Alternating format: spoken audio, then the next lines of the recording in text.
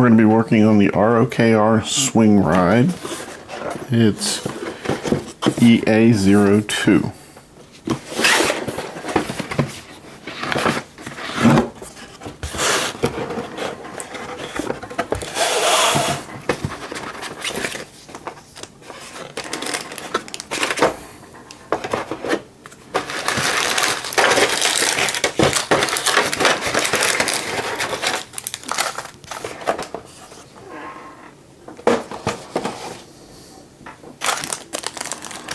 Wax, some LEDs, a strip of them, some contacts, more LEDs,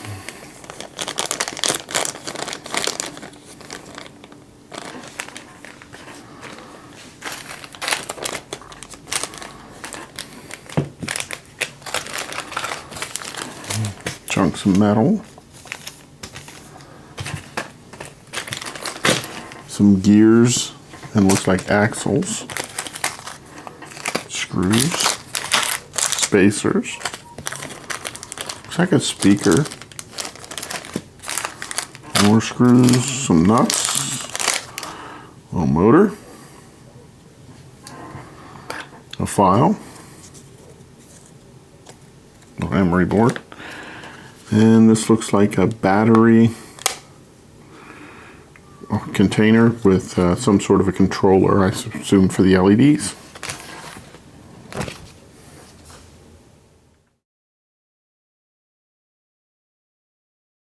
We'll need A1, A2A, A2B, A3A, A3B, A12, 8 C9s, C10, C11A, C11B, C15, C24A, C24B, C26, 6 P1s, which are these little screws, P27, little screwdriver, and while it's not listed in the list of things on the page, within the instructions it suggests pressing out tool A6 as well, which I've done.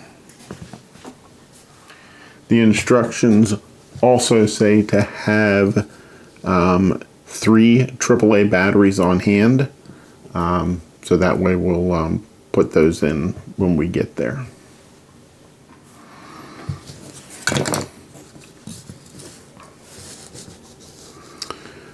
So it looks like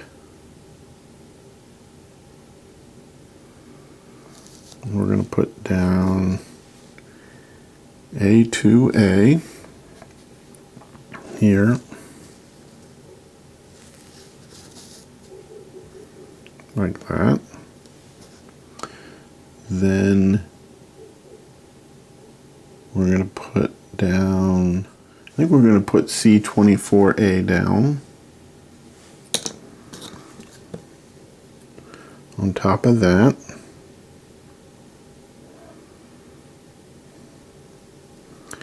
And then we're really supposed to screw that in, but I think what we're going to do instead is we're going to put A3A where it belongs. And if you'll notice, there's a little circle here indicating which side goes on which, the little circle there.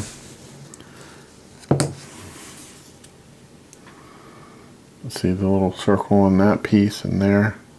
That's how they map together. The same on these 3 here. So next,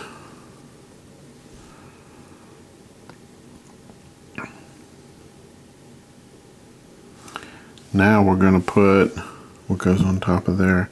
C11A goes on top of that, so C11A would go here. And then we have A12, which is going to go over here. See with the alignment again of the circles. Put that over there. And then C26 goes on top of this side like that.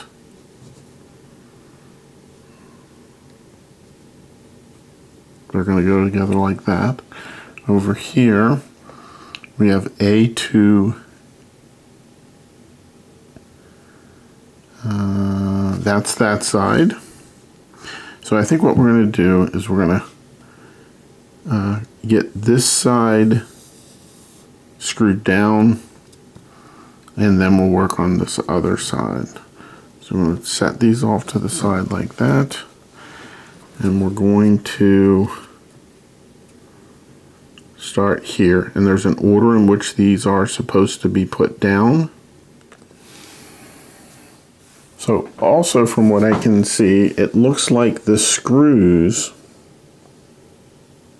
are going to go into the parts indicated with the little circles on them. We talked about those for aligning them, but it looks like the screws are going to go into those holes there. The dowels, these little C9s, are going to go into the holes that are not marked. Now, not these two holes here, but this one over here. So we're going to go ahead and put that in there now. And we're going to put that in there. And then that will go into this hole here. And then what we'll do is we'll put that screw down into there. Let's go ahead and do that. Now it says this can be a little difficult, so we'll see how bad it is.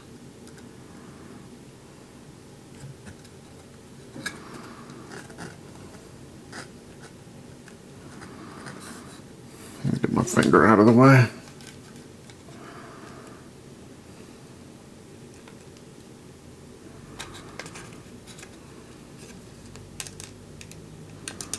So I have it lined up right now, so I'm going to back the screw back out to make sure everything's level and then put it back in.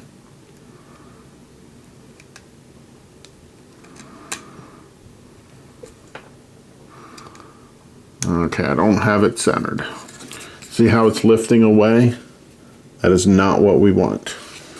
So what I'm going to do is move the piece of wood over and try to get it to drop into that hole as best I can. That hole right there. And that way I'll have it aligned. Okay, so that's where it's supposed to be.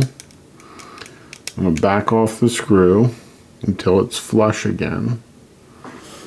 And about there looks good, and then I'll put the screw back in. It should be aligned with that hole on C15.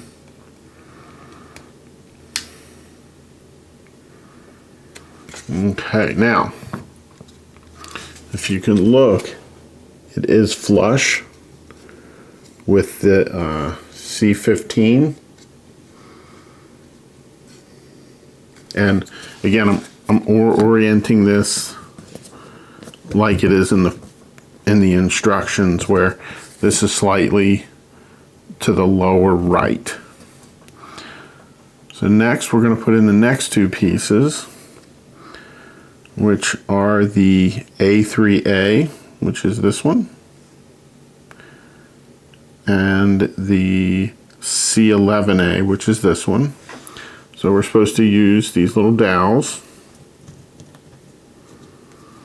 and we're going to go through the holes without the circles.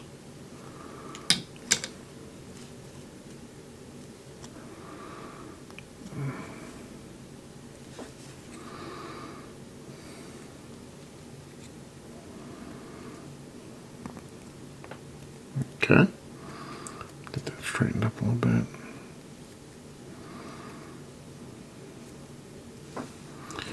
And then we're going to do the A3A, which is on the bottom, like that. And then we're going to start the screw again.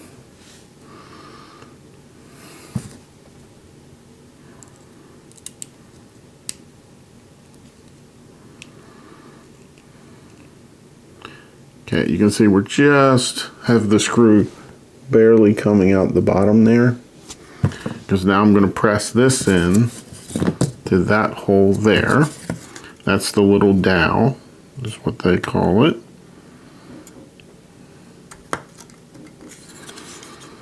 Now, we got to get that screw aligned above that hole, and I think that's, I got to push down, so we'll see how that goes. The goal is to not have that separate from the A15, which it did not. Again, no separation. The screw does stick out the bottom just a little bit, but so does the little dowel rods as well, so I think that's okay.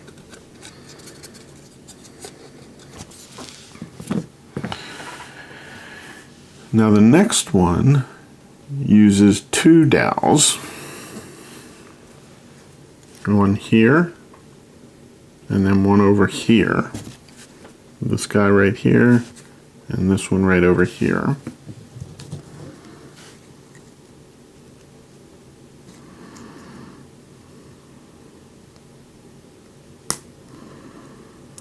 Oh, that didn't go too well.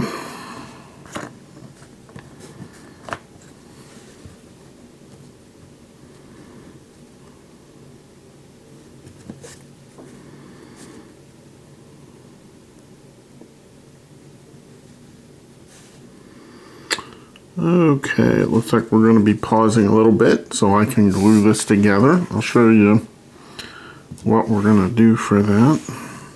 So I have the pieces here. You can see that they do fit together pretty well, even though they're broken. I'm not chipping off any pieces because I'm going to try and get them back together as much as possible.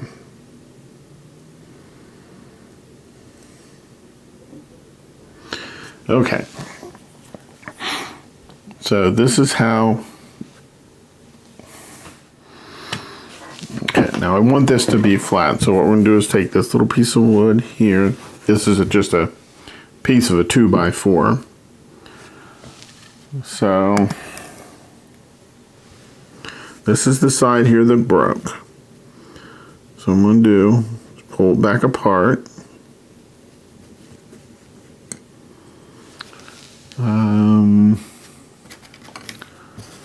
And then I'm going to get a little piece of paper. And then I'm going to put some, this is just wood glue. Like a white all-purpose, glue will work as well.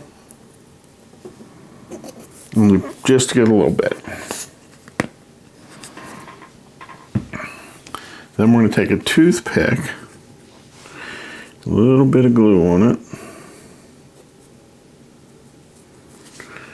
and we're going to put this glue in here.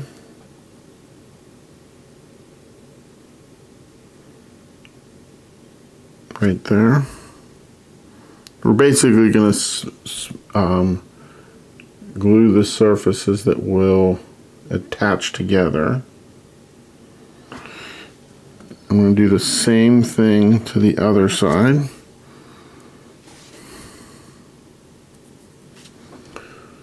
Just a little bit.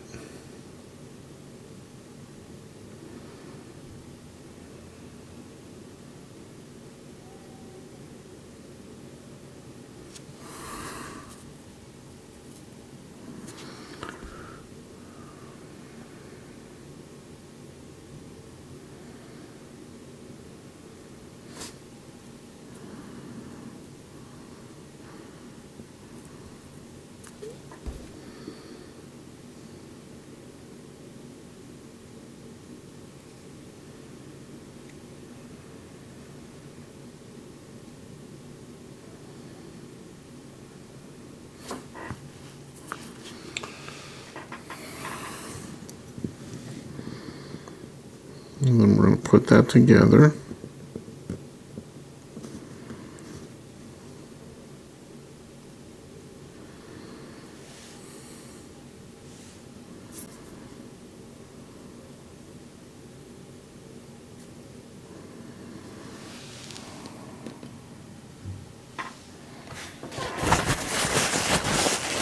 I'm going to take a paper towel and wipe off the excess glue as much as possible.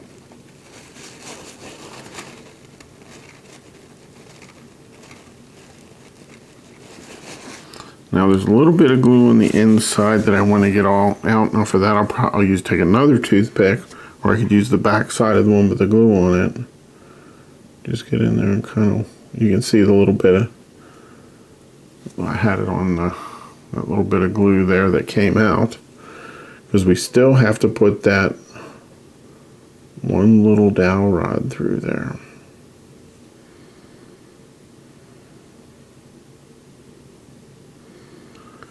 We're going to let that dry. Okay.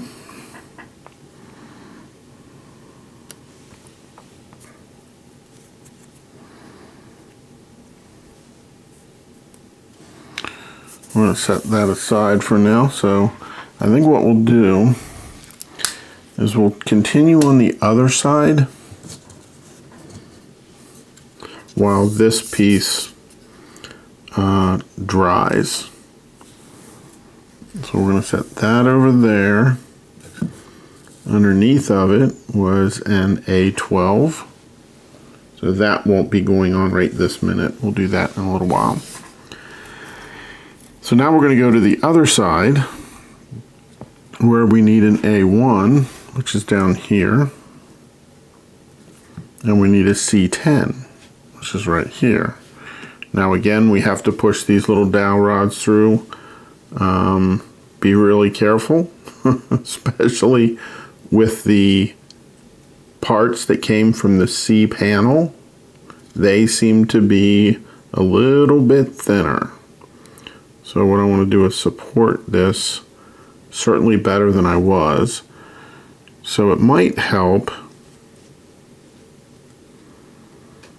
to, and not try to do them one at a time, but do them both at the same time. So at least that way, there's more wood there to support what pushing it through like that, sort of like that.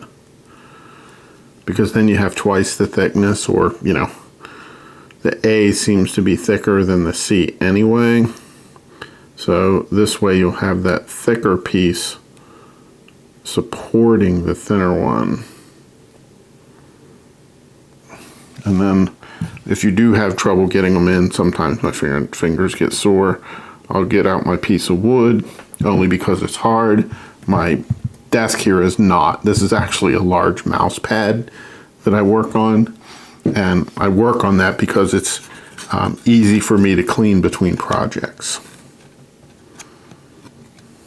because I can just shake it out, and it that works quite well. Okay, so now we're going to put a screw in there.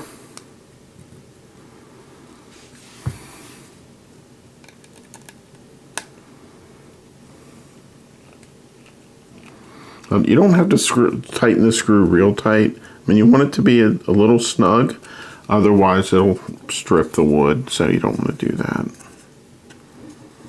Okay, now we're going to go over here where we need A2B, which is going to go on the bottom, and we're going to use C24B, which will go on top of that. Again, one dowel, and then the screw on this side because of the little circles.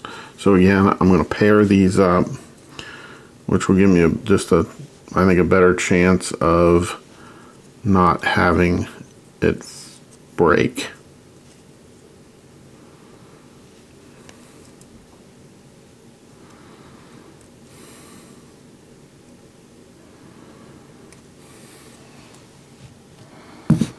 The C pieces are quite a bit thinner than the A pieces, as you can see here.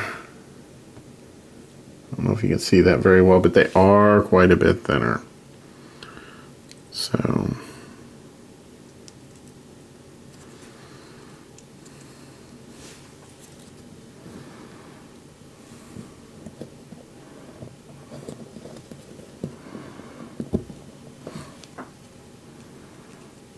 okay.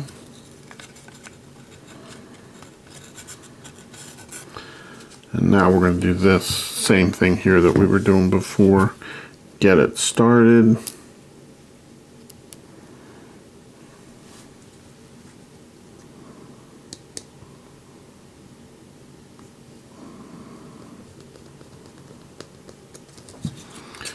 And then slide it into position.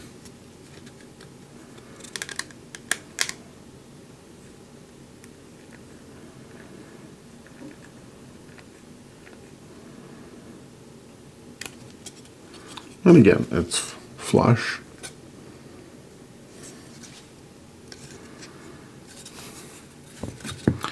Okay, and now we need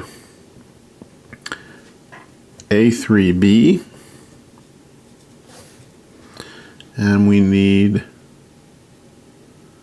C11B. Just going to go on top of there. So again, we're going to push this down in here.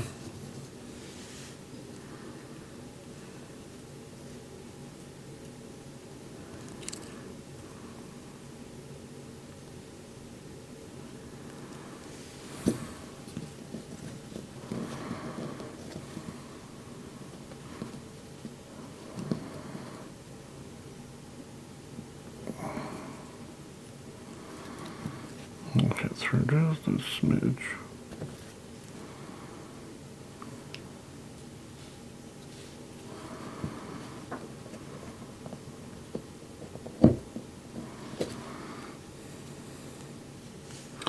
And then this is going to go on here.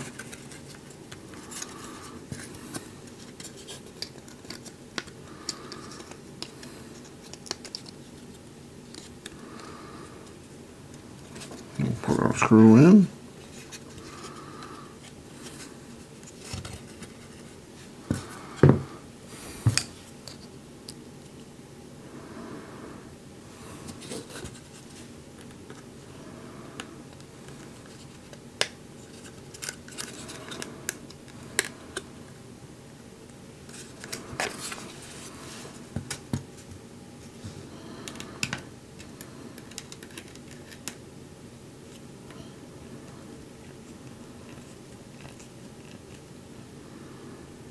Okay, now we just have this one last piece to go.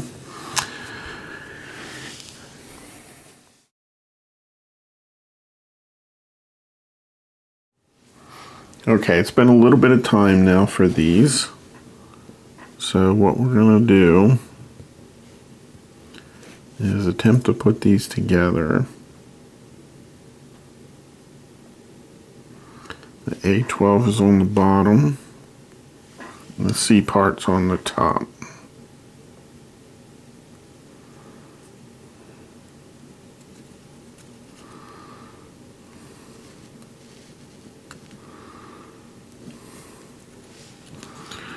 So now what we're going to do is we're going to work this a little differently this time, because I'm going to put it together with both of them.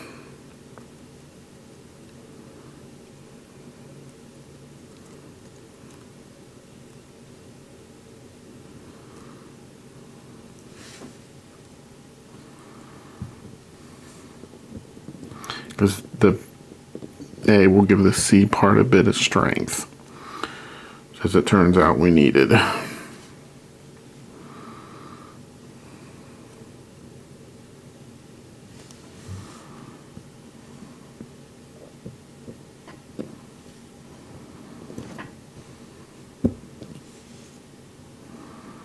And then this piece is going to go on here.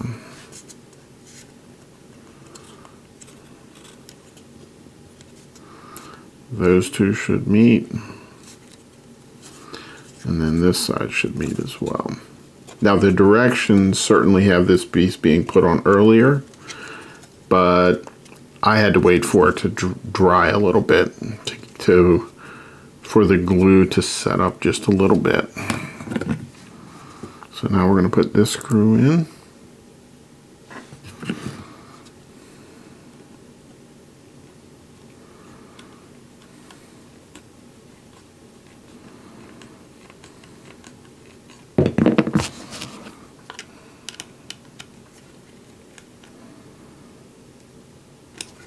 And that's what that should look like.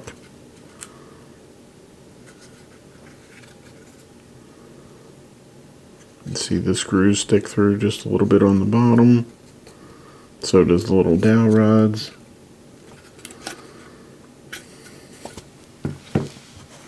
Next, 2 A5s, A8, 2 A10s, A16, 4 C2s, 2 P1s, a P12, and a P16.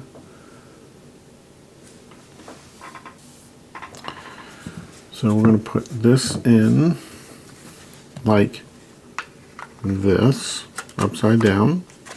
However, we have to get these in here as well. So these are going to slide underneath of this. So I think what I'm going to do, since these have to have screws going through them, I think I'm going to start the screws first, because I think that might just be easier.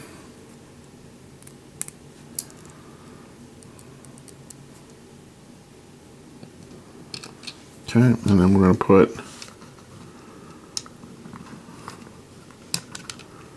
that there. And what I'm going to do is the screw is just through, not very far. And what this is going to do, this is helping to hold it all together when I put it down. I'm not going to be trying to align the A5s with the battery pack and the base. All I have to do is make sure that there's no gap between the A5 and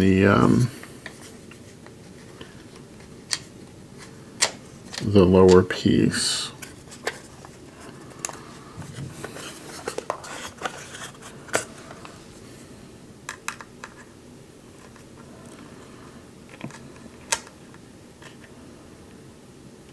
There's that one. And I'm pulling it through also from the back side. I'm using my fingers to just make sure it's as flush as possible.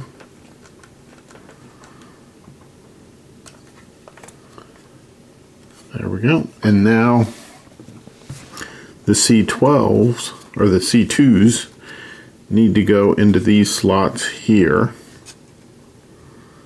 which is probably going to be interesting because they only have support from the one side. So we'll have to see how bad this goes. I'm putting just a little bit of pressure on there, just enough to get it all the way down. Again, it's flush with the bottom right there. So that's what we're aiming to do, get those 4 in.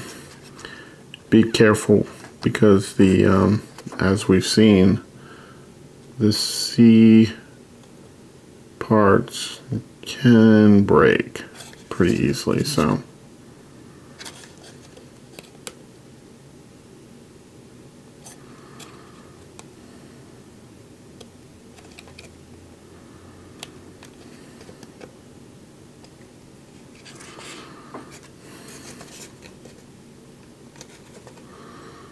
again, my goal is to get it to be flush.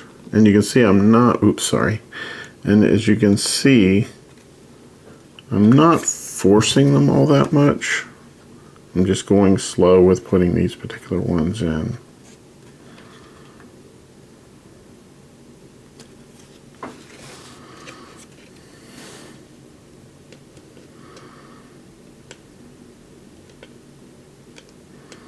So I just push each side down very slowly. I just keep working it down, and eventually it gets there. Got one more to go.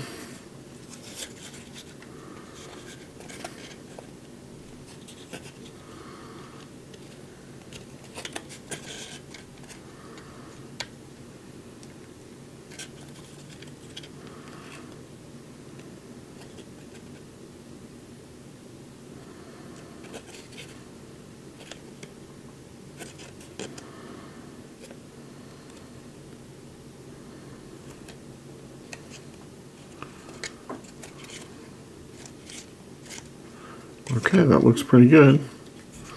Now it says we should flip it over. And it's going to look like that when we flip it over. So at this point, our goal is to get the 2 A10s and the C16 on. So, and also based on the direction, the arrow should point down. And that's going to go in these two holes here.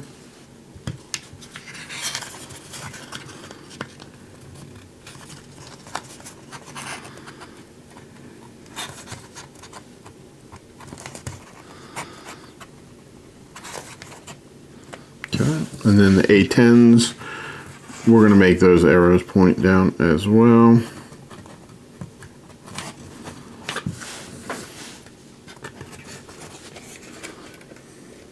I'm holding my thumb under here too for not on this part, but not on this part here, but this part here, just to try and support it a little bit. And pushing on it. Oop, arrow on the inside.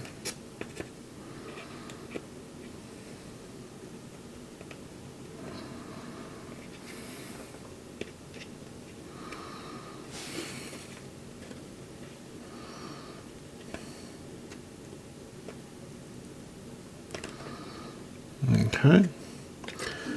Now the next thing it says I need to do is this wire.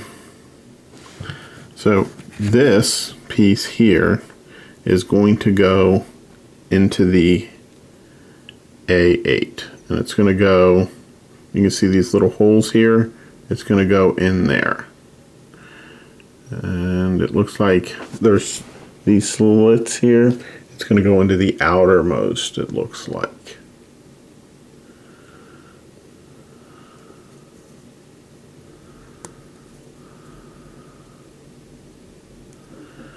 The other thing it says is be careful not to have the wire fall off.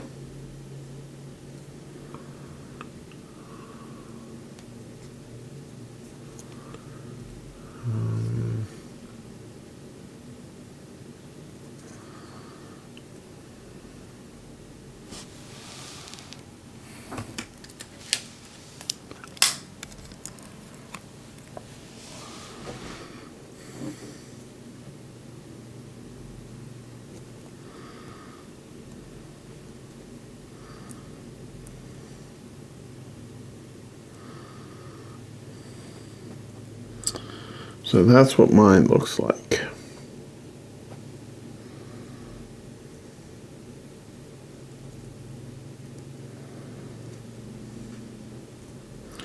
Now the wire, we're going to have to bend down here. So this is going to have to bend down. So let's do that very carefully.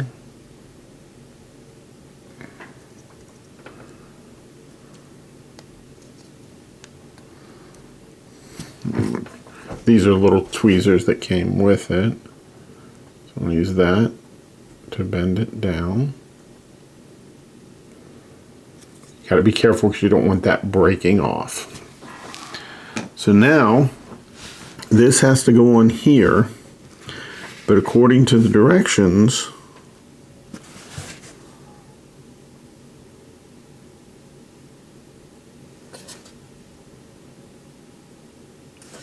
So according to the directions, this wire needs to come out through this side over here, like that.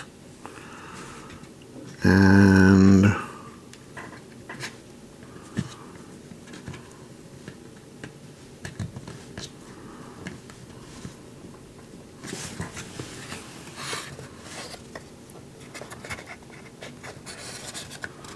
then we got to get these started here.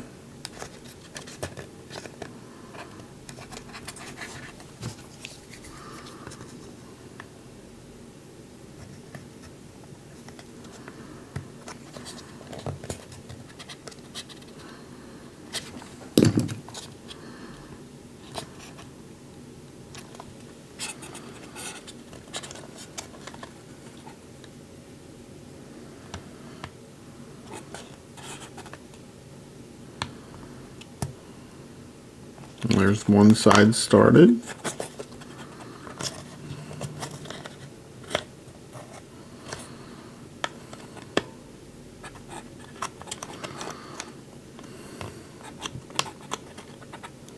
Two sides started.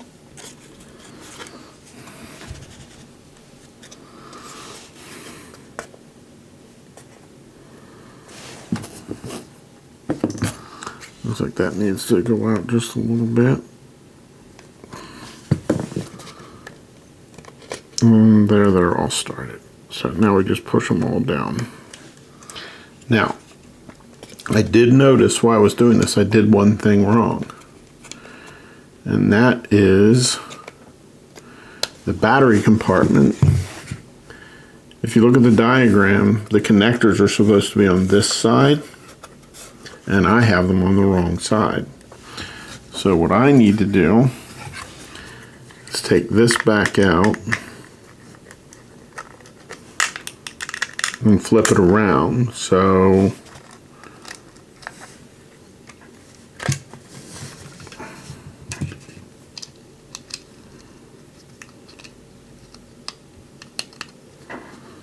we're going to flip it around.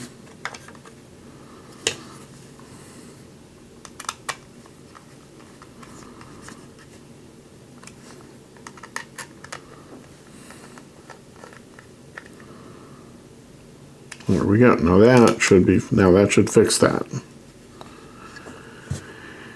Yeah, that looks like the picture. I didn't pay attention to that.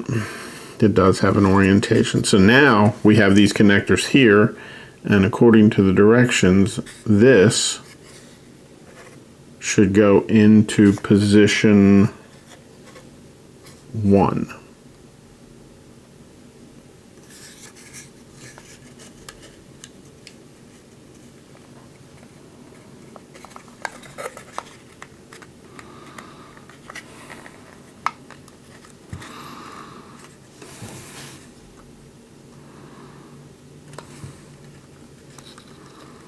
I'm just making sure that it's in there.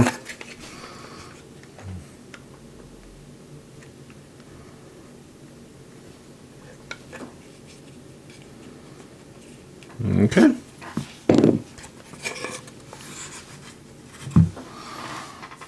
B9, 2 C12s, a C13, C20, 3 P1s, 2 P2s, a P3, a P10, P11, P14, P15, and we're also going to need the wax because we have to wax a couple parts towards the end of this part. The 3 P1s, we're going to take the C13 and we're going to start a screw down through there. Then we're going to take the 2 P12s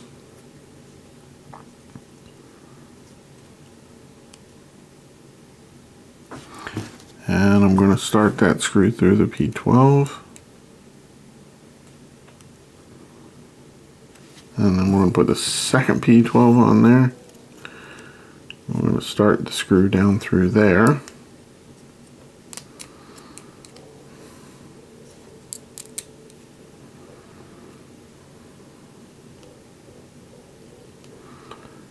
And then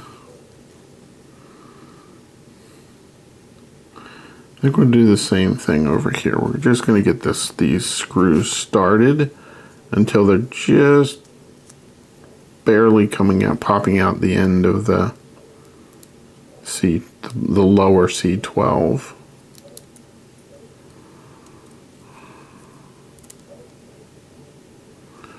You can see it's barely popping out on there. I think it's just going to be easier to get these all to stay together.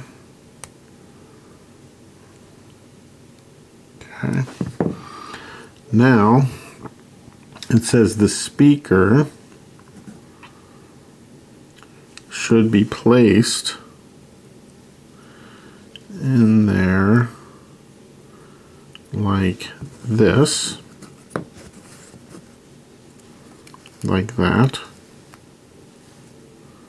with the wires coming out this side, and then this whole unit will get placed on here like that. You can see the 3 holes here. 1, 2, 3 holes there. The screws are going to go down into each one of those. So the first one I'm going to get is probably this back one.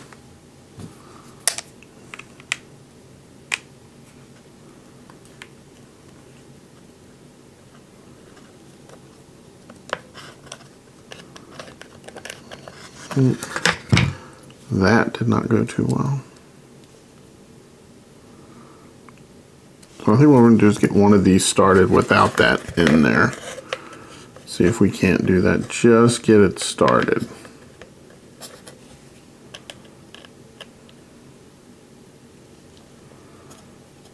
Okay, I think that started. It's still a little loose, as you can see. And then what we're going to do is try to slide that under like that. And then next we're going to try and get this one started.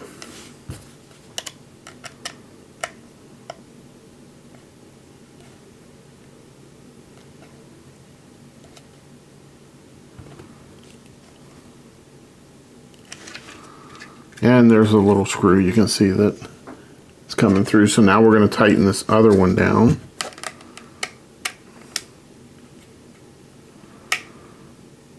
Again, you're just snugging them. Otherwise, you'll strip out the, you'll strip it on the lower wood, and that'll just become a problem. Oops, and they're pretty good. So now it claims this needs to be put into number 2, which you can see number 2 there.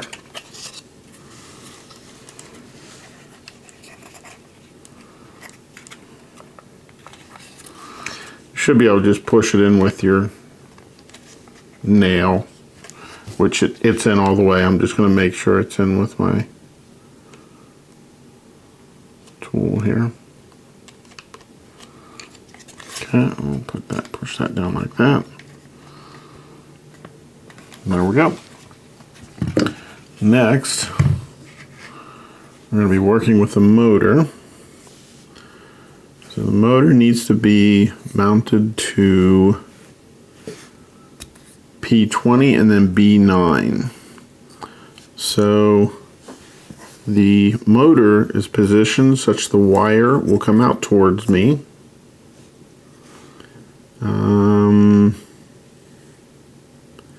Next, it looks like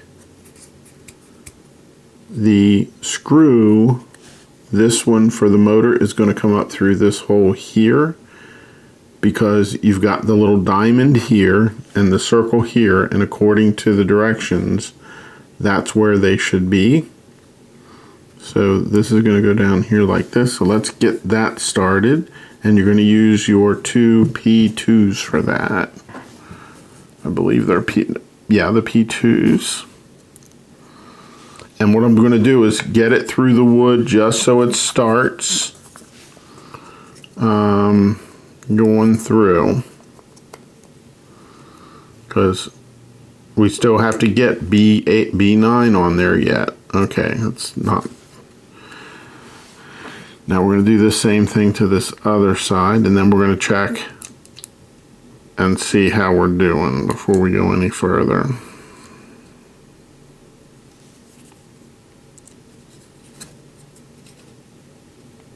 I have my finger right above, so that way I can feel when that screw starts coming through, and there it started coming through. So let's make sure we got this right. We have the lead for the motor coming out towards me. Then we have the screw going in next to the hole with the little diamond on it. Then the screw goes through this, next to where this hole is. Now this piece, so the diamond matches the diamond, the circle matches the circle, so it's going to go in there like that. So now we got to get those screws through there.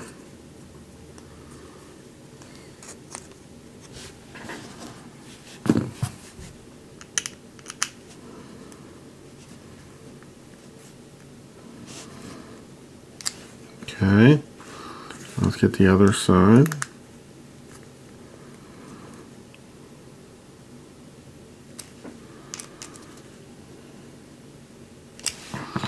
Now that should be flush. There should be no space between the B9 and the C20, as you can see there.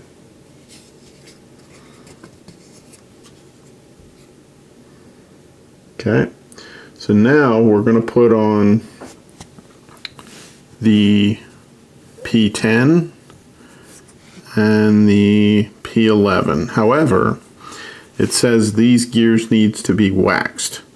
So what we're going to do is we're going to put a little wax on these gears.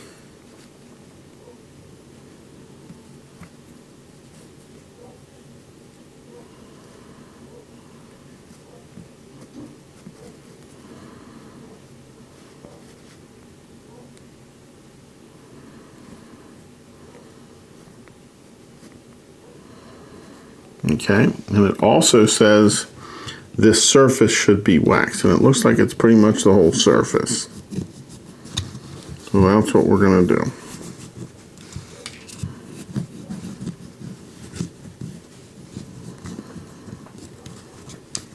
I broke my wax.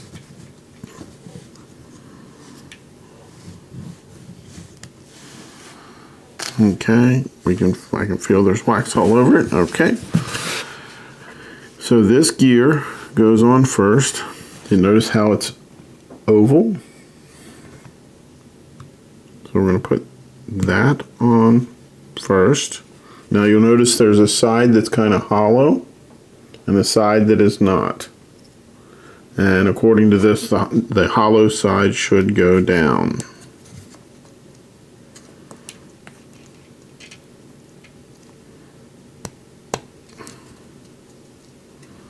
That was kind of tight on there.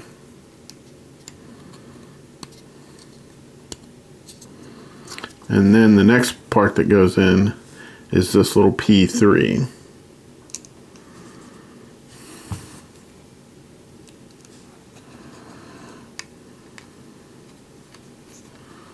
That basically holds the gears down.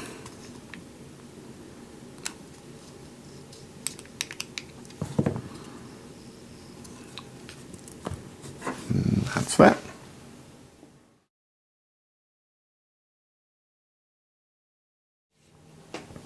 Six A11s, 3 A20s, B10, 3 E7s.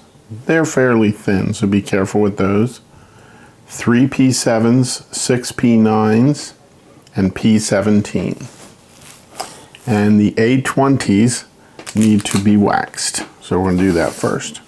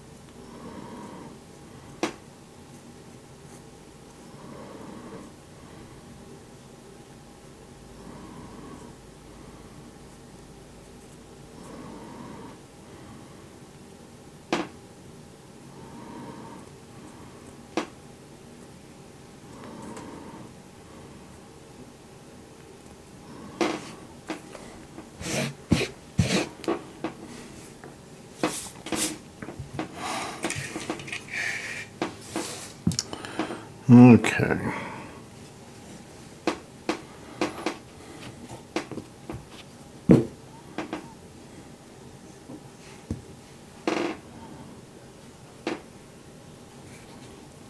I'll put that on there.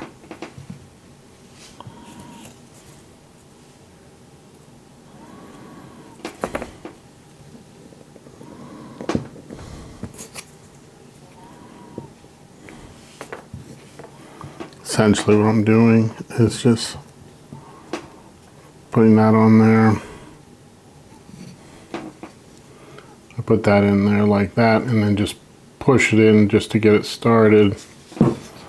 And then I'll push it down with that.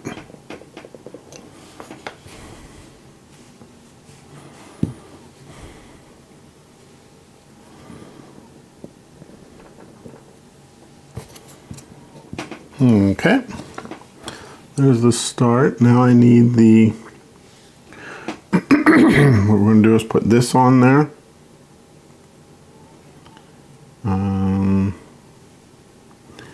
This goes under that. Then it's going to go through these spots here because this piece, mesh it with the gear, and then this piece here is going to go in there just like that.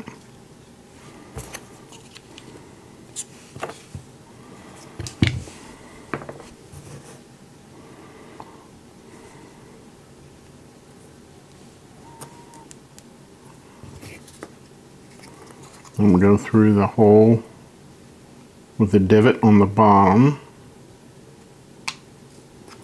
Make sure the gears mesh. And we're going to put that in there like that. That is not hard to get on there. It's very easy to get on there just with your finger.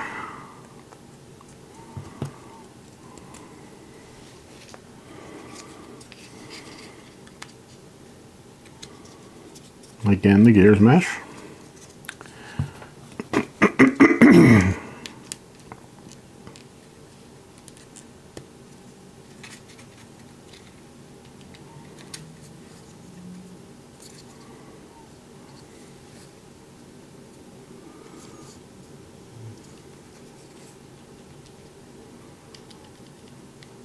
Okay, that looks pretty good. Now, this next piece is with the printed side up. We need to put these 6 in these holes here as they go around. And it looks like they go in there not like this, but like this.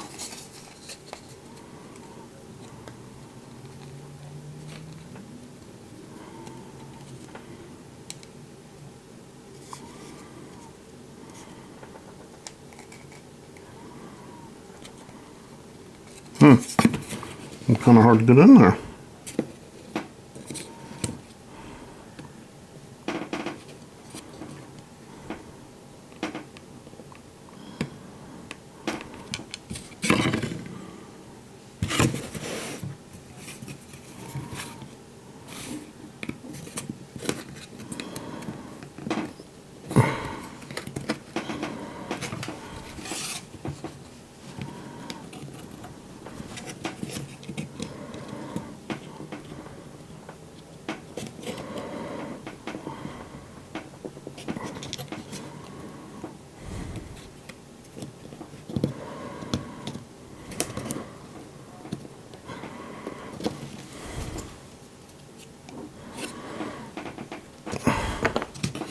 That's better.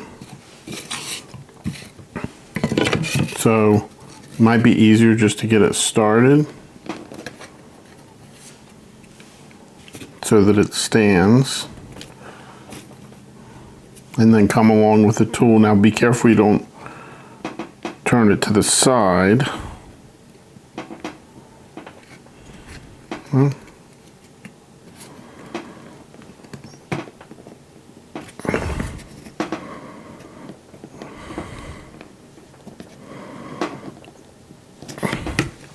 they're kind of hard to get in there.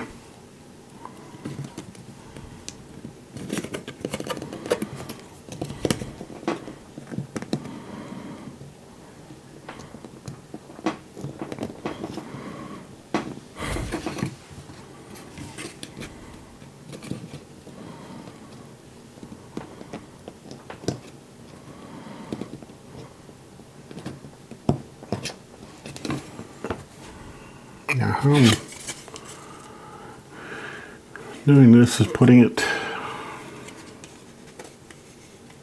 in there like that. If you can keep it level, that's probably the easiest way to get it done. They're hard to get in there. Okay, next we're supposed to turn this 180 degrees. It about looks like that. And it looks like the blue wire goes through this hole.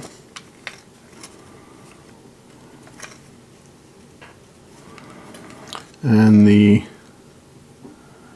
black wire goes through this hole here. Okay. It feeds up through like that. That's what it looks like that.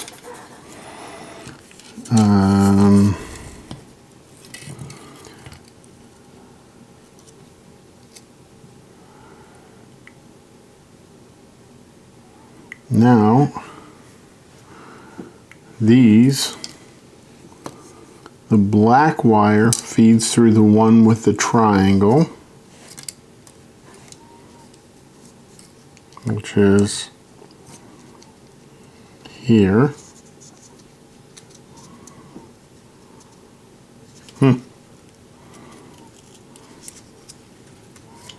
And the blue wire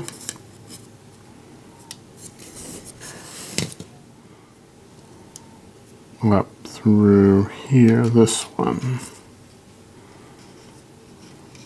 The one with the little circle there. So then next, we have our two P1s and we're going to screw these down. So it appears that the blue one, so the wire's going to go down through the hole. See how the wire is on that back side? And we're going to put a screw down through this hole here to hold that in place. Now, on the end is a little solder joint. There's a little pin sticking out right there.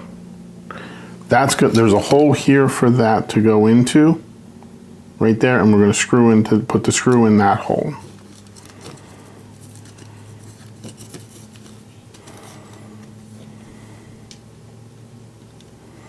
Wait, that's going to come out.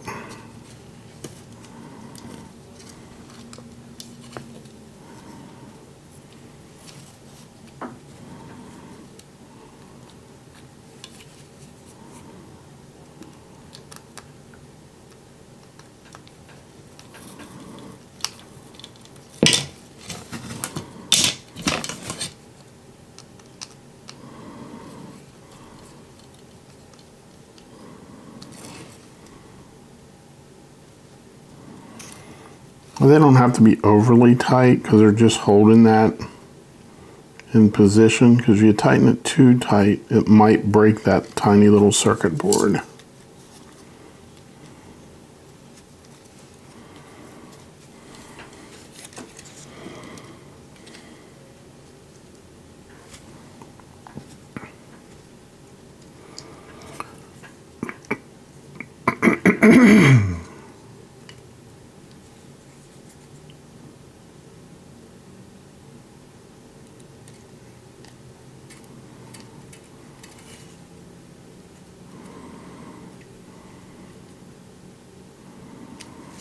Okay.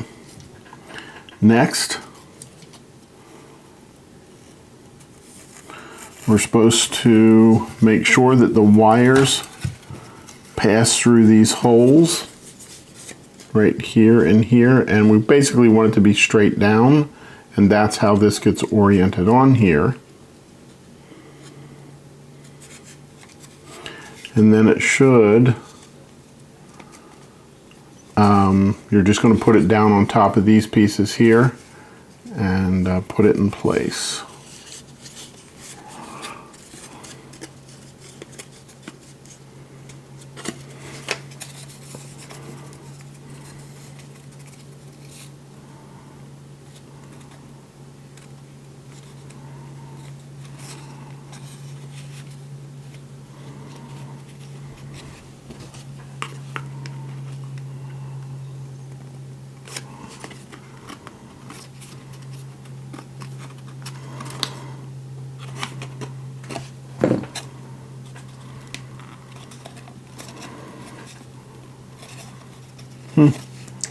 They're kind of hard to get in there.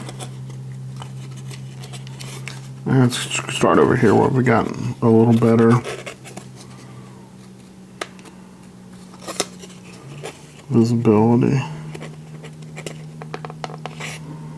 That one started. This one needs to be moved out just a little bit. Ah, what happened? Did I break that?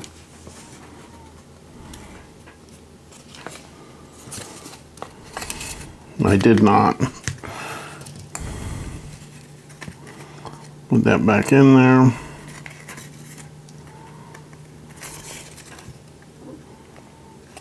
Okay, and we're going to restart again. Pulling that down. Make sure everything is aligned again.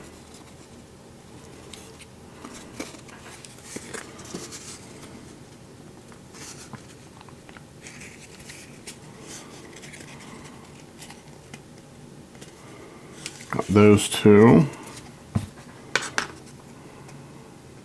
More careful this time. Got that one. That one looks like that might be lined up. This one is not lined up. So this one you can see a little bit of the wood through. So I got to move it out just a little bit without too much pressure.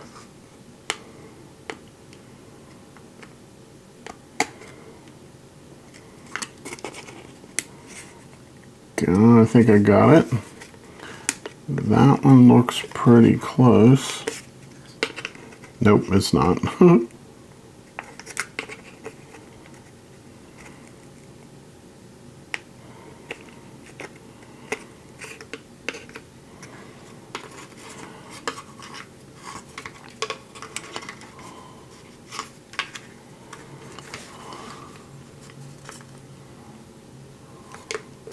There, we got it. Push all of those down. And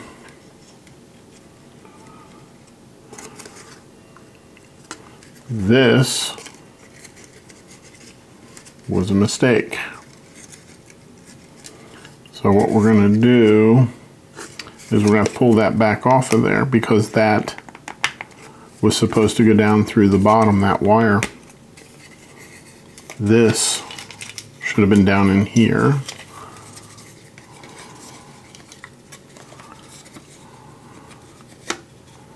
I'll have to make a note of that. It should be easier to put on this time around. Yeah. Okay. So now we have all the wires coming out the bottom.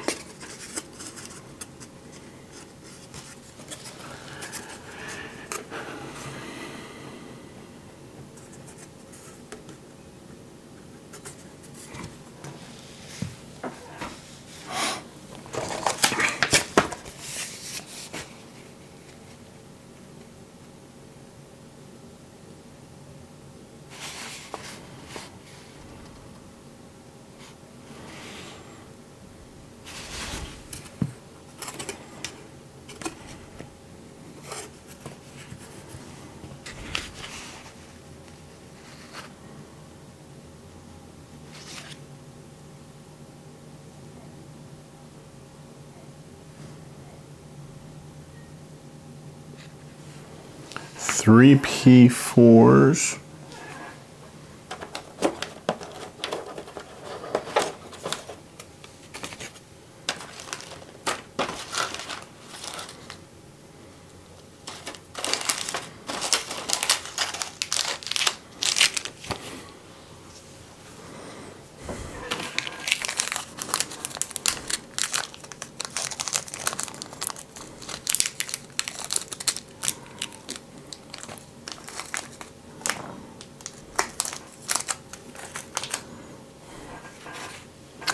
And a P18.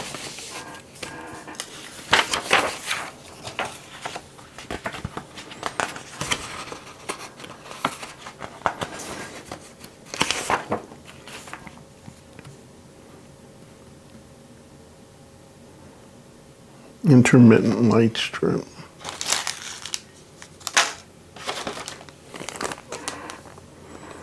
P18.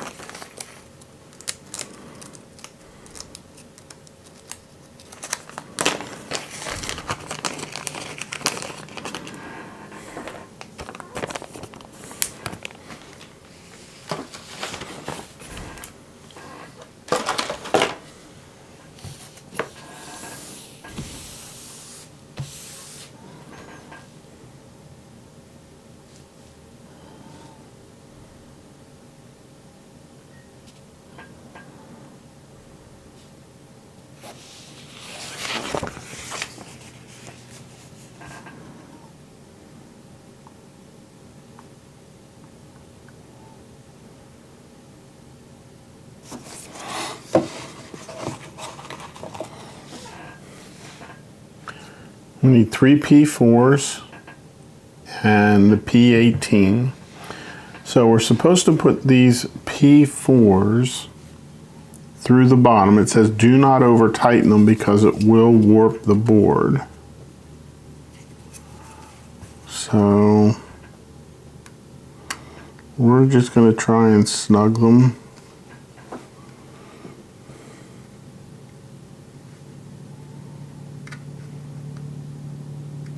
Okay. I'm going to do this one here.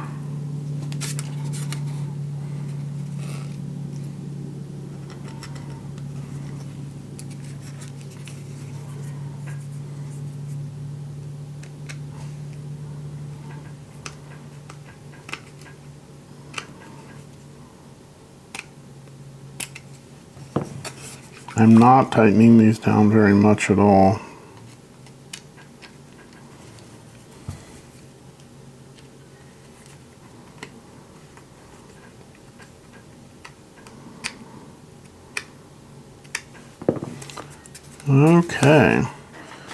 Okay, so next we're going to install the P18, put it together, and then we'll install our 3 batteries. So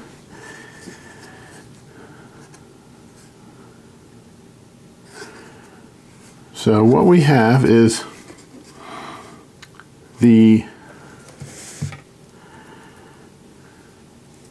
this needs to be up threaded up through this slot here. Now how you can identify it is it's just to the right of the ROKR emblem here, and it also has an arrow on it. So we're going to feed it up so the little LEDs or the lights are on the outside, like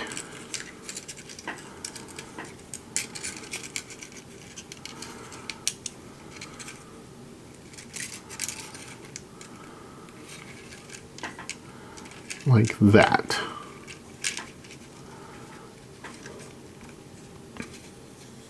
Then we're going to put this on top of here. The ROKR emblem goes above this.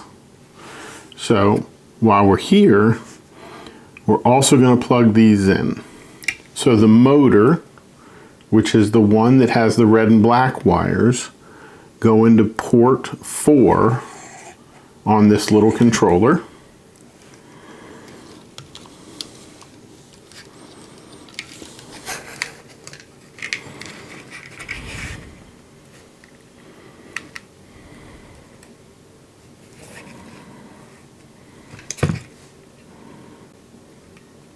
And you can tell which side goes down because if you look on the, there's a little wedge on the bottom of it there, that goes down. So that's going to go into port 4.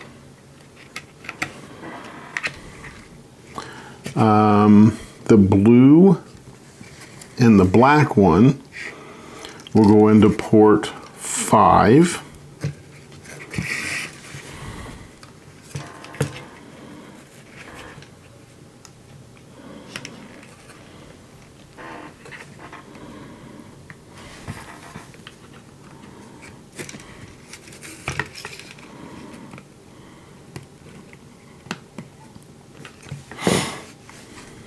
The LEDs goes on the end. It's the only 4 connector, it's the only 4 wire connector.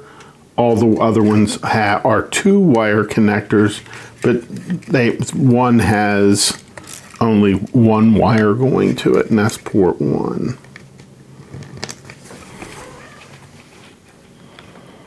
Okay, that went in there. Now we're going to pull this back up here and make sure our LEDs are on top. And this, the ROK's, that symbol is going to go on top of that. So right now we're just going to try and get all these wires fed through here. So that way they get around the motor.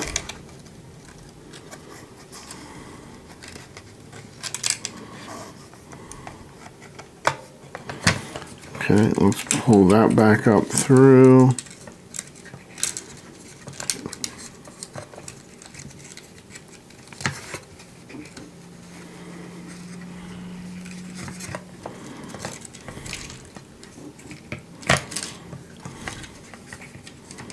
Okay, next we're going to put the batteries in.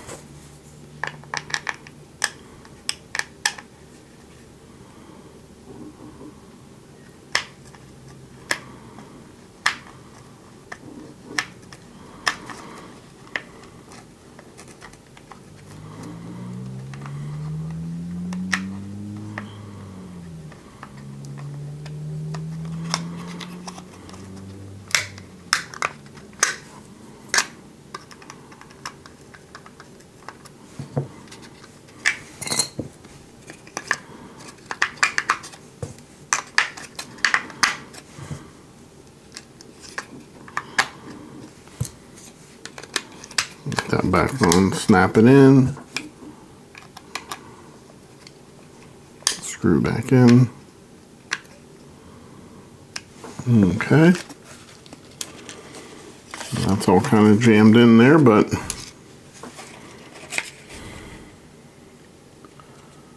okay, how do we turn this on?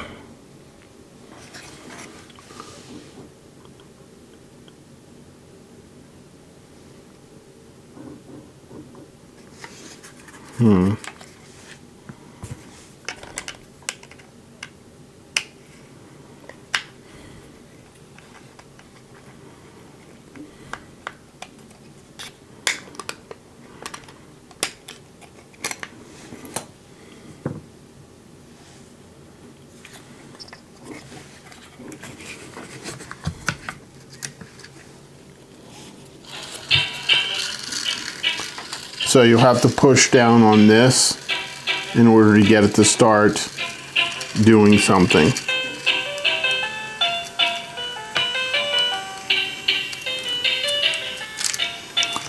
So what you're listening, so a couple of, oops, darn it.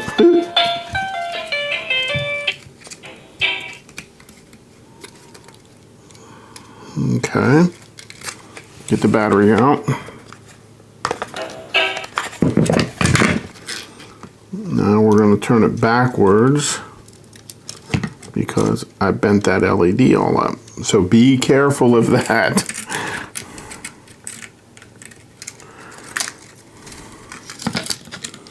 Be real careful of that.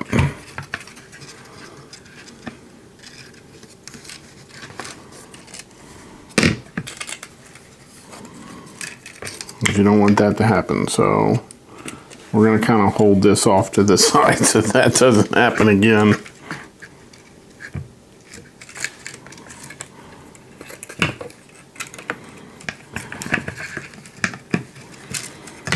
Okay. Now we'll put the battery back in.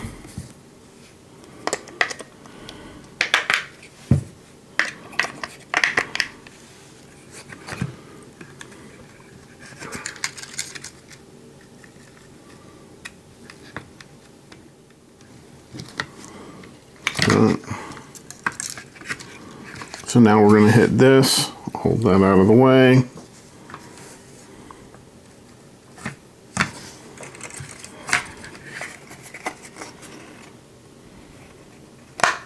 Didn't have one of the batteries in, so here we go.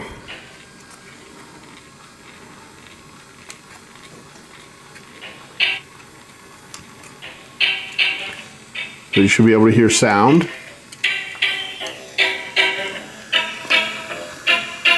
You should see the gears moving, and the LED should be flashing. And as you can see, I didn't damage the end one, it's still working.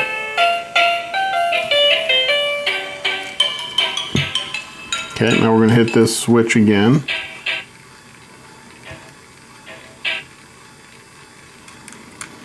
Okay, so I'm just going to take the battery out without trying to damage anything again.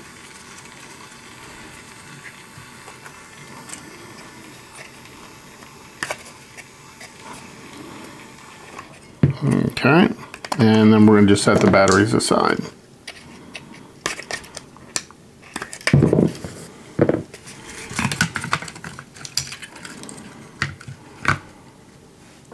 We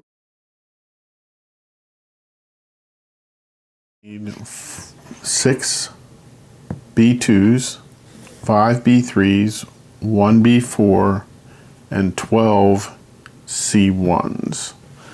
Now, according to the directions, before you put this down before the little motor gets set down into the circular part here, it wants you to run the wires the way that it specifies.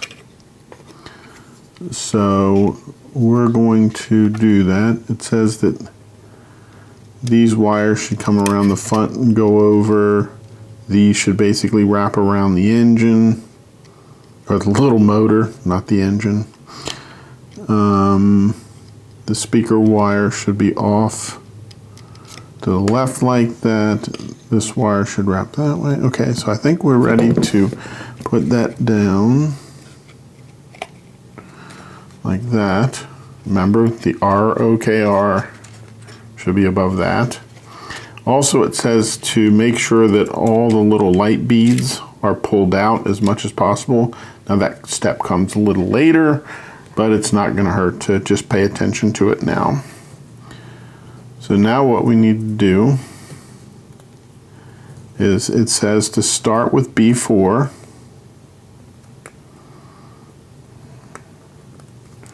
And we're going to put B4 in. And it looks like B4 goes in like that. Okay. Next, it says we're going to place our B2s in. So a B2 goes next to the B4, and then we skip as we go around with the B2s.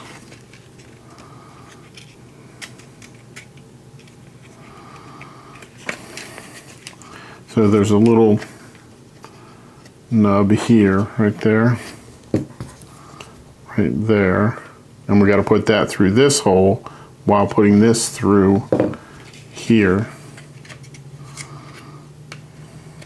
Okay, there's that one. We skip one.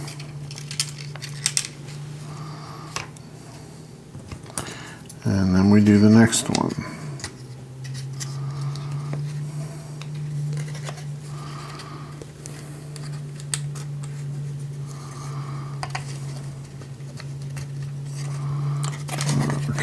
Let's see here.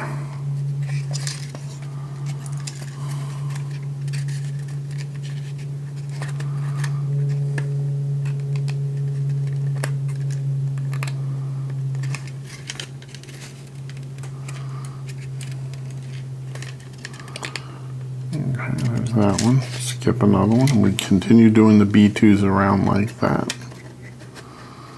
This goes in like that.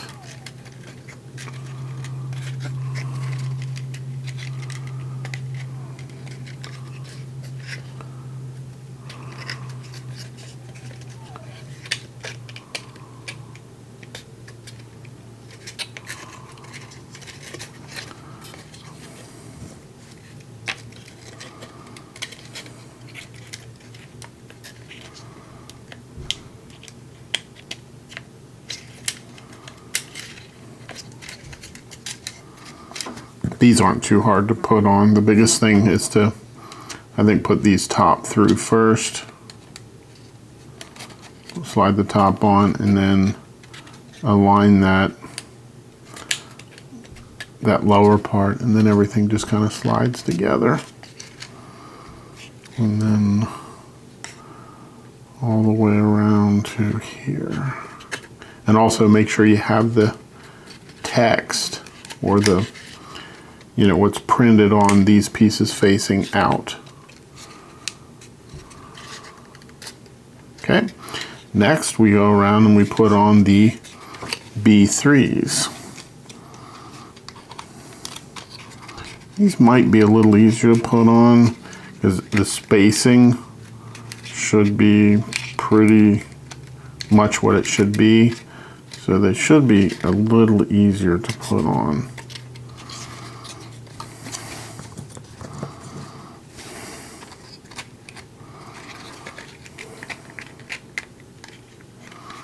Yeah, they do seem to be going on a little easier.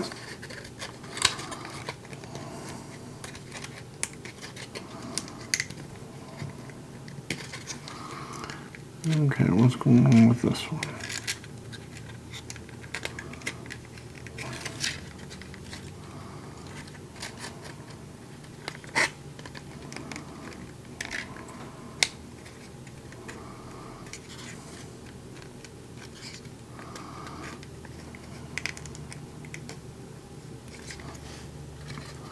Okay, I want to be careful. I don't want to break this.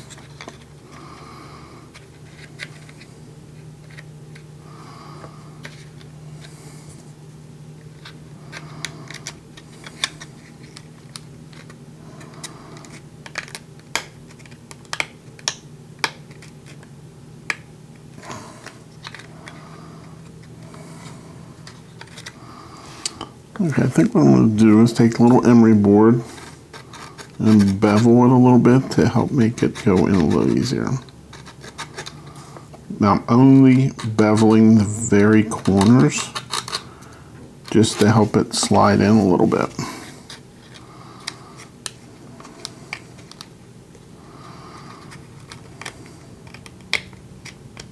There we go.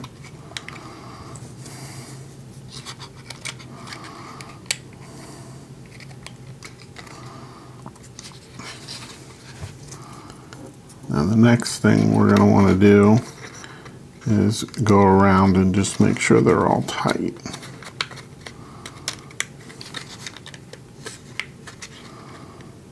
Whoop.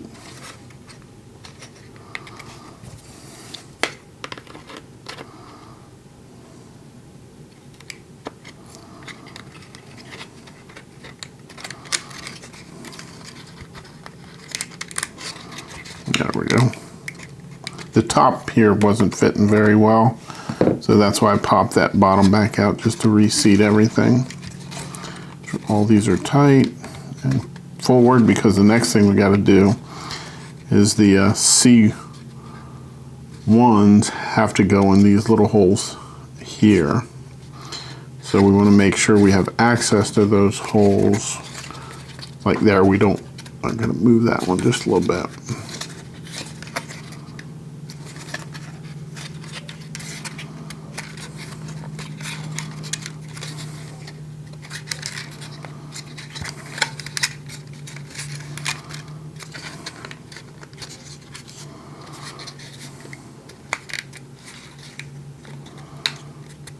Okay, now it says we need to put these into these holes here, which I don't know how hard that's going to be.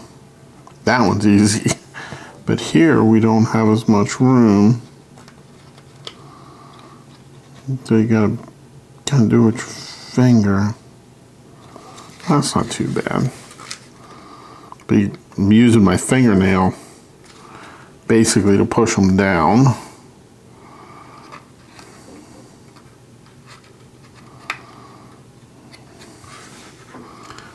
I'll try to get them kind of started,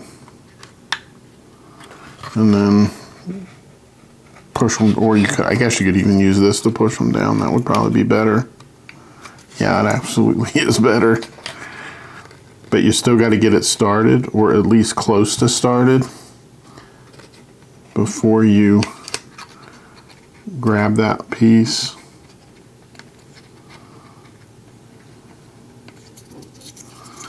And then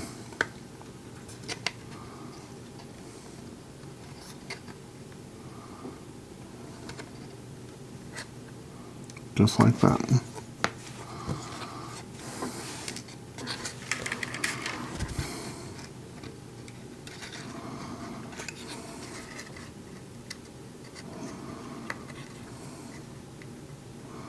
It would probably be easier to do this with it flat, but I want to show you what I'm doing.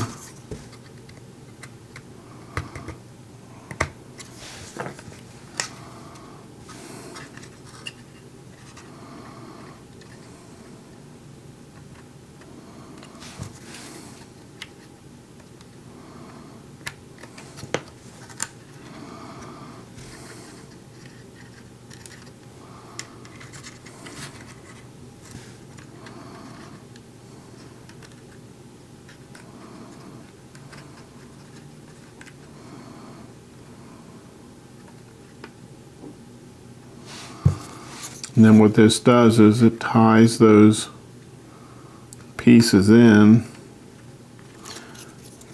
ties this piece here into the top part there, so that way they don't come off.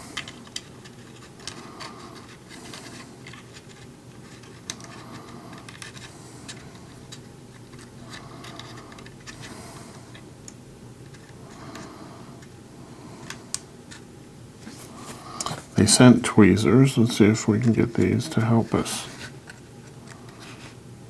Oh yeah.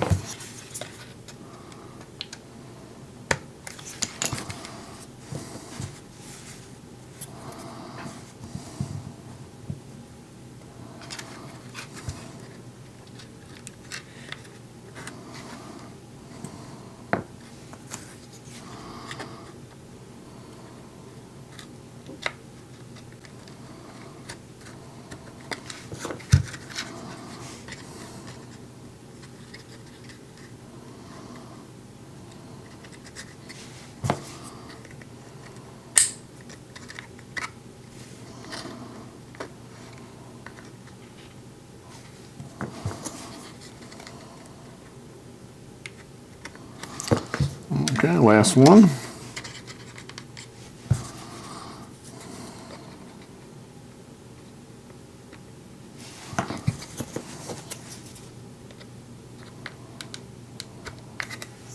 Nope, that was the second to last one.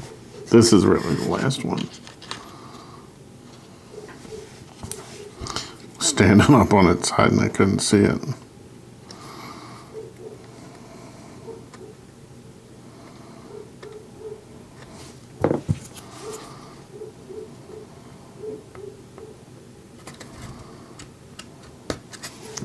Okay, and there you can see they're on all the way around. Okay. Need A14, A15, two A17s, and A18. So the part we're going to start with is the A18. So what this is indicating is that we need to pull this around, and I believe it should go under this ledge here, like that. And you're going to pull it around until you get to this hole here. So it's all the way around. And then what you want to do is you want to position A18 such that it goes between these two LEDs, the one on the end, which is this one, and then this LED. You want to position it between the two of them. I presume that's so it doesn't pull, so it doesn't unravel.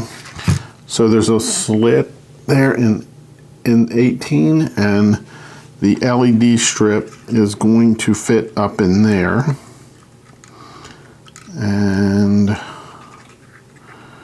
once I get that, I'll show you.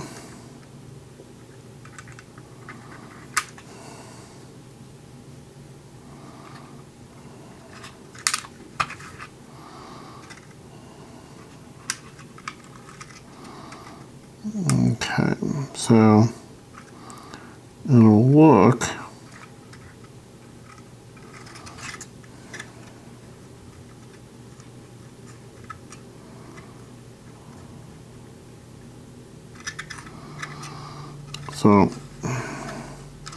look like that. Okay, and then that, and make sure your LEDs point out. That's the other caution that they have. And then that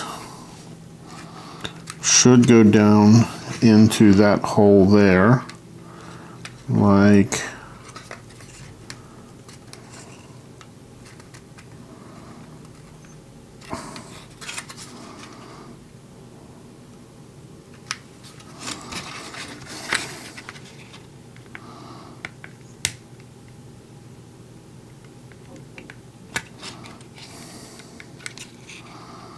so. In the end, it'll look like that. You can see that the LEDs right here are underneath of that ledge right here, this ledge, and then they circle around all the way around the outside, and then they come out and they're held in place here. Pull that up just there. And that's how that should look. Okay, now we're going on to 14 and 15. A 15 is like this, a 14 comes up from the bottom like that.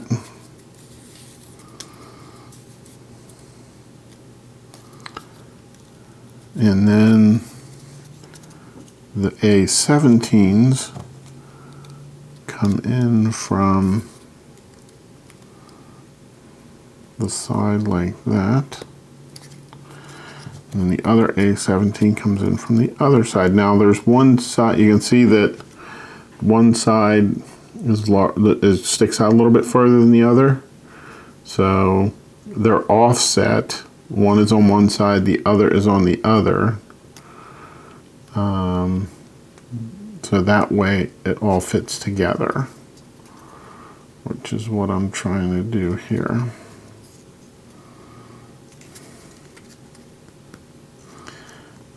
And that's how it should look when it's done.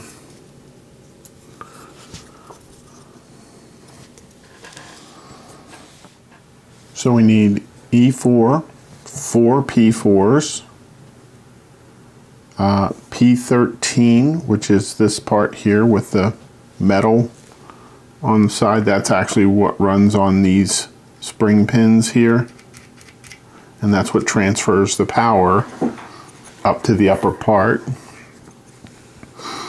And then we need P19, which is the LED strip. And we need P30, which is some grease we're going to put on here. So it looks like the first thing we need to do is attach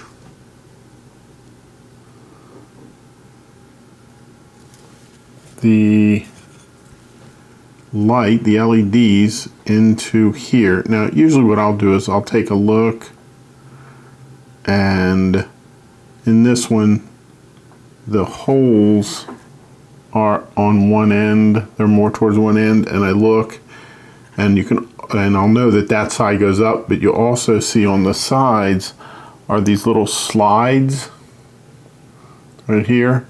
And if you look in there, you'll see a divot for those slides to go in. So it'll go in like that.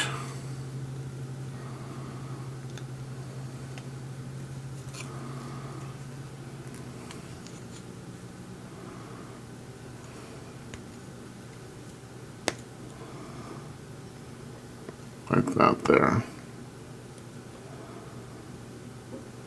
Okay. Now, it says we flip it over, and we'll be applying grease onto this surface. So one thing I am going to do is I'm going to clean that surface. It's got like fingerprints and such on it. So this is just isopropyl alcohol that I have here in this bottle. And so I'm going to use that to go over this lightly. Basically, I'm just removing the oils from my hand, and then we're going to quickly dry it.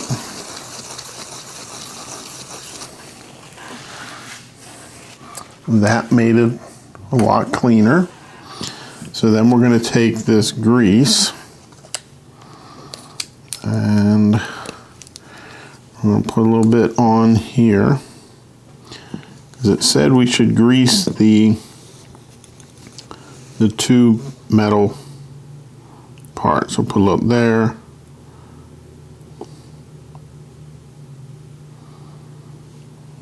As you can see, I'm not putting on a whole ton of grease. So let's spread that around and see how that goes before we put on any more.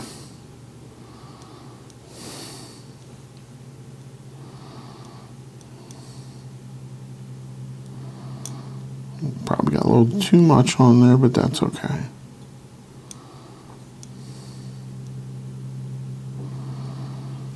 And then I'm going to grab a paper towel and just wipe around the outside.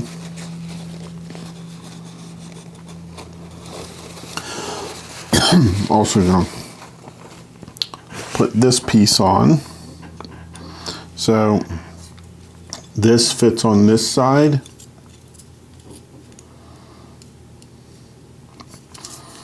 Like this. Goes in there like that. And you'll see it stick through the bottom part here. See how it sticks through a bit? So that's what we're going to do there. And we're going to just kind of wipe this inside down a little bit.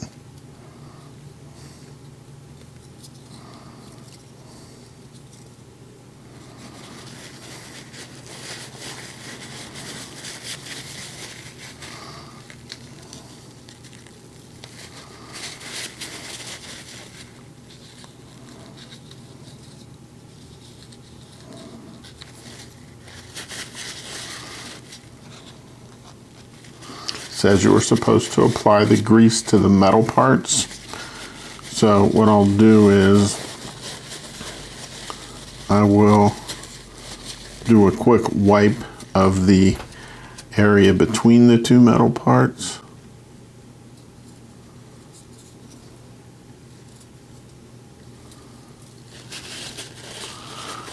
Some fresh paper towel.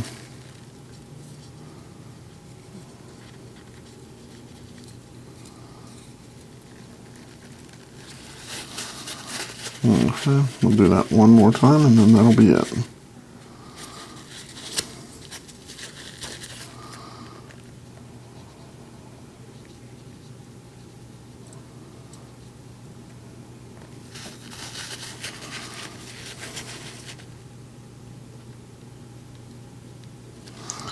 Okay, now Next thing we have to do is put this on here, and then we're going to put the screws in such that they go down into the holes in the top of here. You can see those 4, and then we're going to go through these holes with the screws. Let's see if we can get how they go through. Do they go?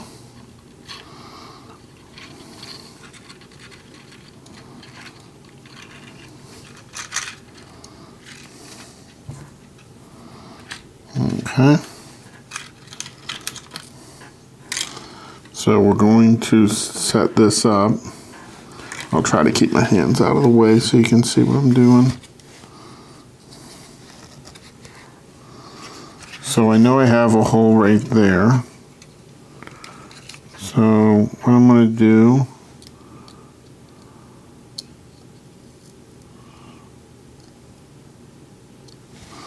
I'll put the screw through just a tiny bit, and then I'm going to use that to find the hole in the plastic.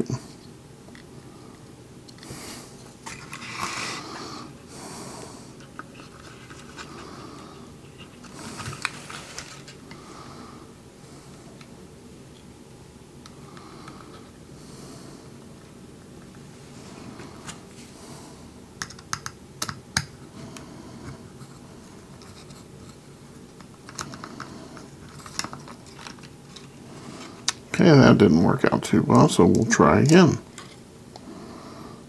Back that screw off a bit.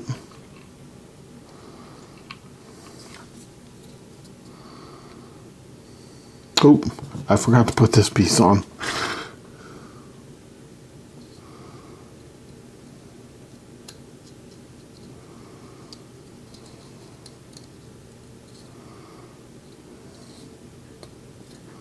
So that little piece of wood has to go on the bottom. I think what I'm going to do is get a pen. And what I'm going to do is on the sides, because I can see the sides, I'm just going to put a little mark. So that way I know when the screw is lined up. Really, I only need to get 2 of them lined up, and then the rest of them will be fine. So I have my mark there, and I have one on the other side. The other ones didn't really mark very well, so I'm going to just rely on the 2. That should be plenty good.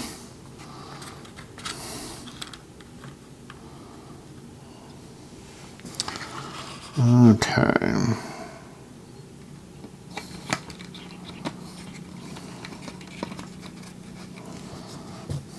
Let's see how I have that. I got my mark in there, and then the screw goes right down to the mark. So let's see how that's going to work out.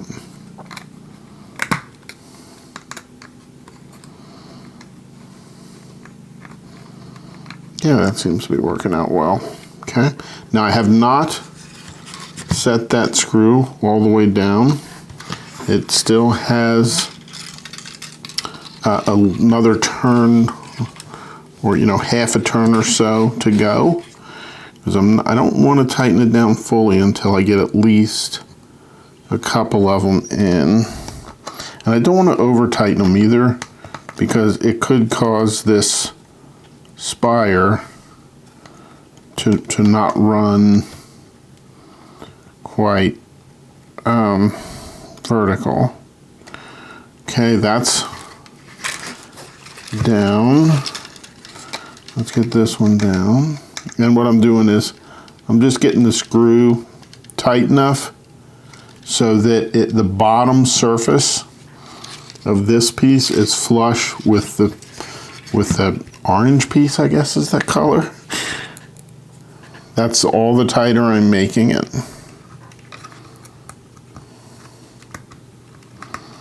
Okay, and then this time I'll do this so you can see what I'm doing.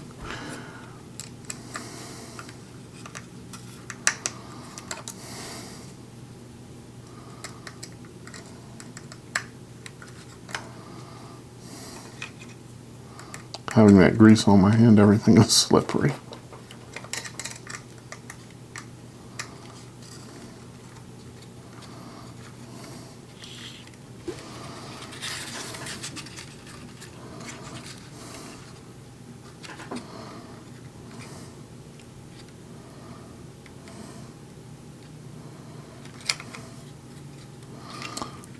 Let me put my hand down here to try and get it to focus a little better.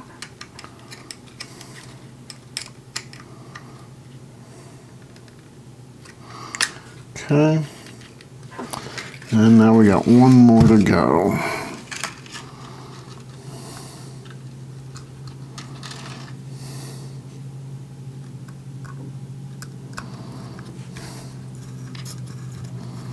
And it's just basically the same thing. Okay. Let's tighten that just a wee bit more on this side. Yeah. So now you can see that it's pretty much flush with the bottom all the way around. And the next thing, and that's it for this part. So we'll get the pieces for the next one. 12 B17s, E2, be careful taking the E2 out. It is, that E board is very thin. Then we need P21, which is these are strips of double-sided tape. And I've cut them down to be about 3/4 of the width of the plastic pieces here, or so. And then we need 12 of the P22s. So it says that this wire needs to go up here. So we need to keep it on the inside of this, and this needs to be placed such that the text is up. So it'll go inside of there like that, and then down over this. And it'll line up with these holes here. So what we need to do here is, so some of these, when they popped out on me, had little bits of wood that's off the end. So what I did was I took the emery board and just sanded them flat. Now, the other thing it says to do is we're supposed to take and put the double-sided tape on the back of these towards what we'll call the top. And the top is the narrower of the two parts that stick out. So that would be this part up here is what we're calling the top. This will be the bottom. So what we're supposed to do is take these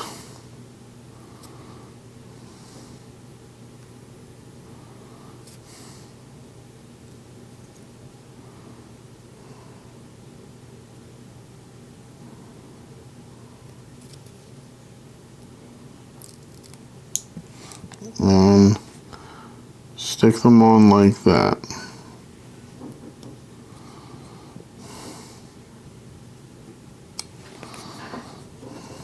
And then we still have to peel off that white piece there, because it is double-sided. So now we get the next one.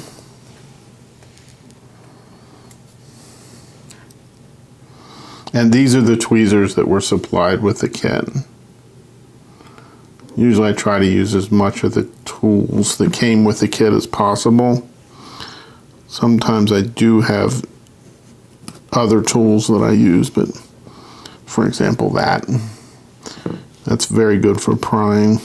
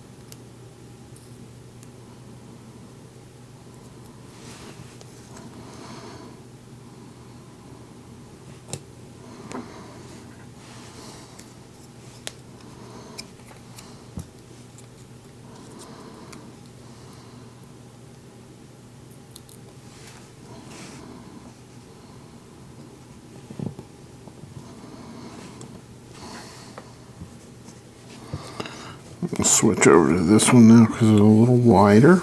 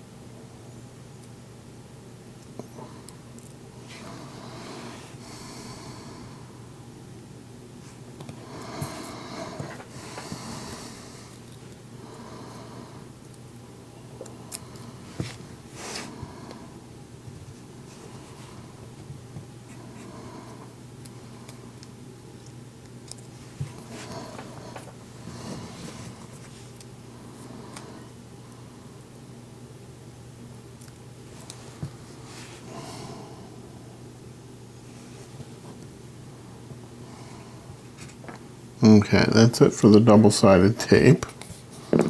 So now we're supposed to put these in here and this in at the same time. So what we're going to do is we're going to give one a try. So these are going to be put into the slits here that are here. So we're going to put that in there first to kind of get that stabilized if we can. So I got that one in there. Now what we're supposed to do is stick this in behind it, or in front of it, and then it'll stick to the double-sided tape. So let's see how this is gonna, how hard this is gonna be to get off. I don't know if you can see, but the double-sided tape is on there. It's hard to see, a little shiny. So then what we're going to do is put this in here.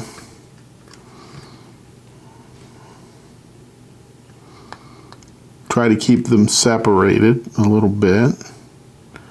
And then once it's the wooden piece is in, press the two together. So that way the piece of plastic, the cloudy plastic, is up against the piece of wood. So that was the first one. So now we're going to do this 12 more times.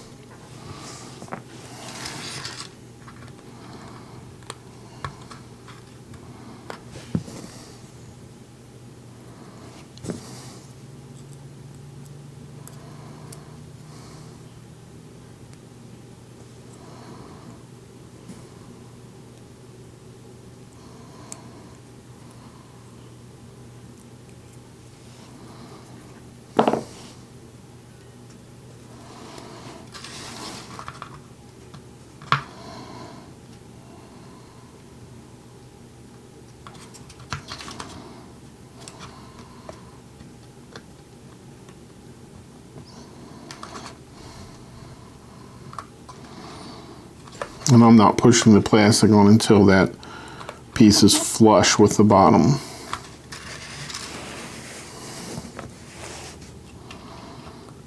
It doesn't specify the order. Well, I guess it says, yeah, to put the plastic in first and then to come back and do the wooden piece. So it does.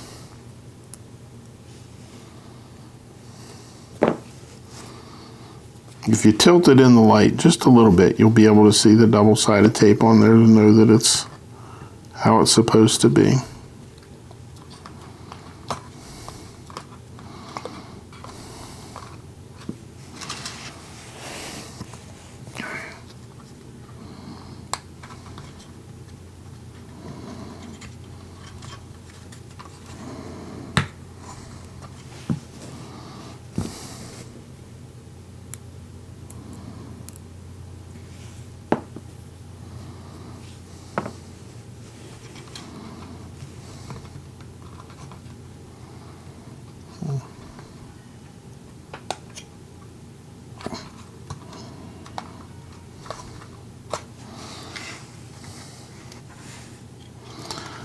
I'll hold this up a little better so you can see what I'm doing here.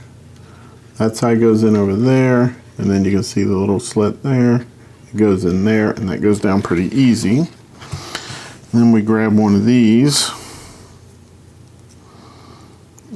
These tweezers actually work pretty well for this, for the most part. Of course, the one I tell you that on is giving me some trouble.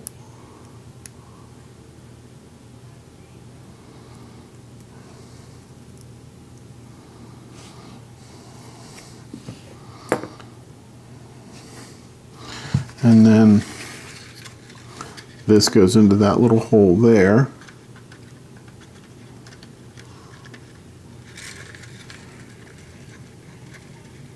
Till it's flush.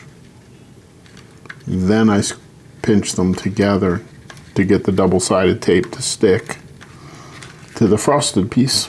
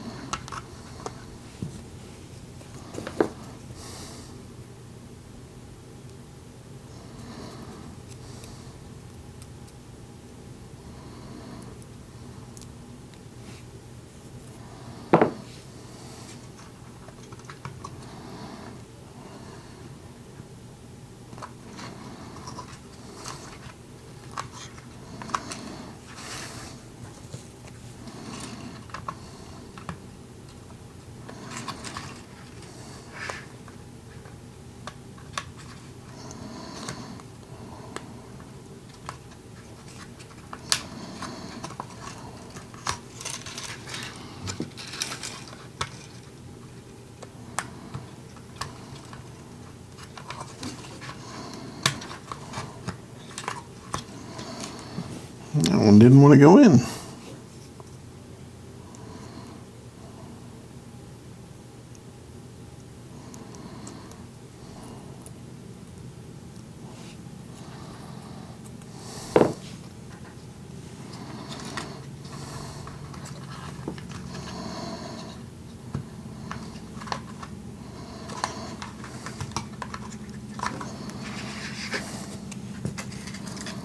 We'll put that back on the back side there to keep it out of the way.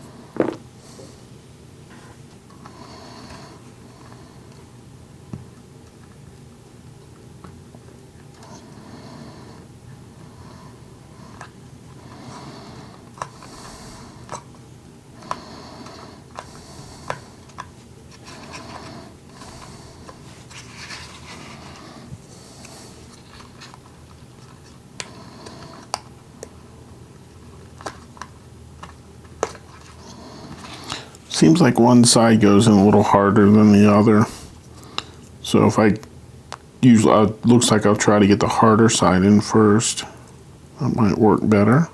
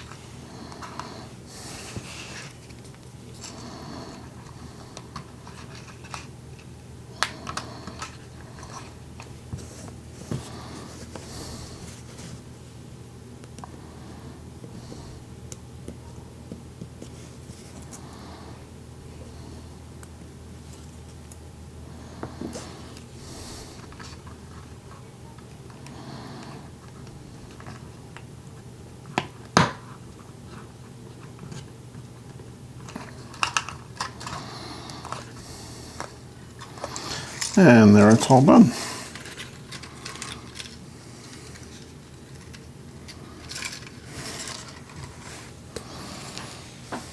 Next, we need A9 on here. So we have to unfurl some of this.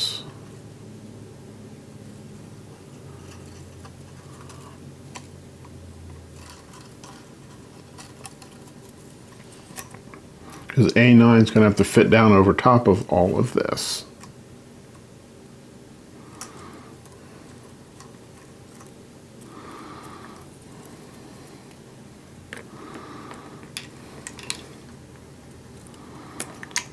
So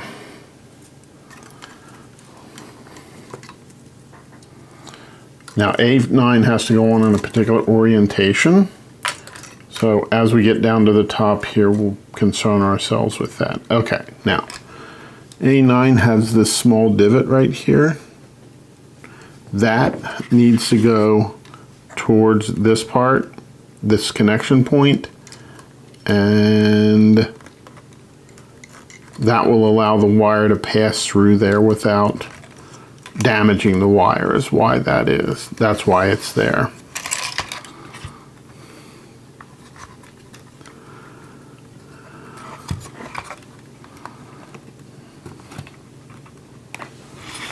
Let's see here.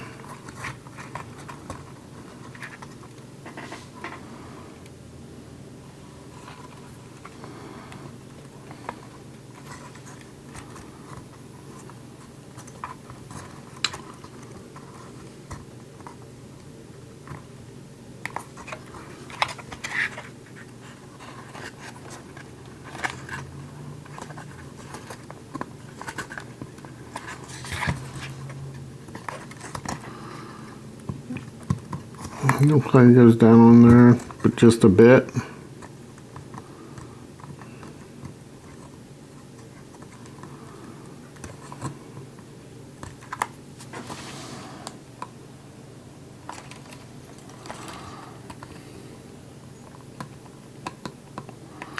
So it looks about like that. I think it's just in there to hold that wire.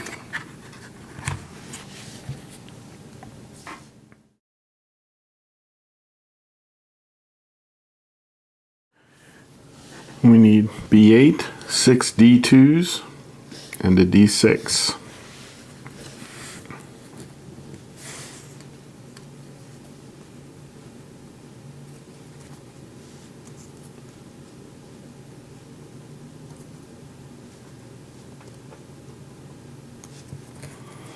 So these go in.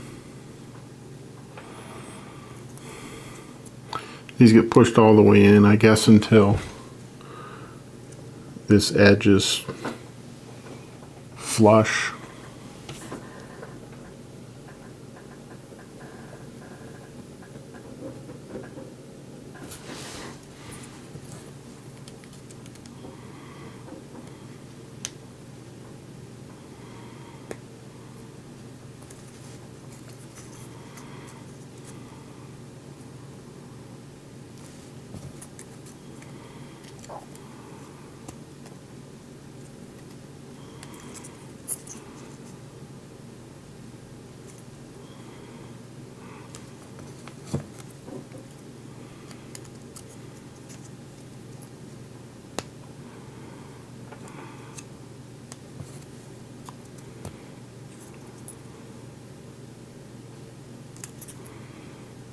Now this piece goes on the bottom, so that should fit on here. That's one way to know if they're in far enough.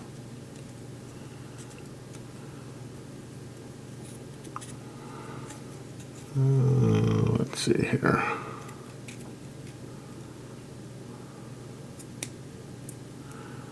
I got one lined up, another one. So when I'm lining them up, You can see this one doesn't exactly match up with the hole, so it needs to go that way just a little bit.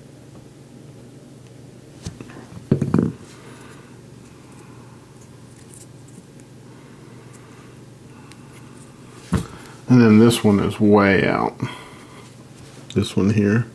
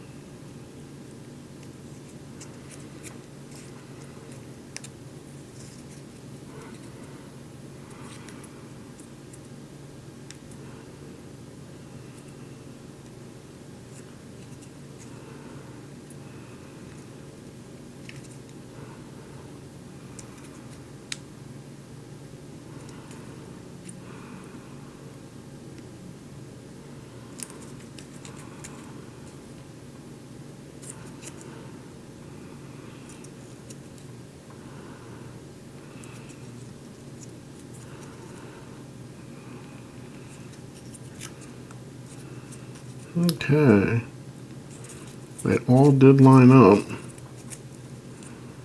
Make sure they're all on there well.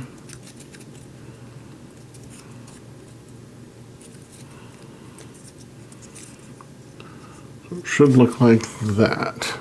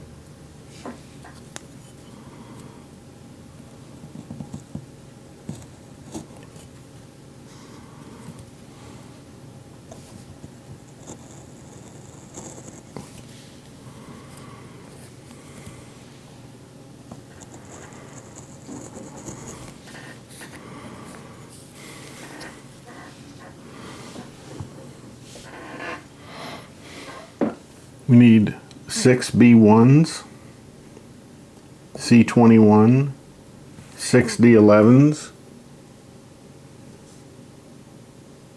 P21, which is these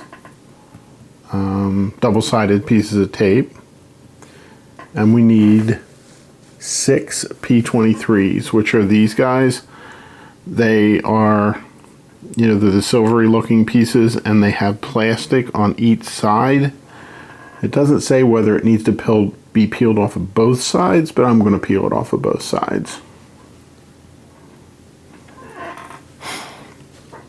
Okay. These go in here with the wider side towards the top.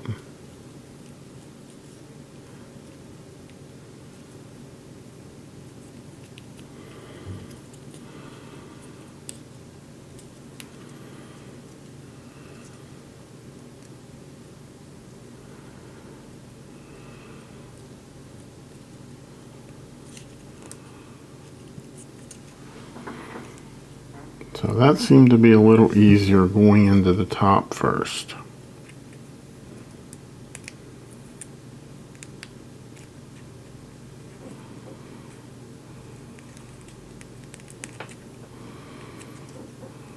Yeah, I would definitely say that was easier, pushing it into the top first.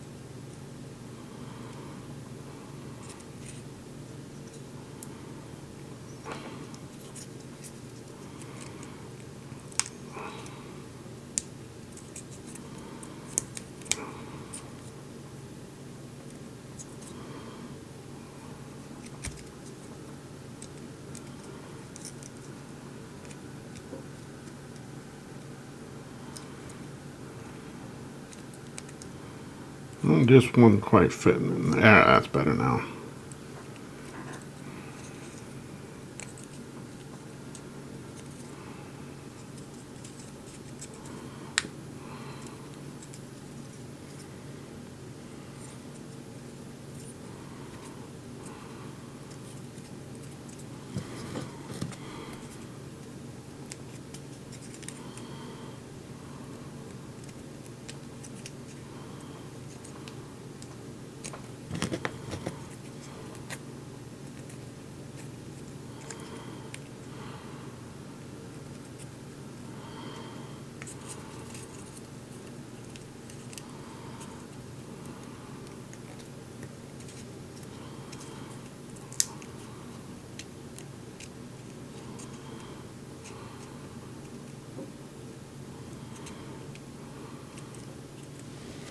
And that's how that should look.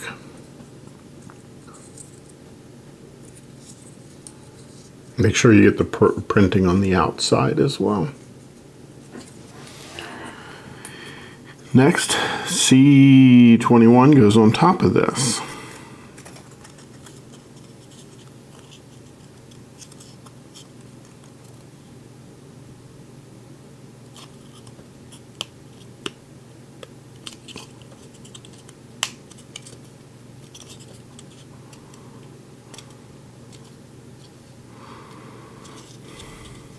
These are not going in here they're not being difficult at all. So that wasn't bad.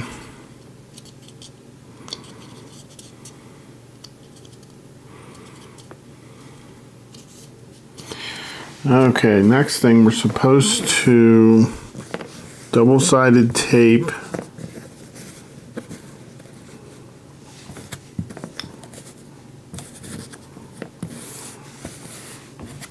these. So this will get double-sided taped to here like this.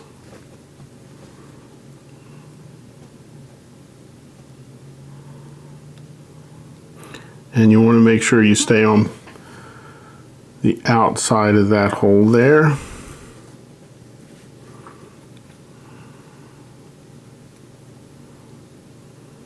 Like, sort of like that. Now, according to the instructions, the double-sided tape is supposed to go just above here and just above this hole here. So like we did earlier, we're going to use our tweezers here.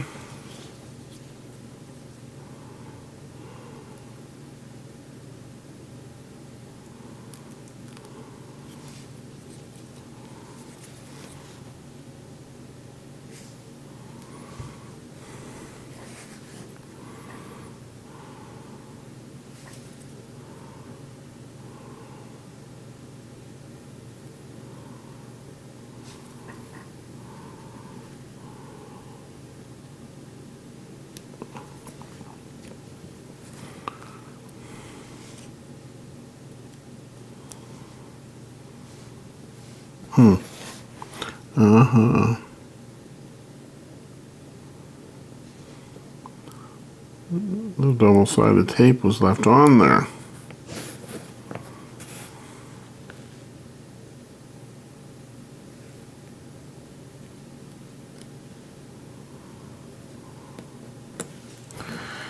Okay, there's that one.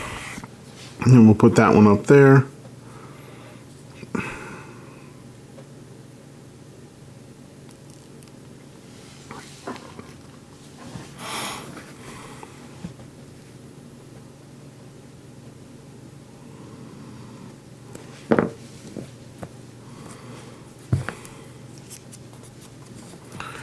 I'm going to take that piece of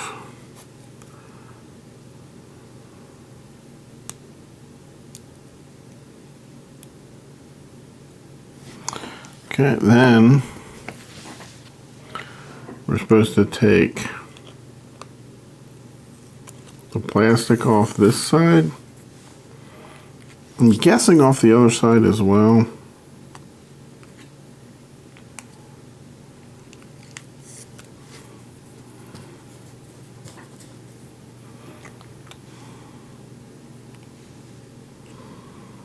And then we put it down.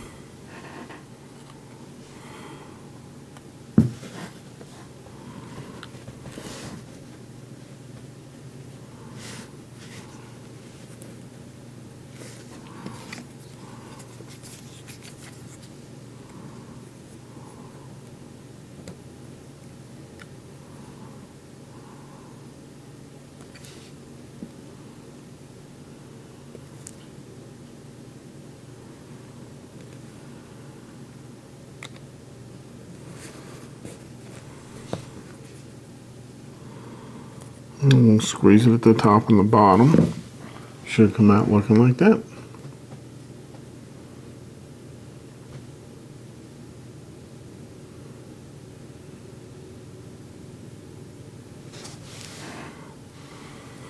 That's one.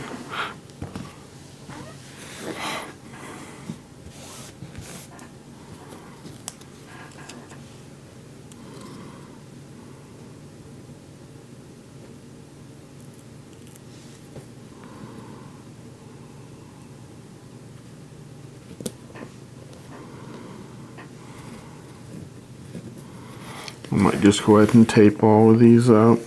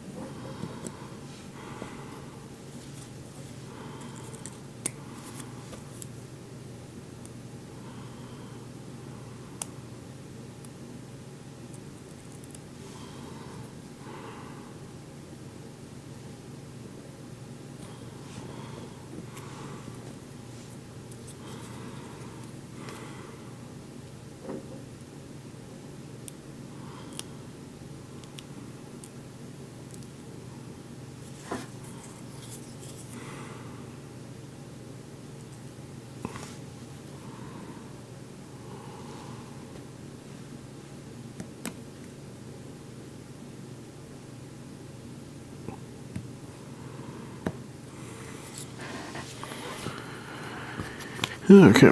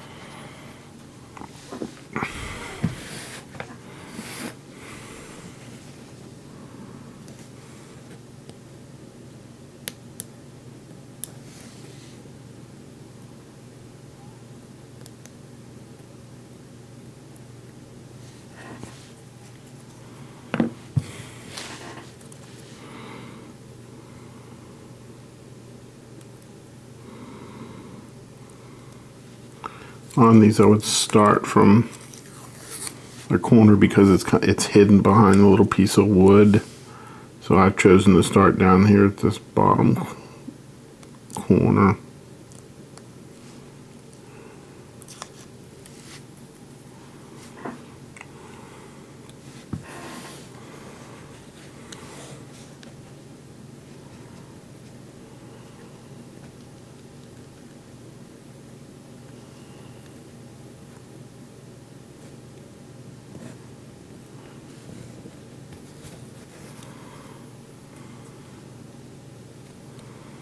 Two done. I think we're going to put them face down. That way we don't try to just minimize the dust. I realize they're going to get dust on them over time, but might as well try to keep them as clean as we can while we're putting it together.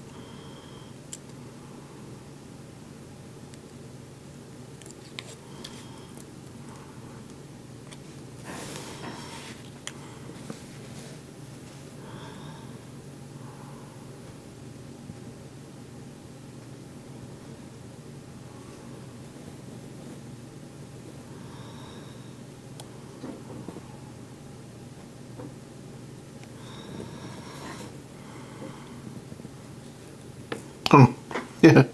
I forgot to take the little white bit of plastic off.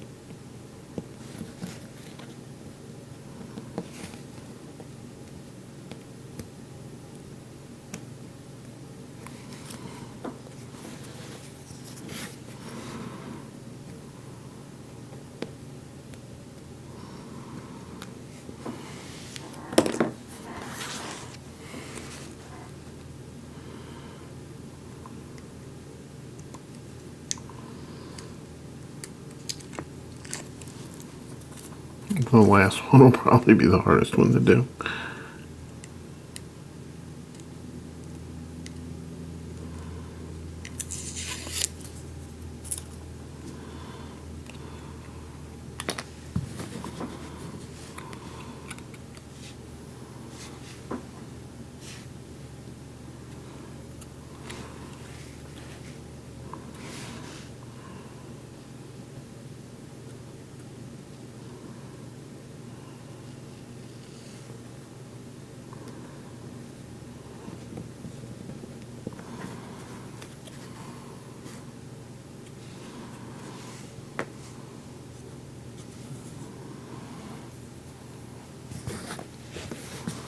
Last one.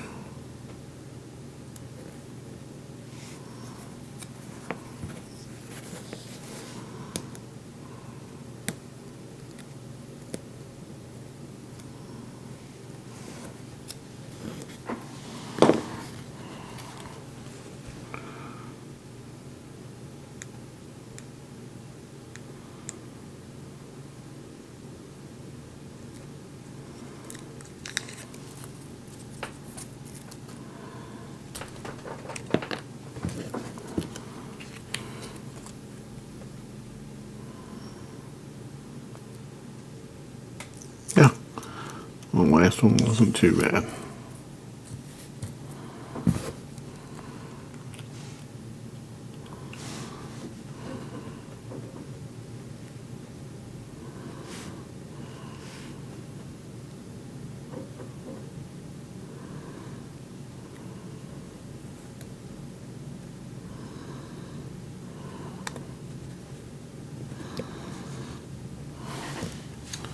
And there they all are. So now these go into here, and it looks like they get slid up in here like this, and it says to right here into, they get put right in this divot right here, this area here, back here.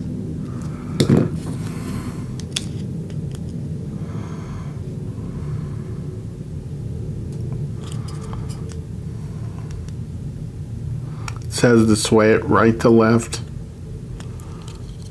to have it go on easier. So that's what I'm doing.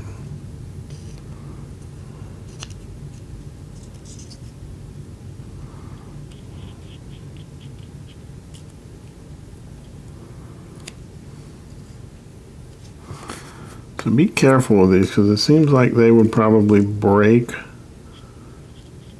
without too much pressure.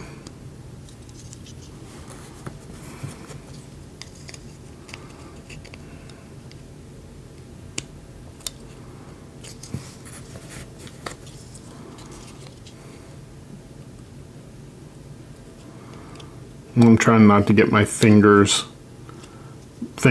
oils from my fingers down onto the little mirror-y things either. So we'll see how successful that was when we're done.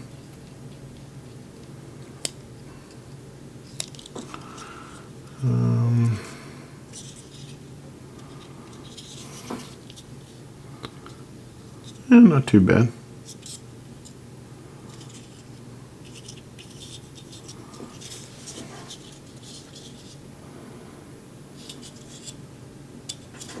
There's that.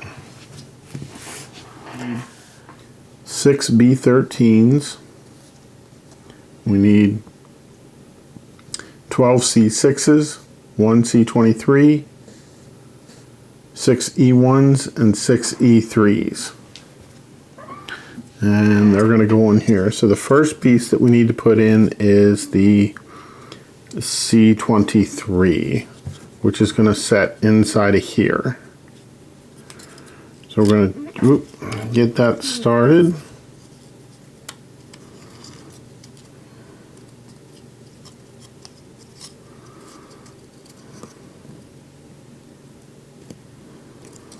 Okay. Now what I'm doing is I'm working the opposite sides, because that gives me something that I can use for leverage to press them together. Just seems to me a convenient way to, well, maybe not.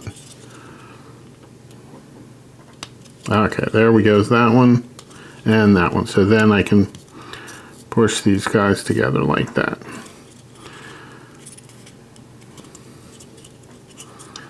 And then that's gonna look like that. Next, we're gonna put these E1s and if there's the printed side. How to tell the printed side. There's a very small emblem right here between the two scrolly parts. On the back side, you don't see that little bit of printing right there. So that's going to be the front side, or at least that's the side that faces out. So we're going to put that here.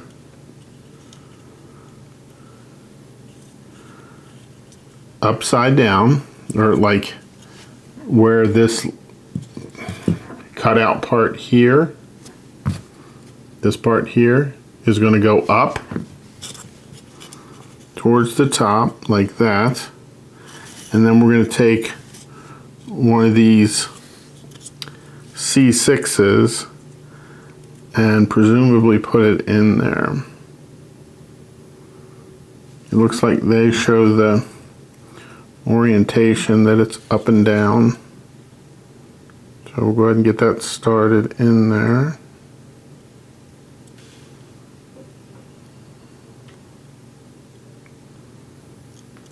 Oop, that didn't work too well, did it?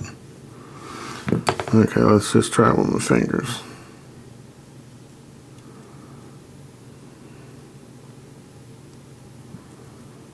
Okay. Well, that didn't go too well. Fingers are just kind of big for this.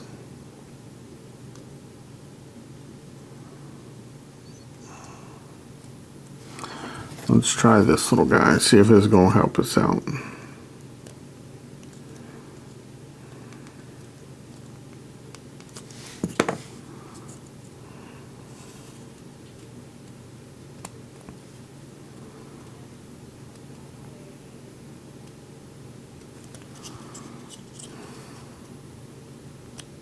It did go in. A little hard, but so I guess the lesson there is just take it slow.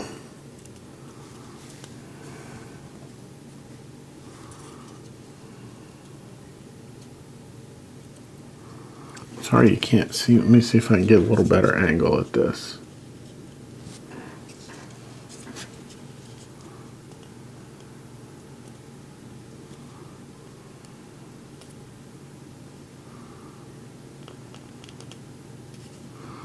And then basically I take my nail, get it started, and then I come back with this and just finish pressing it in as best I can.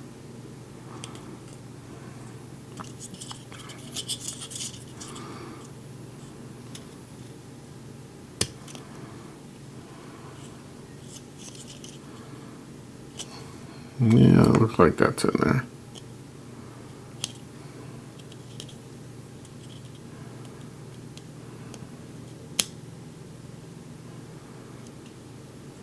Okay.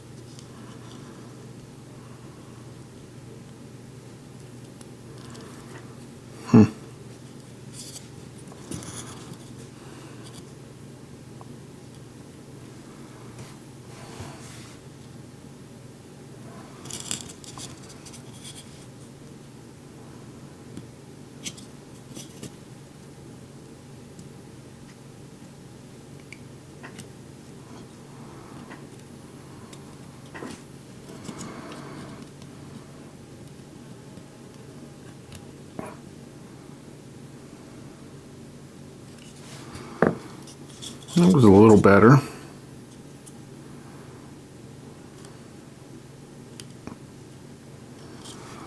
So Might be easiest. Put that up there. And then hold this with the tweezers.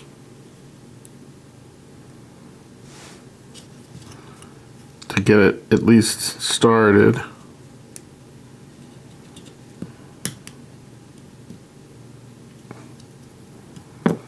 And once it's started,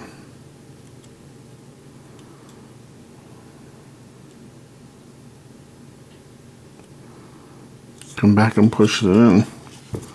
These are really small pieces. Not too conducive to larger fingers.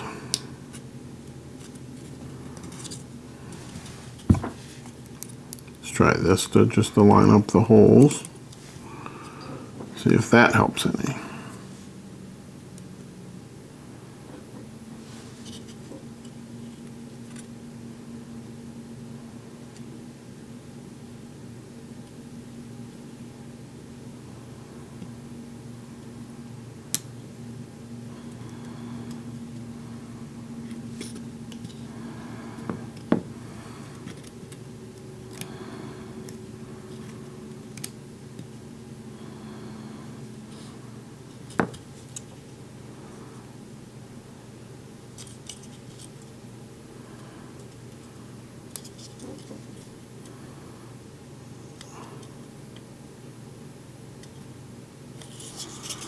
Well, it started.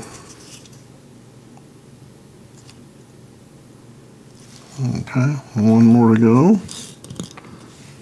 And then we're going to have to do a similar thing on the next ones.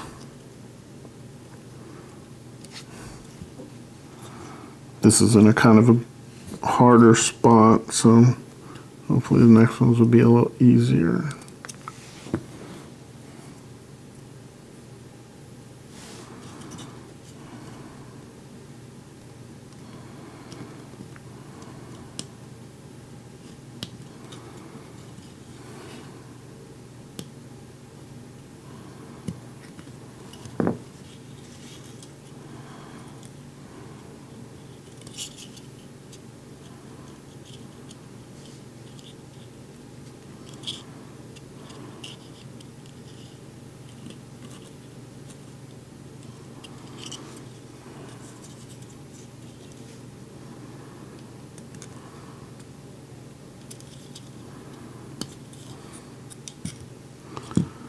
Okay. I'm gonna bevel that a little bit.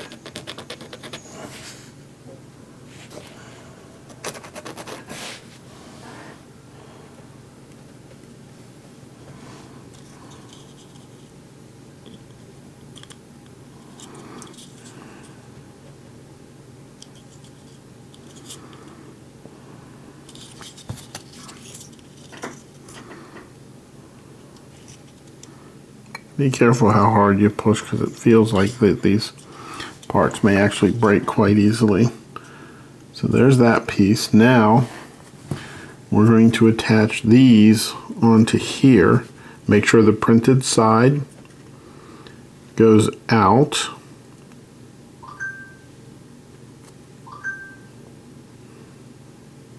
And we're only going to do the bottom. And this one looks like it goes sideways to the piece.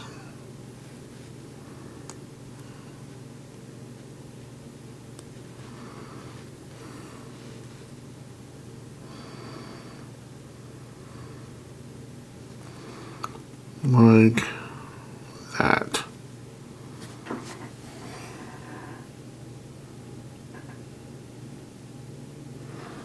I don't think I showed you these close up.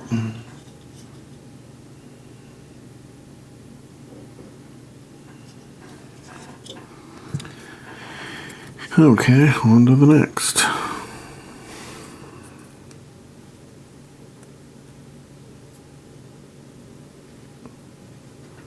I'm not sure I would, sometimes on these I would put it through the first part first and then line it up to go through the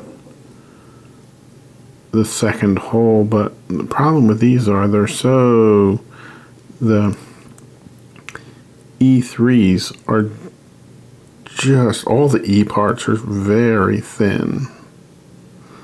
And I'm afraid that they would break very, very easily. So I'm using the B13 as a backing so it doesn't break.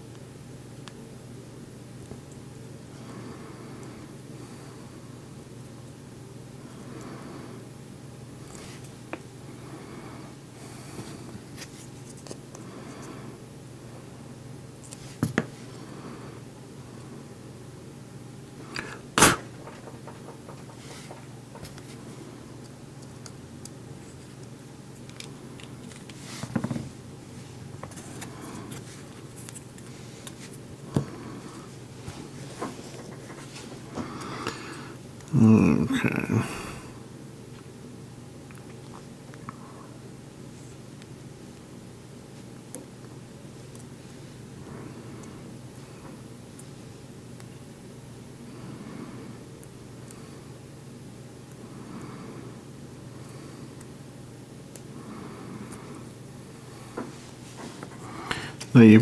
Now, once you get, you kind of line it up here, but it gets off. Its alignment doesn't remain stable. If it doesn't, when you put this in, just move it around a little bit. You'll feel it clicking, or you'll feel it when it falls into the hole on the B13, and then you'll be able to push it in better.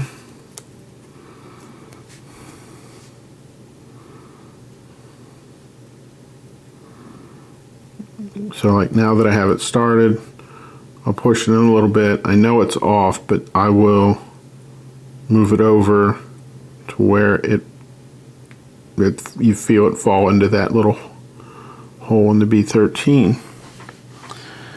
And that's it on that. We need A4, A7, A13, A19, 6 B11s, C4, C22, and 6 P4s. So it looks like we got to put these guys in here,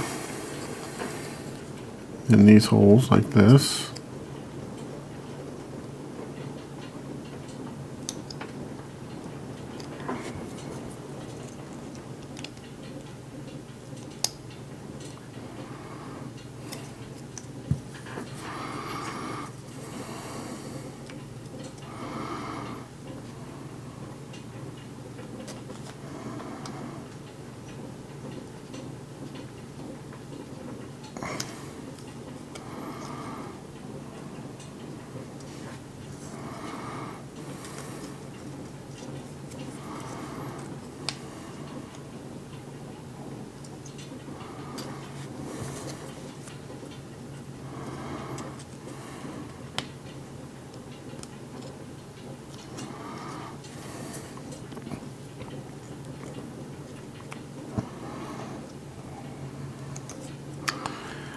Okay, now we're supposed to wax the top of this.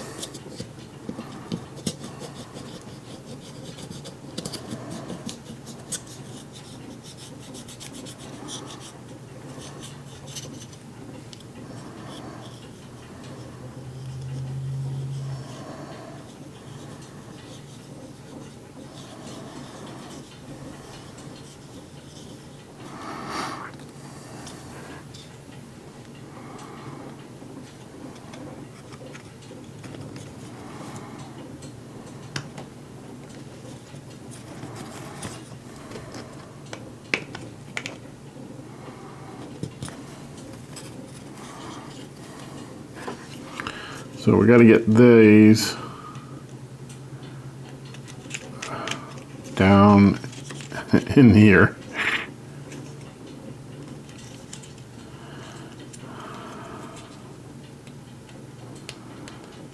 There we go.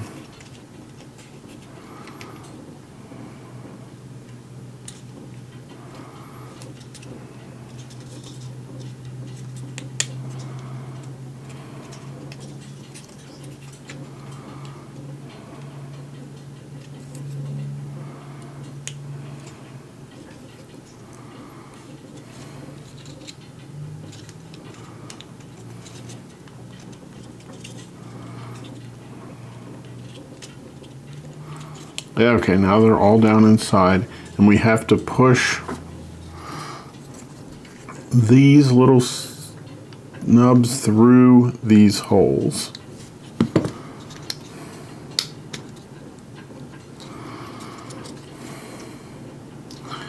And I think we'll do like we did before, and that will do it where they're across from each other, so we can push a little bit. Kind of make sure that this hole's lined up with the one below it. That way it won't break that upper one. The much finer, thinner piece.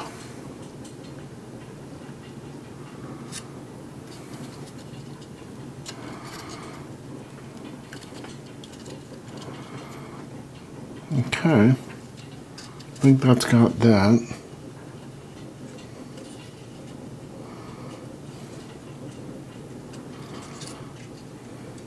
And what that does is it comes through just a little bit and prevents that from sliding around. Okay. So now we're going to put these screws in.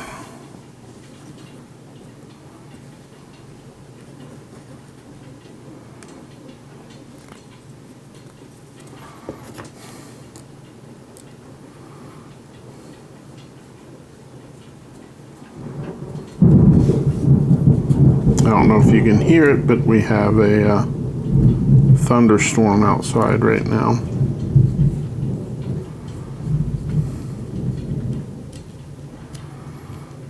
I think what we're going to do is let's get these lined up on this one screw first. So the thing that goes on next is the C22. Like that. Then we have the A19, which is this one. Oop. The A7 needs to be waxed.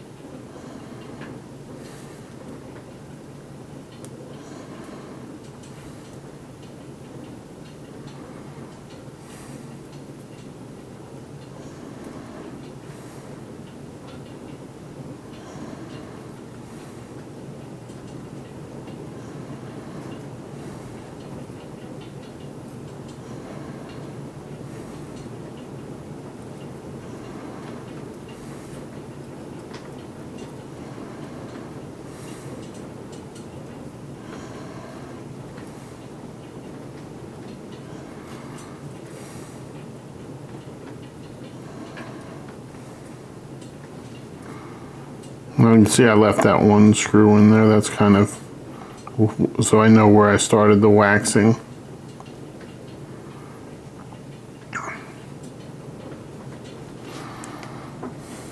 Okay.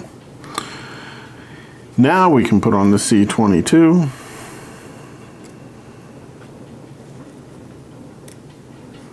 And the A19.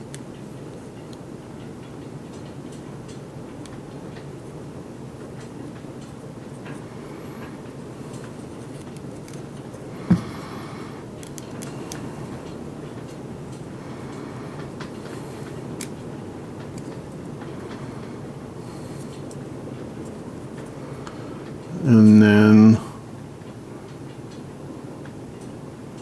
we have the A13, and it says that the printed side should go up.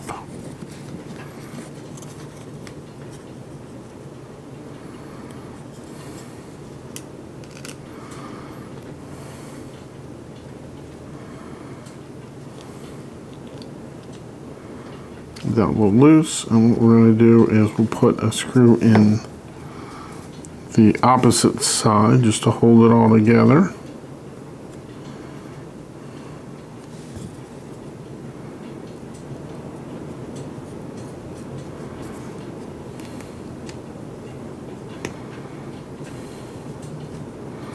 And that should align everything. Once that screw goes in, that should align all the other holes up.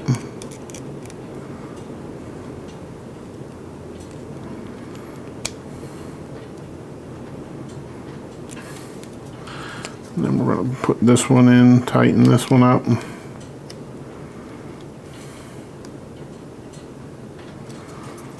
Okay, now we put the other 4 screws in.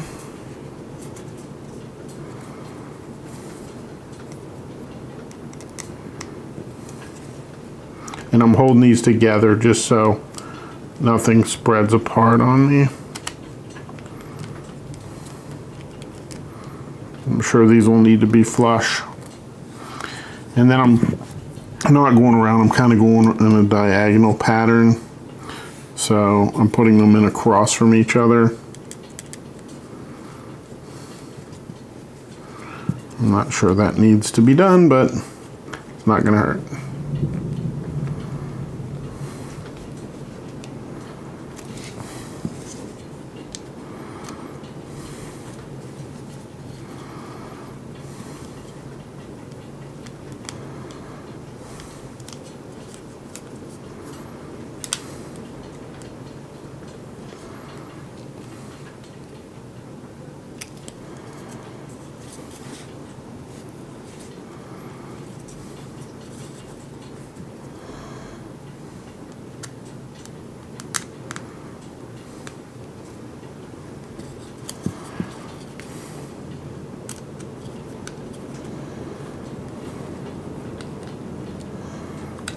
Okay, now it claims we need to put the 12B11s into each of these holes, like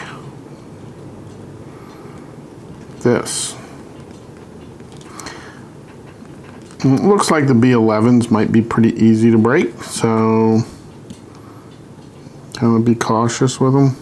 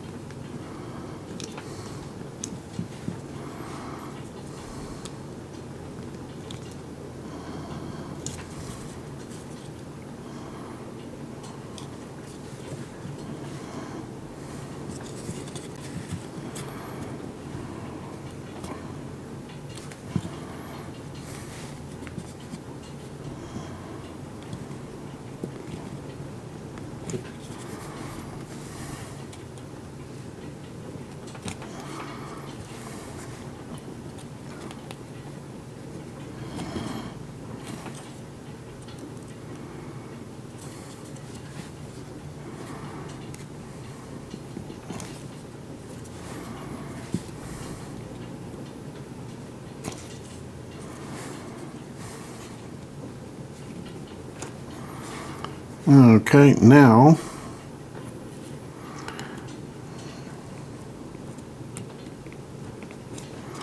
The next thing that needs to happen is we need to wax and sand some pieces. So this needs to be waxed around the outside, and then the inside of this, which is, you can see there's some places where it was in the panel.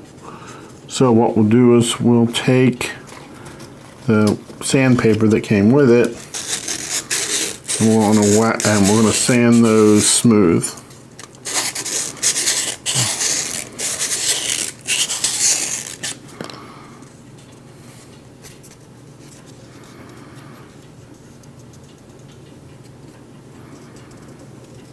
Yeah, that's smooth in there now. Then we're going to take and we're going to wax it.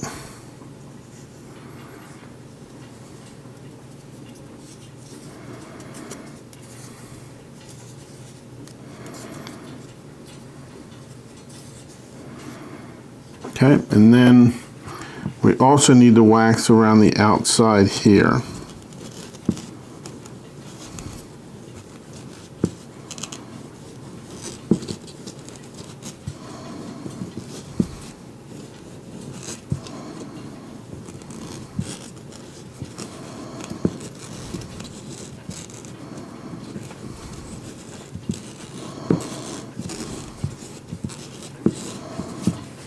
Okay, then this looks like with the printed side up, goes over that like that. And then it looks like this, these holes are going to go on top of these little pieces. Now, it says to use the tweezers to get them aligned properly, so we will do that. I don't know that I'm going to be able to. We're going to try to get this in a position so you can see what's going on. Oh, here from the bottom. We'll look from the bottom.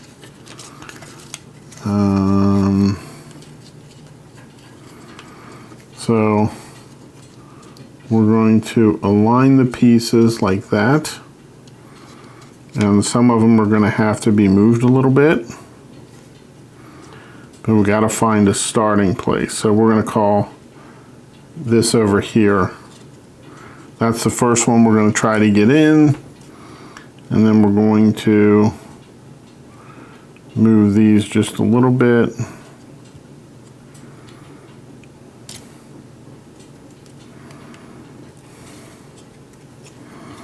And that one's not in, so we'll push it.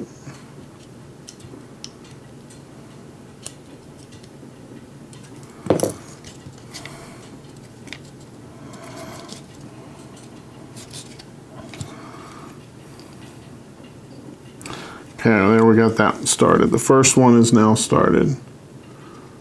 So now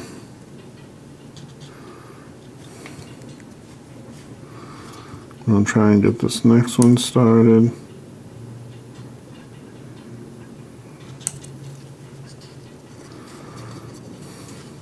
It keeps falling off, doesn't it?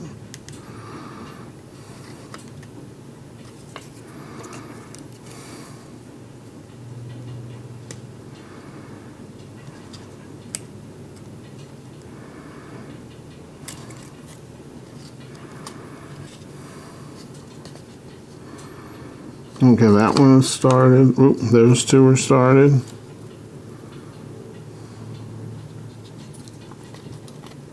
There, we got the third one.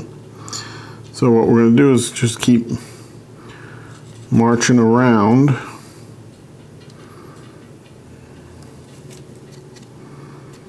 That one there needs to be pushed down.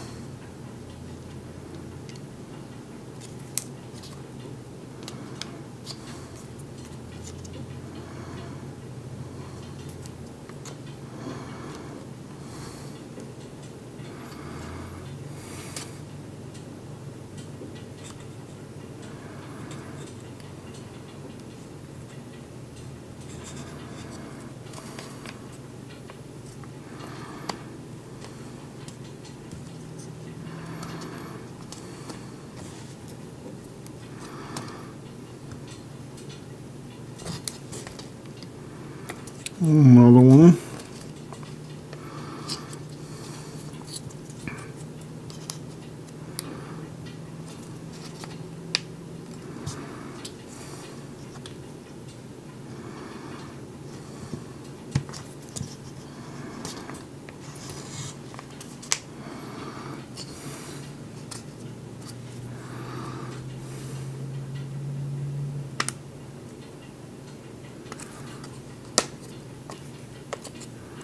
this keeps getting caught in the middle. This piece here keeps getting caught in the middle and prevents me from getting these in.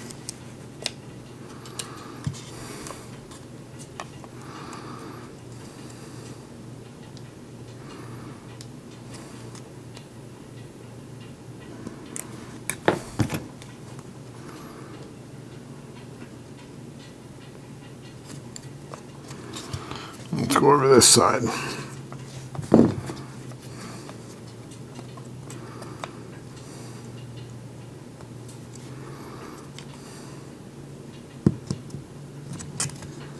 Okay, oop, there's a couple of them.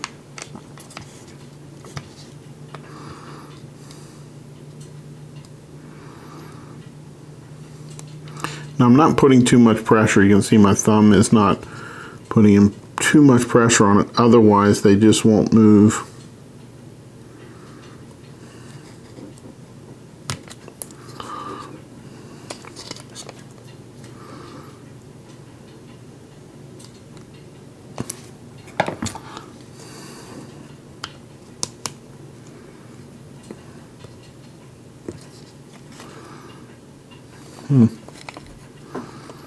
It does not seem to want to go in.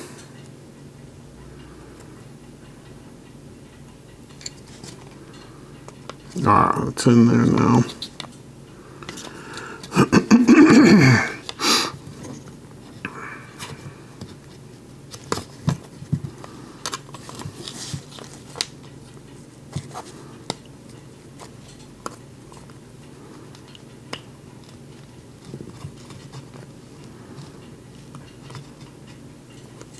Oop. There we go. Let's get this one.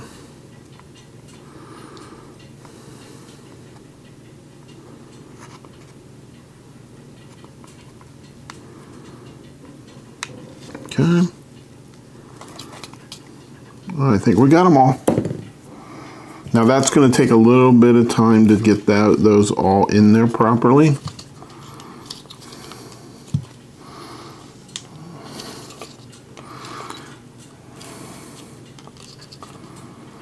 I tried to show in the camera as best I could, but it was just hard.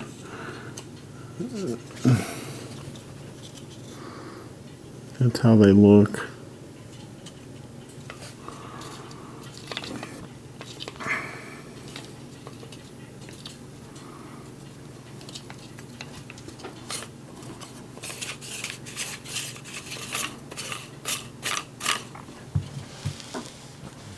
So the next thing we got to do is put this on here.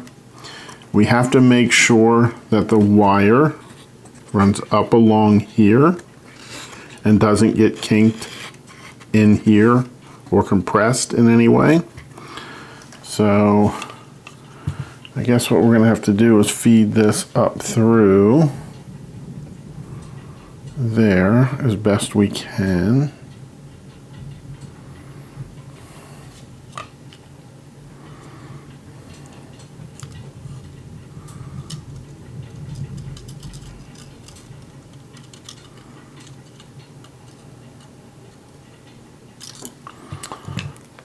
This.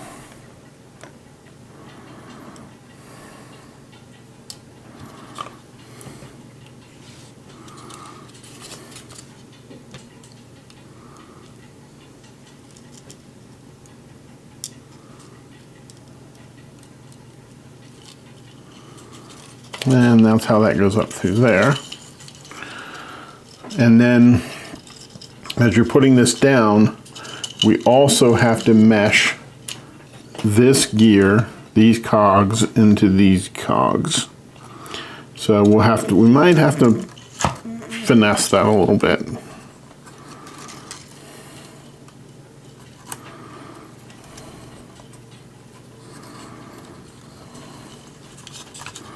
We'll pull up on that just slightly.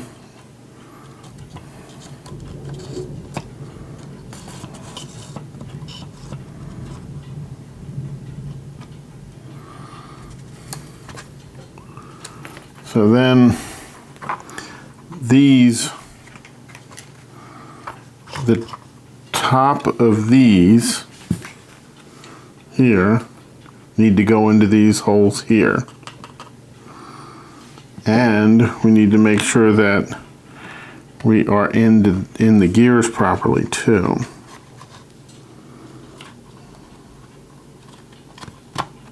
There, I think we're in the gear now. So now we can start working on this. So what we're going to do is similar to the underside, I have that one aligned. We'll press that one in slowly, only partially, and then we move around to the next one and try to press that in, line it up. And if you can't, if you're not having any success in the one direction, just start going in the other direction. And we'll come back to that here in a bit. You can see I'm just getting them started. I'm not pushing them down fully, just getting them started.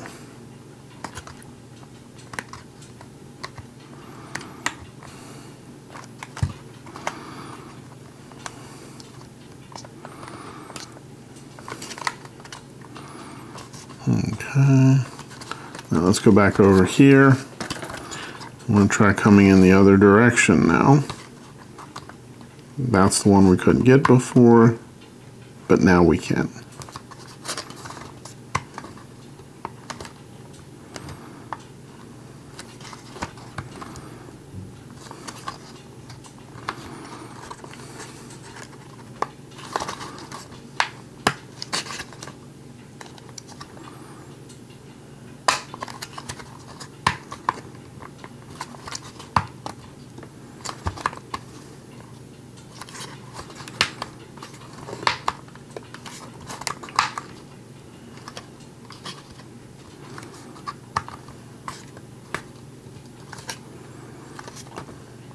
And with each round I push them down just a little bit further. You can see they're moving down into the position they should be in. See, like that one's not quite down yet. Now it is. That one's down now. That one is. There we go. There we go. And I wind up going around these things 3 or 4 times just to make sure. Now we're gonna look. That all looks pretty good.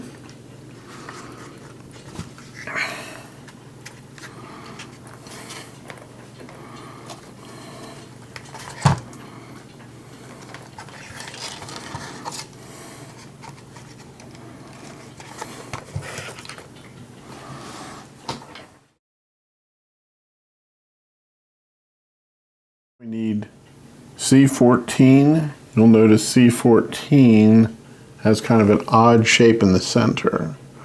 Reading ahead a little bit, it said that the wire will need to go through there, these wires. We need 8 D8s, 8 E5s, 8 E6s, 8 F1s, 8 F2s, 8 F3s, 16 P20s. So it says the first thing to do is take the F1 and it needs to be placed into the back into F2. I presume that it's going to go on there like that.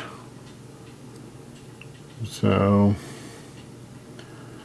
and you want the red color to be facing the same direction like that, like a chair. So the back of it looks like that.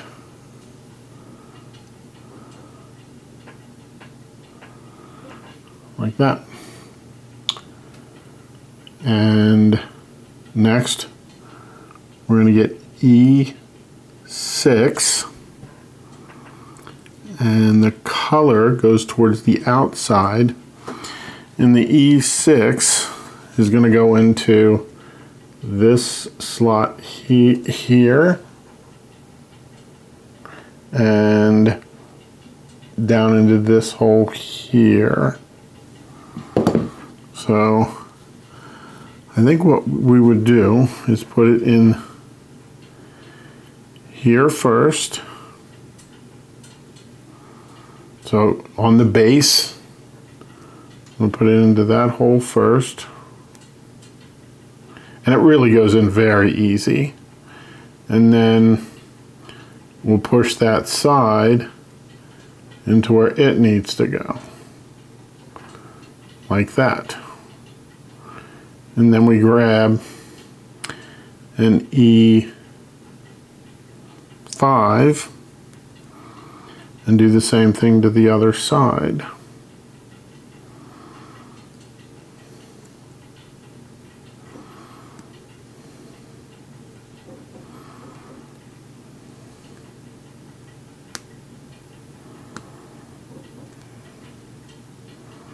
And then the chair looks like that. And then these go into, let me get my fingers out of the way here. There's a little hole right here. Let me get a better pointer. There's a little hole right here and right here.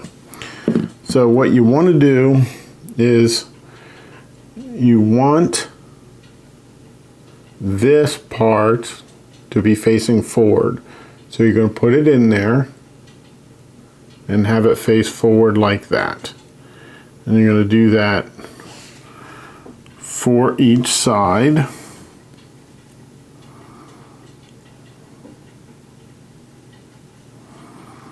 And it'll once everything is facing forward, it will sit on there like that.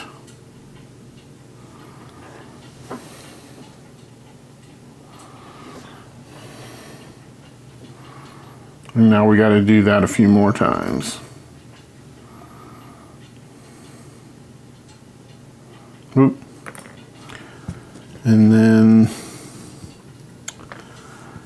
these come into play where these wires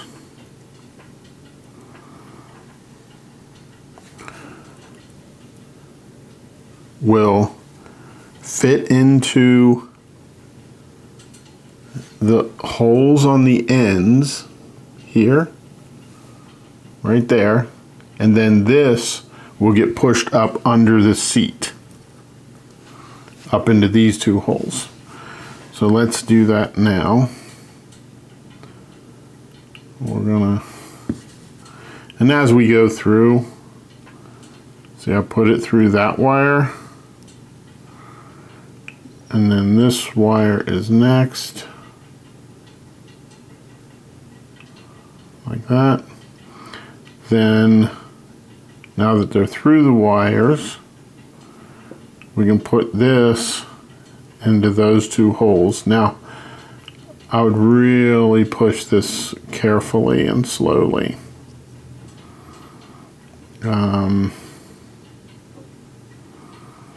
Because this seems like it would really break. There, I know I say that a lot, but it seems to me it would break.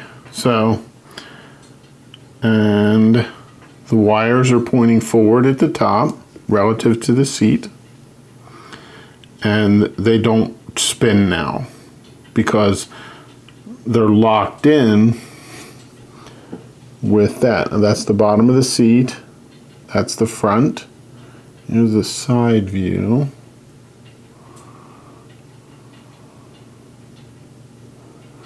You can see the wires right here, how they're coming up. So now we'll put the rest of them together.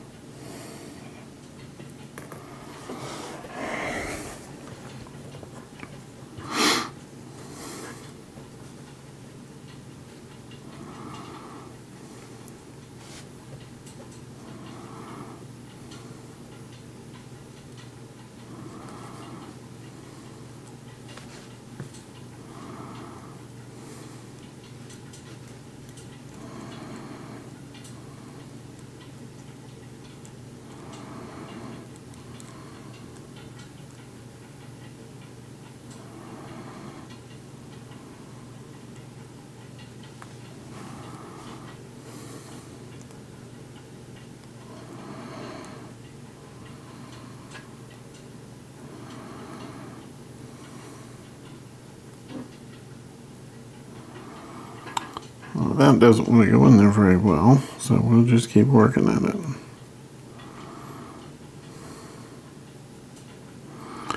Put my finger under it there to support it. There it went in.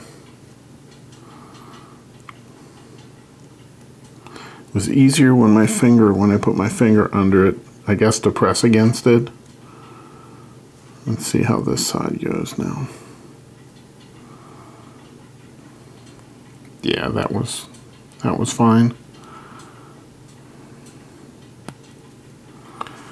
Okay.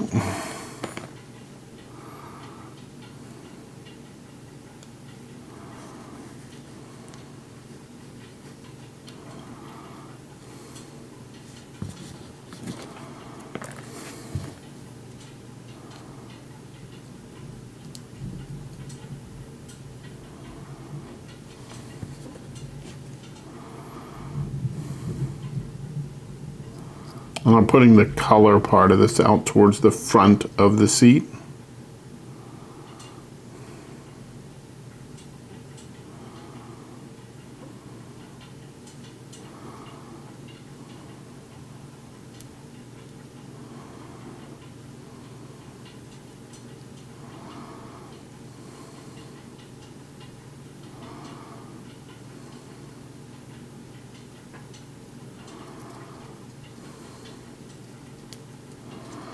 My fingers are too big for the seat.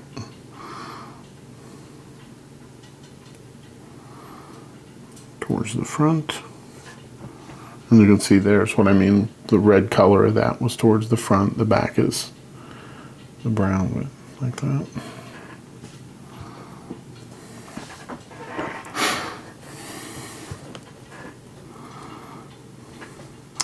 The other thing I do is maybe lean that back just a tiny bit to make it easier to get some of these parts in, and then pull it forward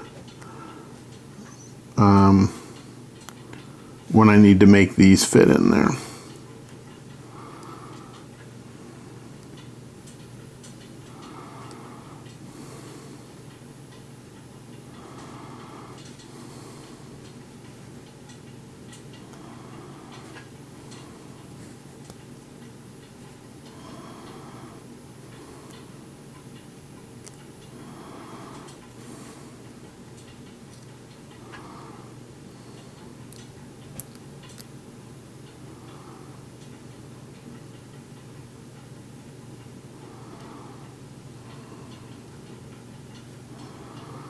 Okay, that one's in.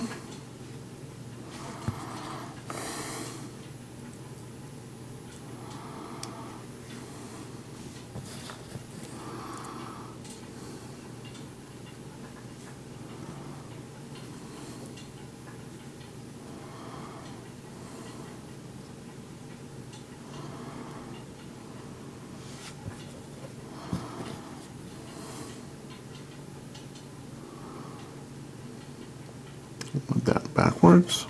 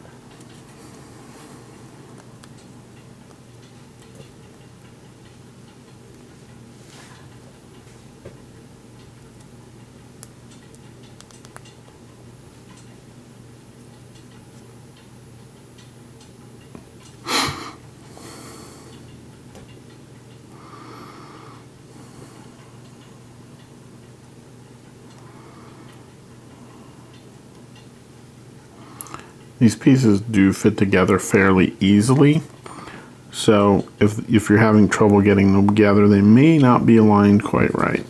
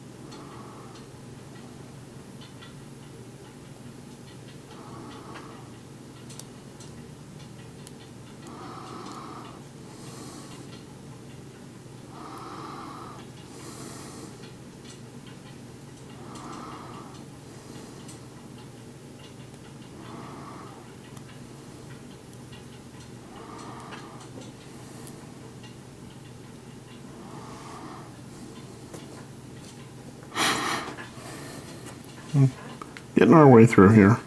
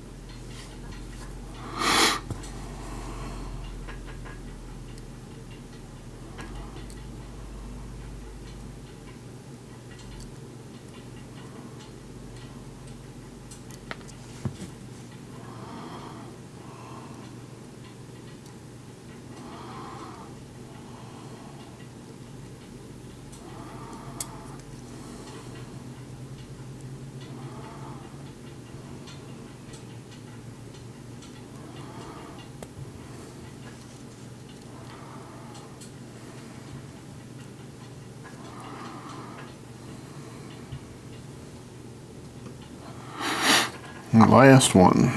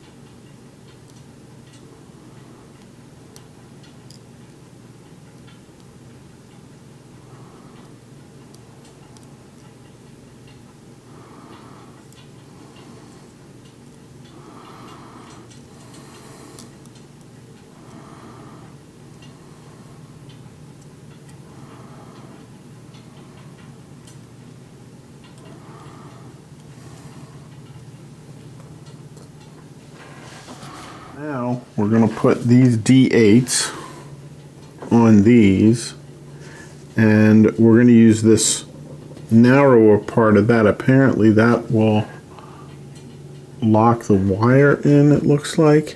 At least that's how it says it needs to be. Now it says the position of D8 is important, the direction. So I'll put the chair towards me here because that's what it has. Then we're going to put a C14 on this side, a C14 on this side. Then it says to turn it around such that the chair is facing away from me. And then the D8 goes so that the top is towards the left. So that goes in there like that. And then the wider part, see, there's a wide part and a narrow part to that. The larger part will go into these here. So we're going to make sure that that's how that is configured.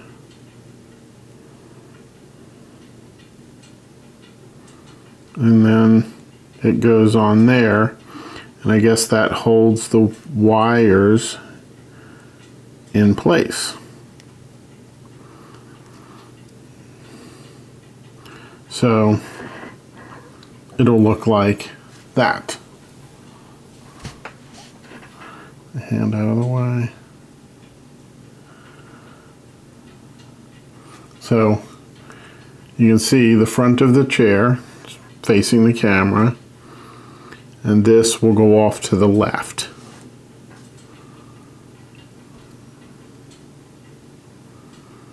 And we're going to do all 8 of them that way. I'm going to just put these on with the chair facing away from me, that way I don't have to twist it. That was just what the directions had initially. So with it facing away, the top part goes to the left.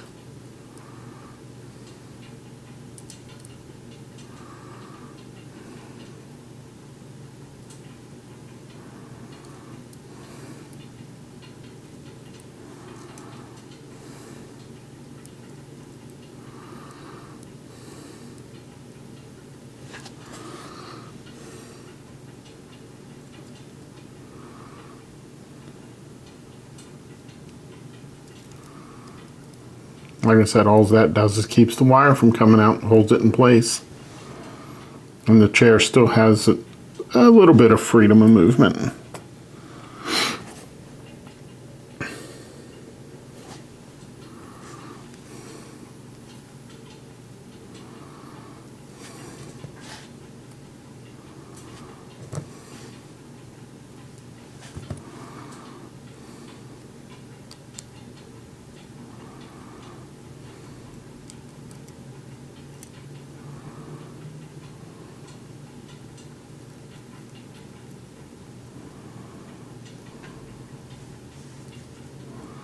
It came out, but that's okay. There's plenty of room to pull that back out and get that there. Now we'll put that back on.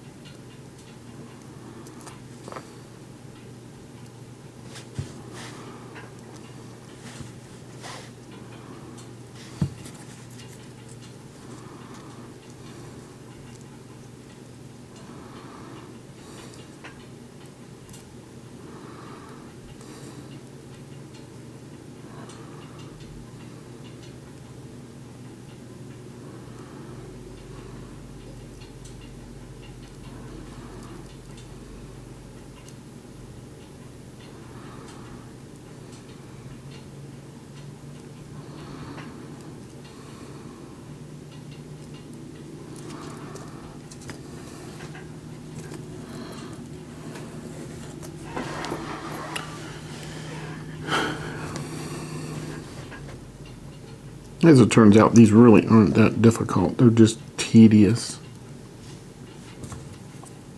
Lots of little parts.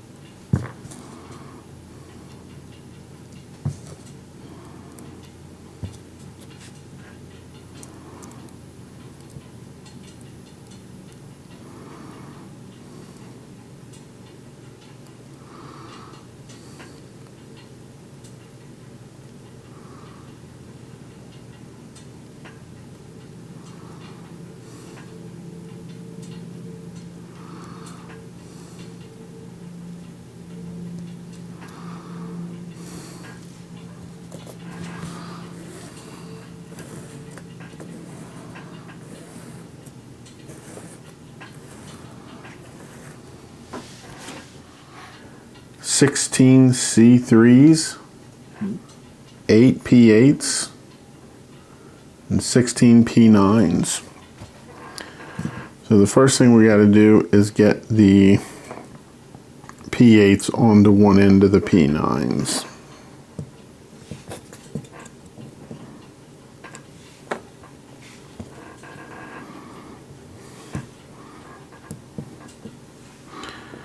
Again, this is just a piece of a cut 2x4.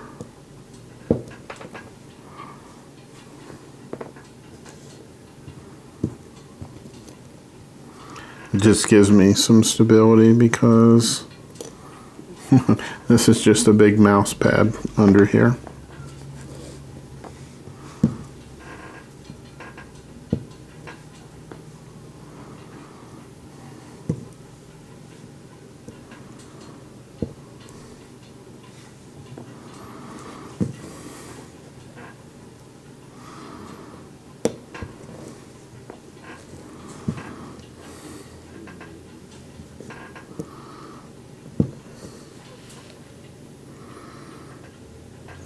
Okay, now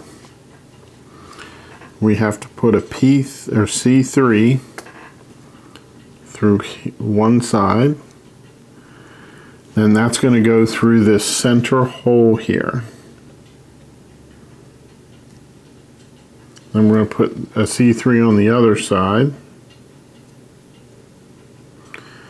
and then we're going to put another one of these on.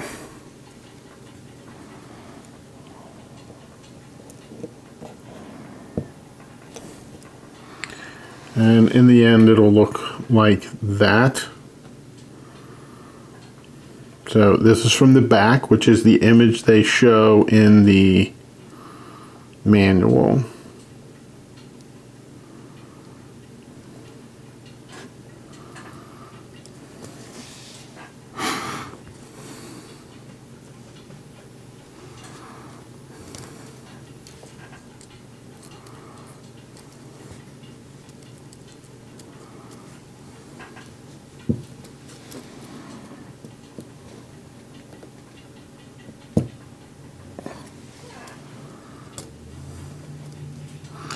We'll point these are actually supposed to point like that, but when we're ready to install those, we'll do that then.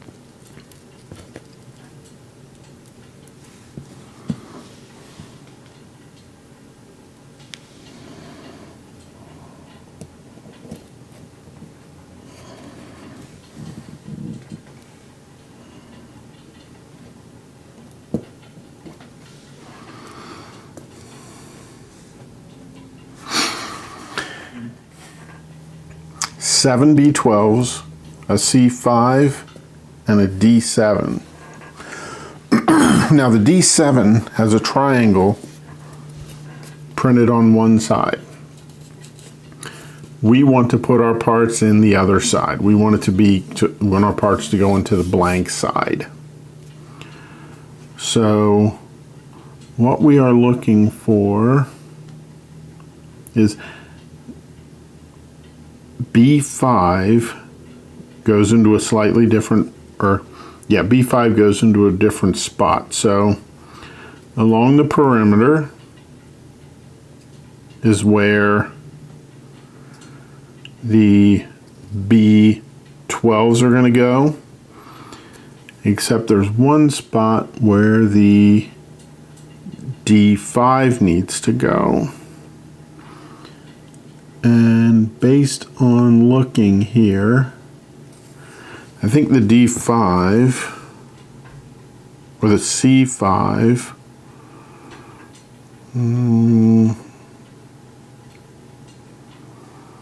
where is that going to go? So you'll see this one is different right here. That's where the C5 is going to go. So this part for me is towards me and to the right. And you can see where it's, eventually the wire is going to fit through there. Is what's going to hit this little notch here. So I think we need to put this C5 in here.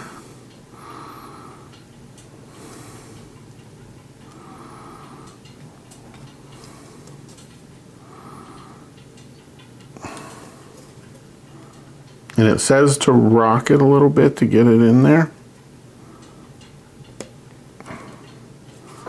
And there it's in. So now we need to put the B12s around here. And it's basically each one of these marks here, each one of these notches, is going to go to the outside edge of that. So this piece will go here. Right? And this one would go here.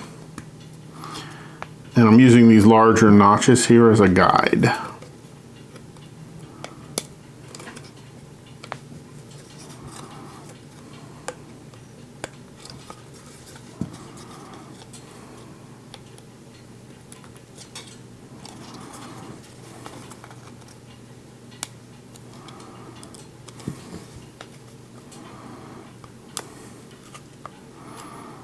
Okay.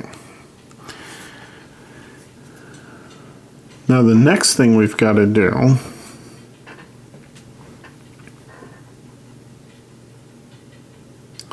is install, this is upside down like this, so these are going to come up from the bottom. This needs to go towards the inside, so it's going to fit like that up through there. And then these two pieces here on the, what were those? C3s, they're going to go up into these little holes here.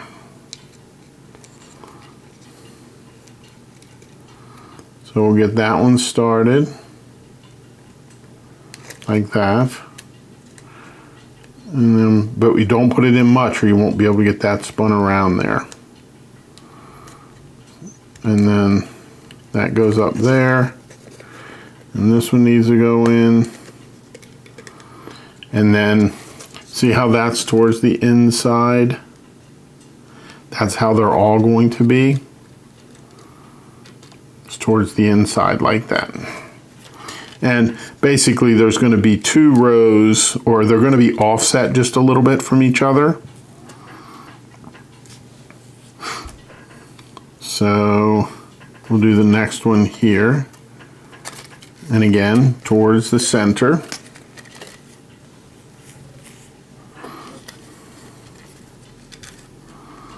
That's center, get that in there. That turned around. That started, and that started. So I'm just going to go back and forth between the two. That way I don't have one going in more than the other. So in the end you'll get like that. The important thing though is these have to be biased towards the center.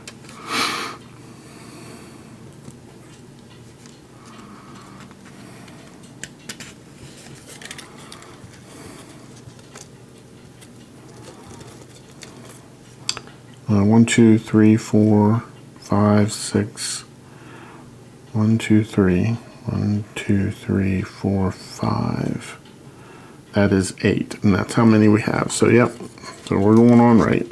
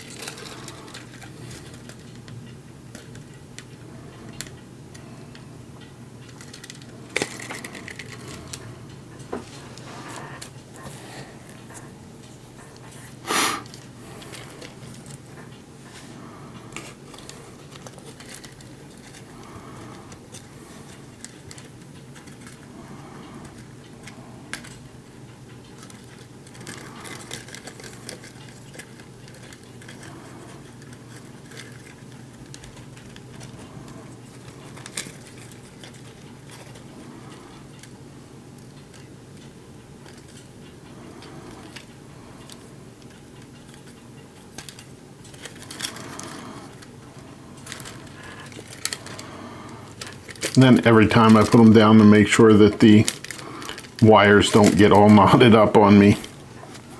That would be bad.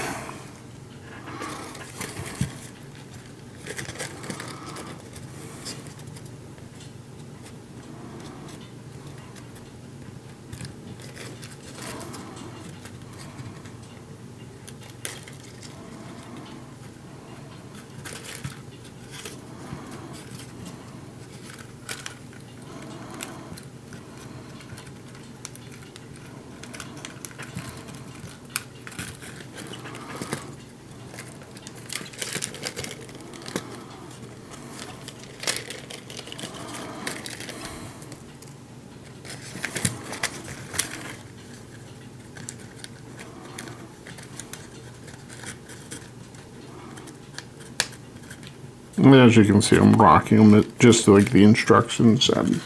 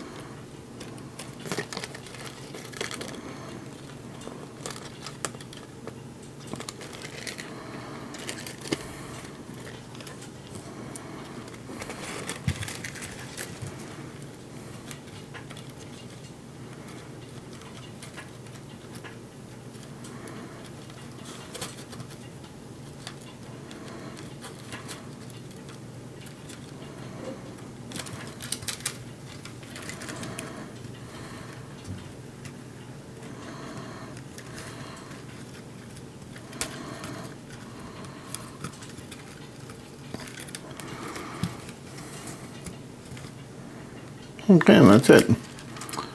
all towards the center. And they're all in there like that.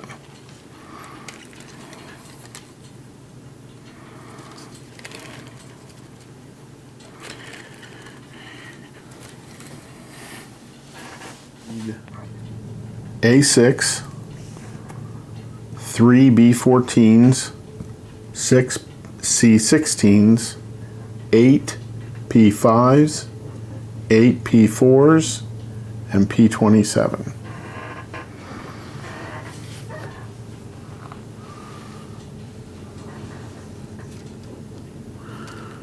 So now what we're going to do, as best we can, is put these little screws through here and put this tiny little nut on the end.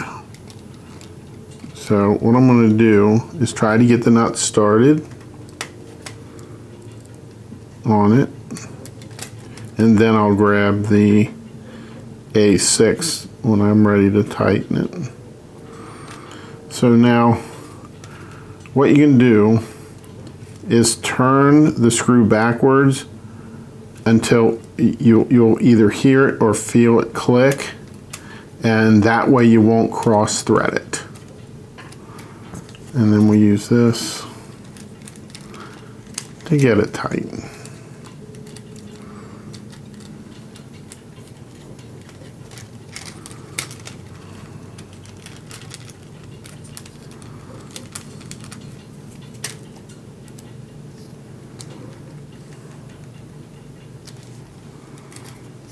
So we'll just go around and do all of those. Like I said, you don't want to cross thread it. So, like I said, usually what I'll do is I'll turn it backwards until I hear it click or feel it click. And then I go forward, putting it on.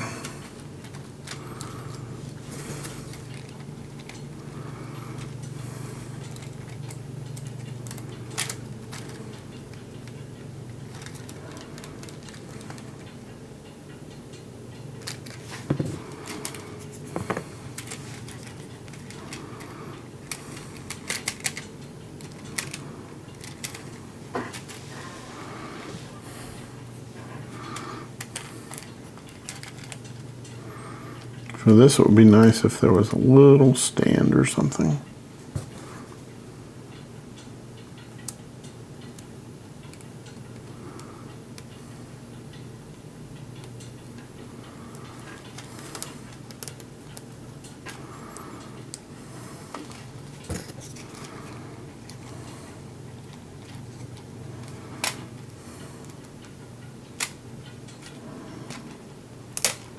No!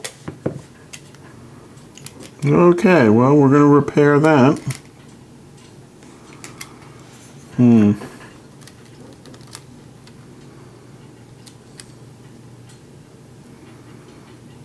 Okay, let's get the rest of them on there.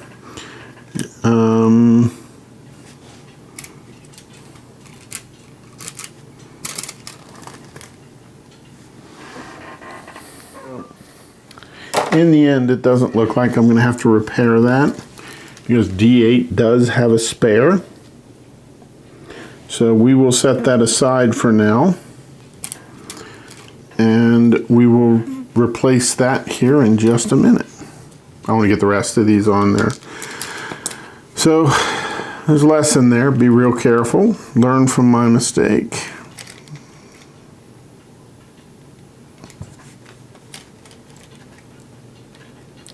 So these don't need to be all that tight.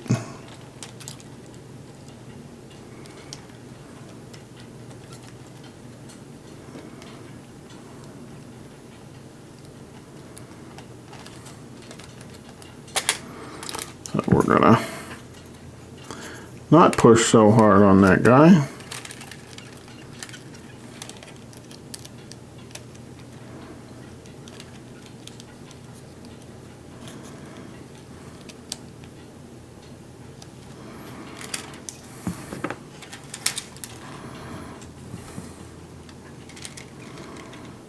Like these are just counterbalances of some type, would be my guess.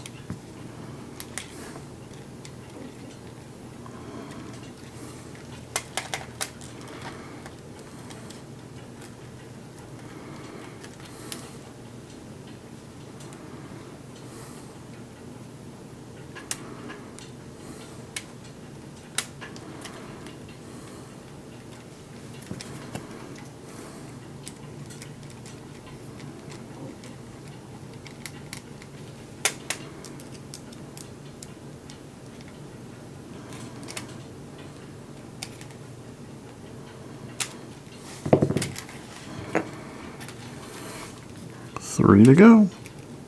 Well, and then the repair.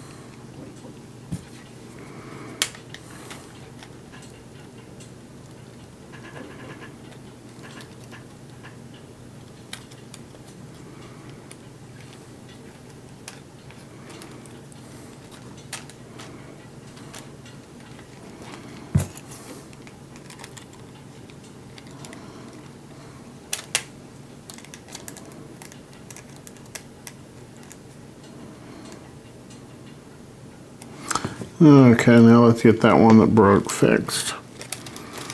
I think what we're gonna do, we're gonna use our A6 and we'll push down on both sides to free it up. And then we're going to pull these out one at a time. There we go. Next, we are going to pull this apart.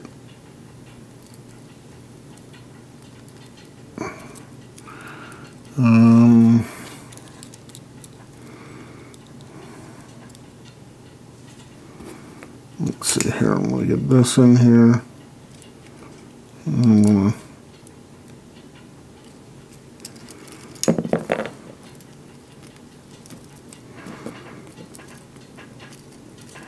Okay, got that off,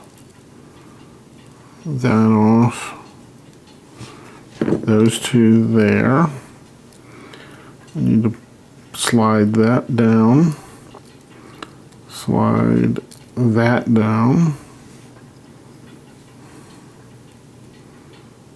hold it like we were doing the other one, grab our spare. As it faces away from us, again, we put it in so that it points to the left. Okay, now we put that in there. And then this one goes here. Like that. Smaller side holds the wire. Okay, now we're going to put this back in through here. This. We'll get this, put this back on there.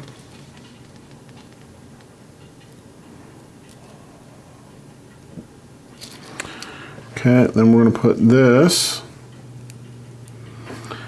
back up in here on this one towards the center. Again, it's biased towards the center, and we want to make sure that that swing points in the same direction still as the other, because we took it out. We had it in the right position before, but that doesn't mean it's going there now. But it does seem to be pointing in the right direction.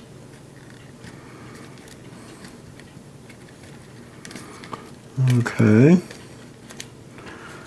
Okay, it is pointing in the same direction as the other chairs. This is pointing towards the center. So now what we need to do is get this screw loose here.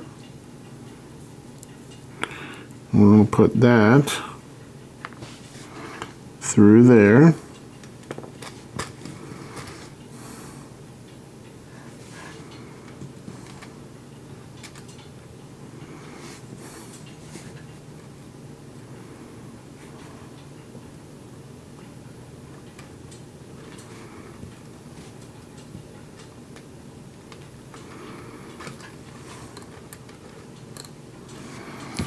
And we're going to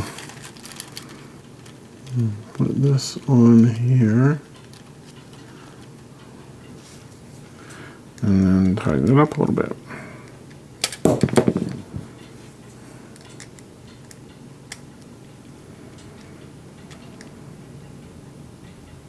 Okay, all repaired. I don't know whether I'll glue that piece or not. Probably not.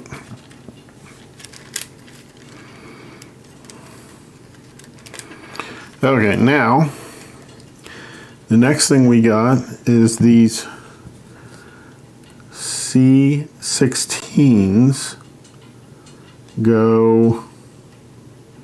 they look like they go between these larger holes like that.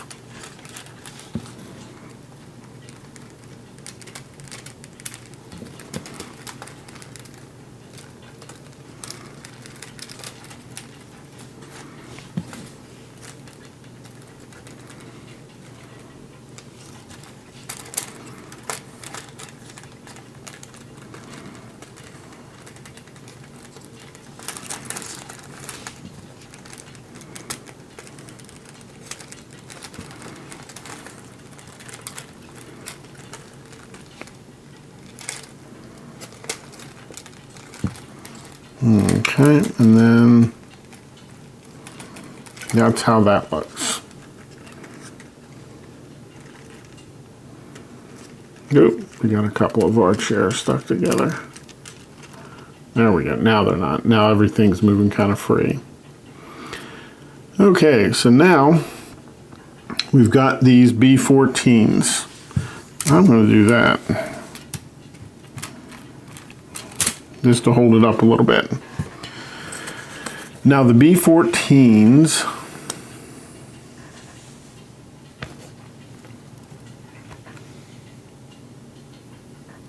so we're going to keep this wire in this groove, and we're going to put 2 of these on. First one, second one, and it looks like, so that one goes like that. So it looks like they both will go on there like that. See how this is? These two markers up here, and then this wire is going to go through this larger one down here.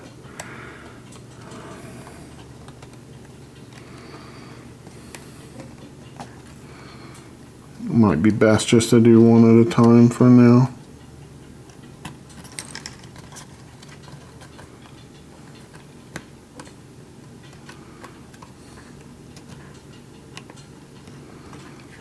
What's going on here? There. See, and then the wire can slide right over that, and then that goes down there. So then this one will have the same orientation, such that the wire will go through this one over here like that. Like that. Now, we want the wire to do the same thing on here. This is what goes on next. So we're going to put the wire up through the center, like that. And then we're going to pull the wire through. Make sure it doesn't wrap around the chairs, which is what it's doing for me. And then this will do the same thing. So we're going to pull up the wire, and notice down here, or try to make sure that it doesn't get bound up down here.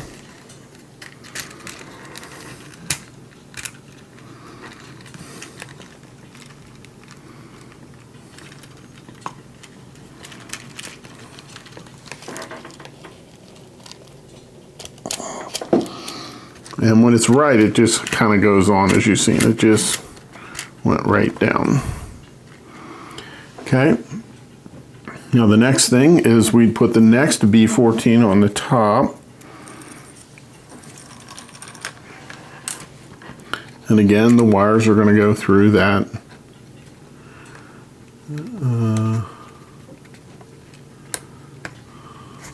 Like that. Okay. And you can kind of see I need to get another camera so that way you can see the side, see it from the side. I need D5 and B16 in this. So in the manual, we're going to be routing this wire through these holes. Now, on here, the wire is right here. It's coming out right here. So on the directions, this is number 1 and this is number 2. So the little arrow here actually points between 1 and 2. See that? So what they want us to do is put D5, and what that's going to do is that gives the wire an exit point, and then we put B16 on top of that, which stabilizes the wire.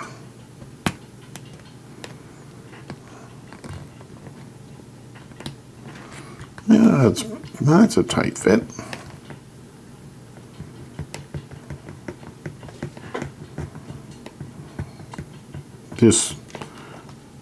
And then hold the wire down.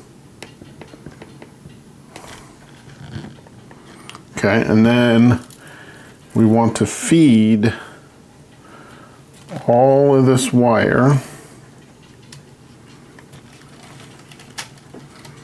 through these. Now,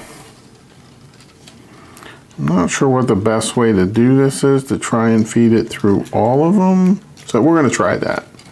I'm going to feed it through all of them. And then we'll just kind of push it through.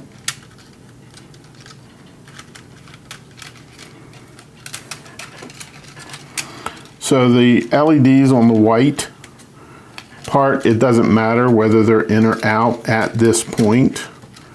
That will matter later,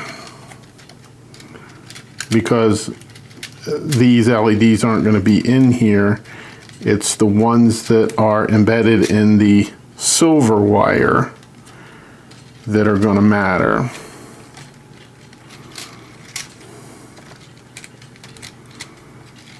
But you want to make sure you don't pop the LEDs off the wire either.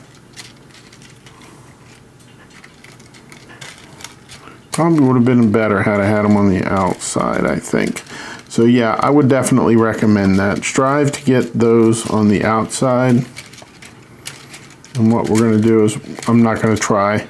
Eventually it's got to go down this one hole, but I'm not going to try that just yet. I want to get this all the way through first. Yeah, pushing it through seems to work better because I have the LEDs on the inside. If I had them on the outside, then I would be able to pull them through much easier.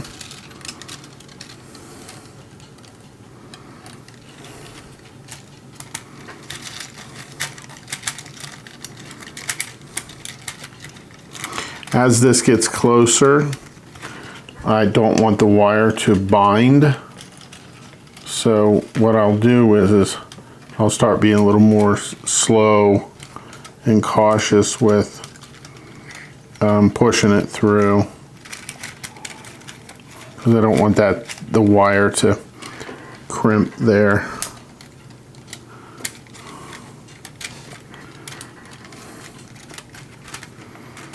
Okay.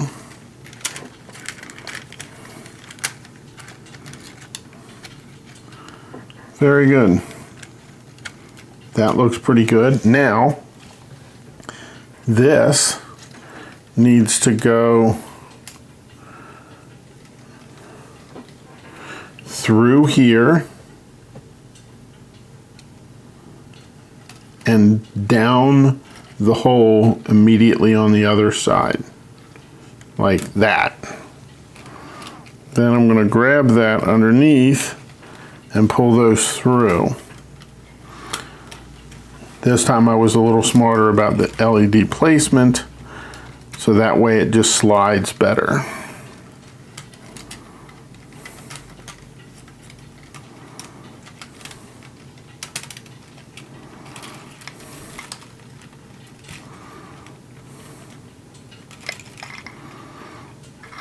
So we want all of the white wire down there, but we don't want any of the LEDs on these silver wires down there. So this one is just across. Yeah, I don't even know that they show it, so we'll just put it there like that. You know, go around, make sure, see if any of the LEDs, like this one here, is blocked there. So maybe, you know, push a little bit. I think it'll be fine. Okay.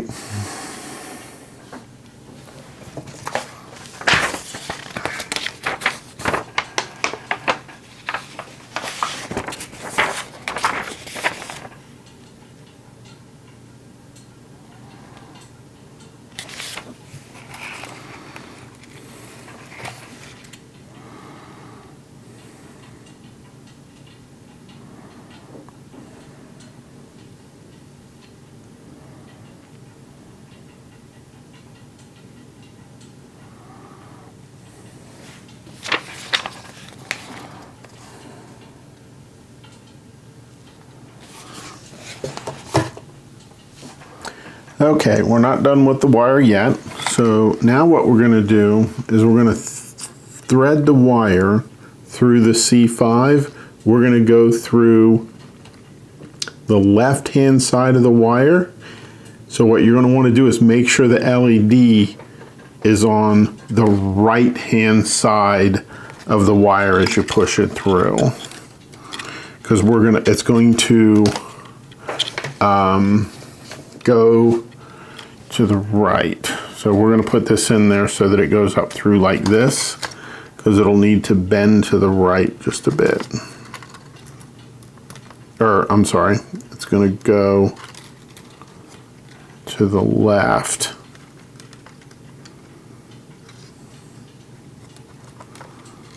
So I have the LEDs on the right.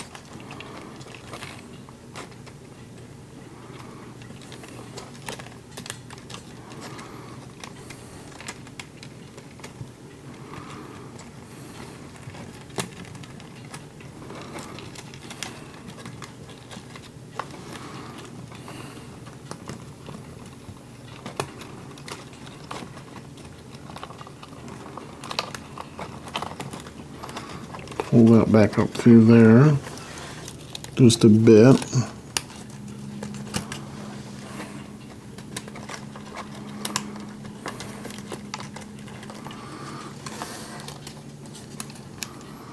And then, so it looks like this is going to bend that way.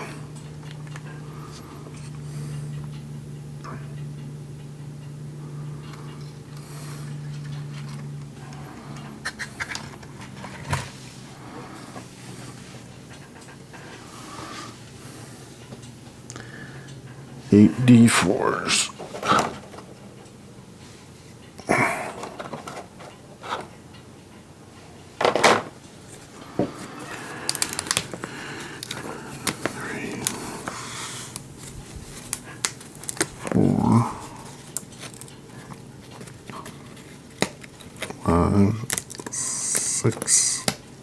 Next we need 8 D4s, and we're going to only put in 7 of them.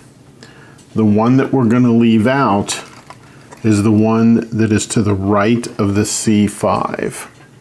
So we're going to leave this one out. So what we're going to do is start here, and we're going to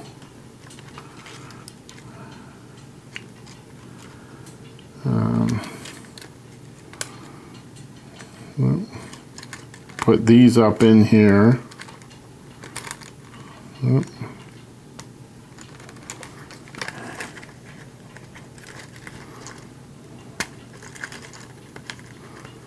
Put those up in there like that. And we're going to go, and we're only putting in 7 of them.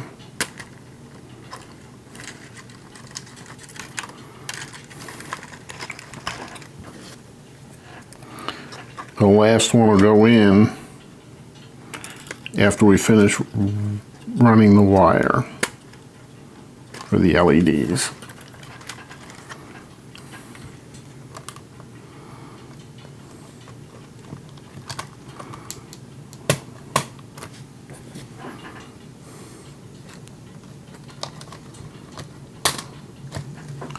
So we're going to put in 2 more and then stop.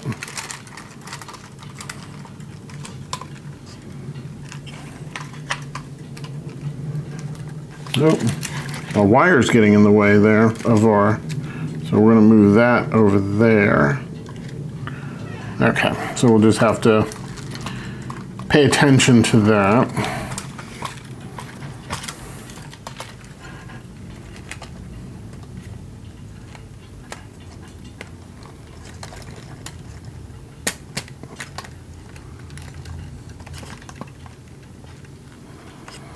Remember, only 7 of them.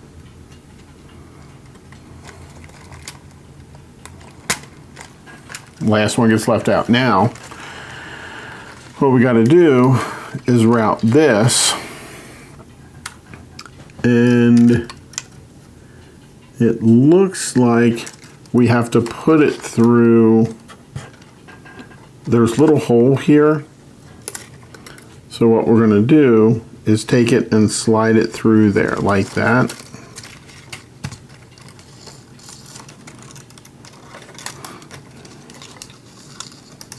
So it'll look like that.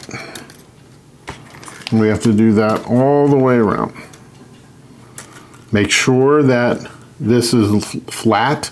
You don't want any twists in that as we do this, because if you have a twist in it, it'll make it a whole lot harder.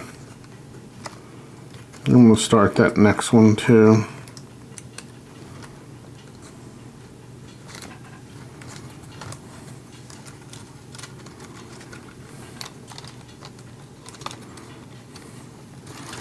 Well, I think we'll get these in before we start the next set. It's getting back to where it'll get hard to manipulate it through there. A little more, come on.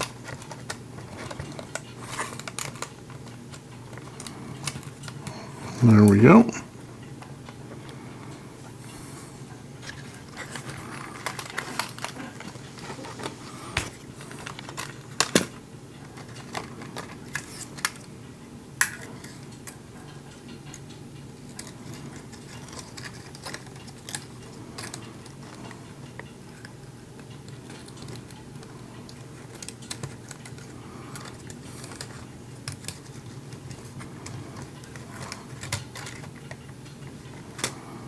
Okay.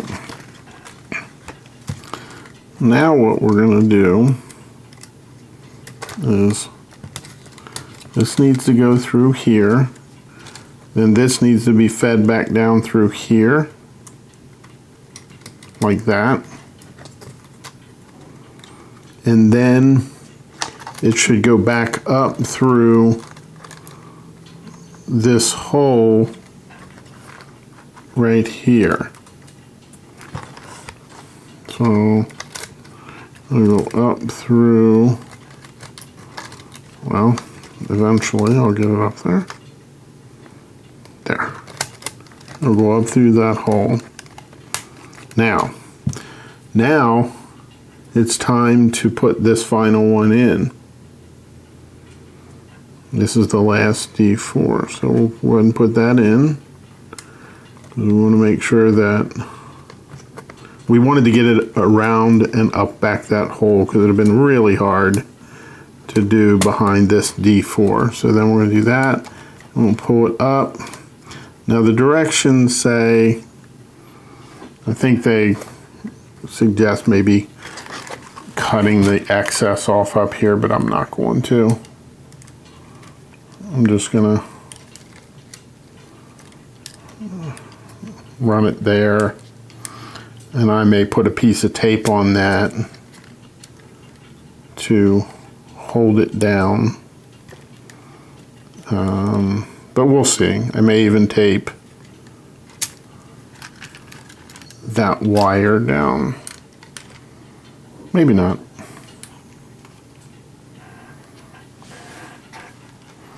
But that's how it looks like when it's run.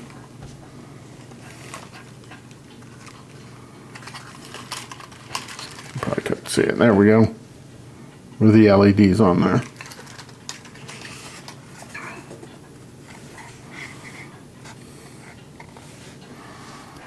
We need B7, 16 C6s, 16 C8s, 8 D1s.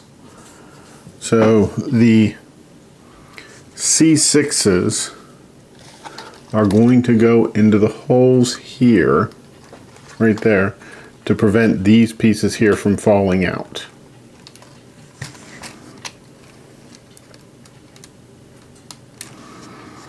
Okay, and it says that it might help to use this tool to put these in.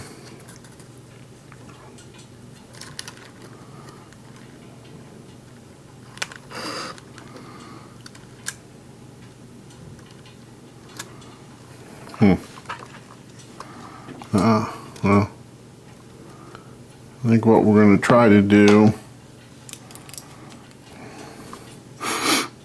is use the tweezers to get them started.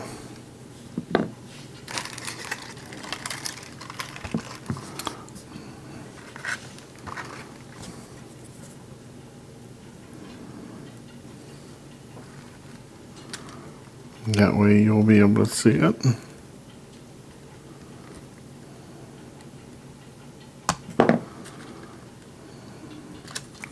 Got it started, and then we'll push it in with that tool.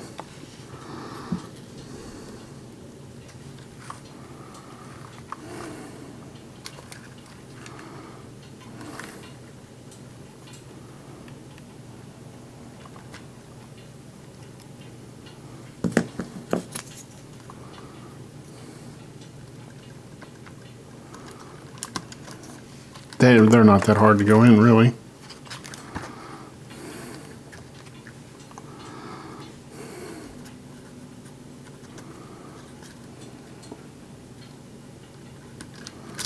Yeah, they're not that hard. I'm sure I'll hit some that are harder.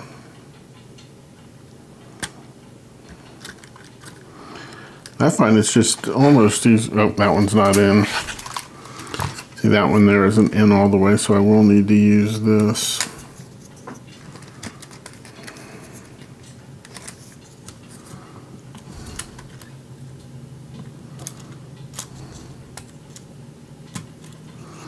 There we go.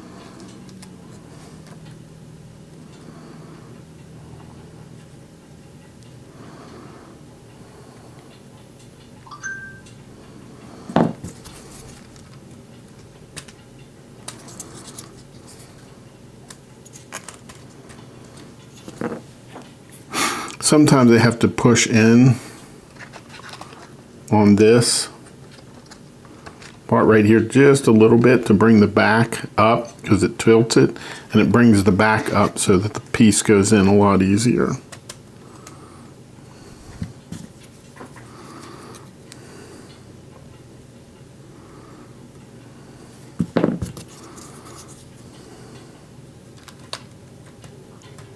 See, like that one there, so I'll push that so that it bends it, brings the back up just a little bit so it can clear.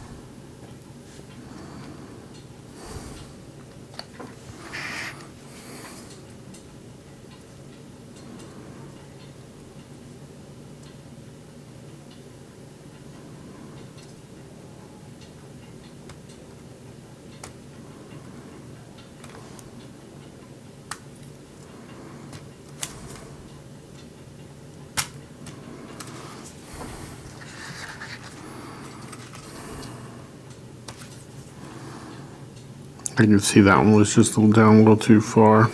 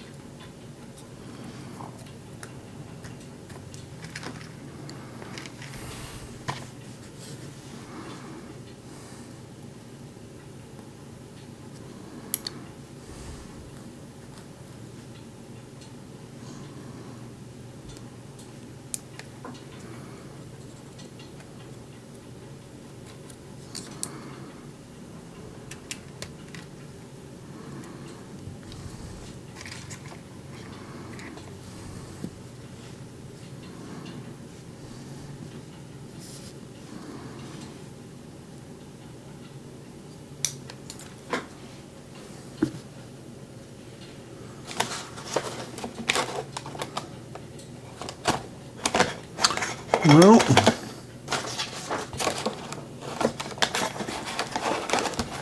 that may have gotten lost.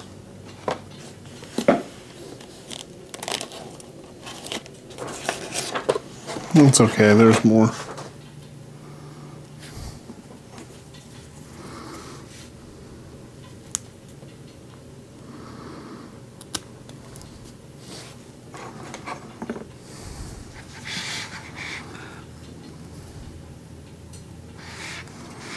So be careful these don't shoot across the room on you.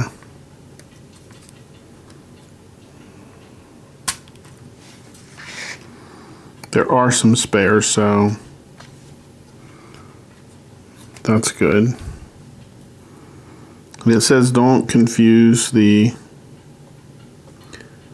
C6s and C8s.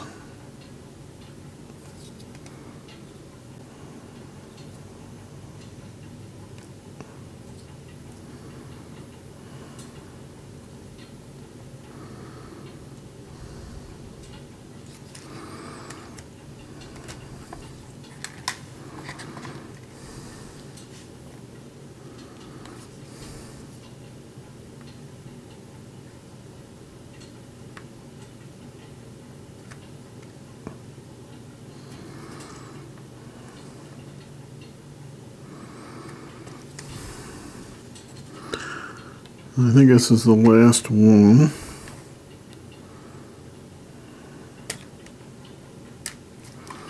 Yep. Last one. Next, we're going to put the C8s into the D1s. So it looks like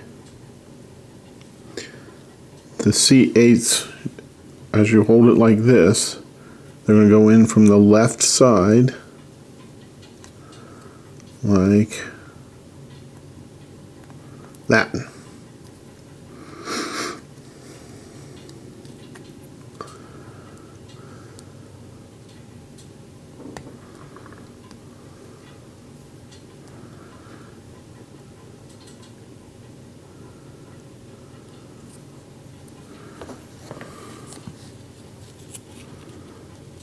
Now I'm trying to keep the flat part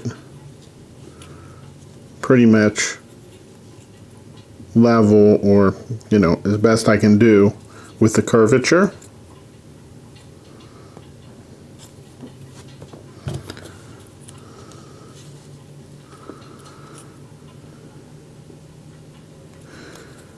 And there's lines on the C8.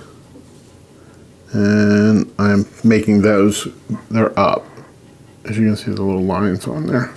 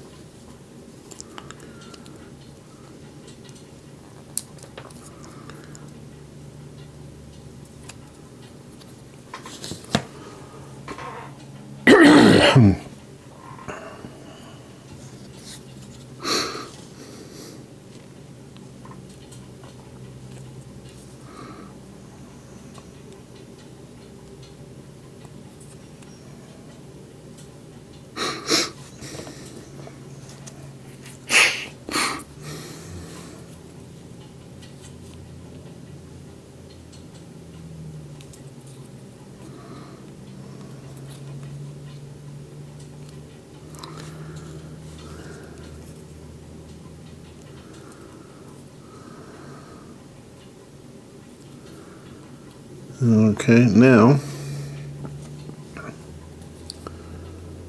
these top parts here need to go into here.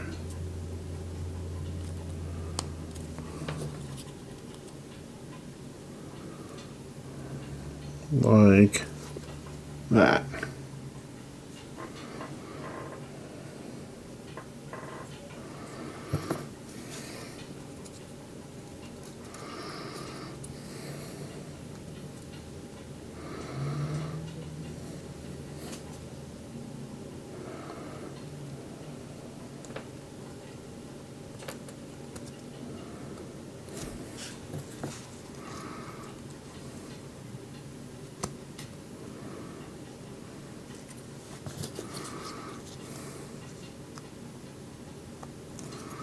So as we go around, I have less finger room, so I'm putting them in like this. And I'm only putting a little bit of pressure here because it's kind of a weird pressure point, so I am not putting a whole lot of pressure. So there's that.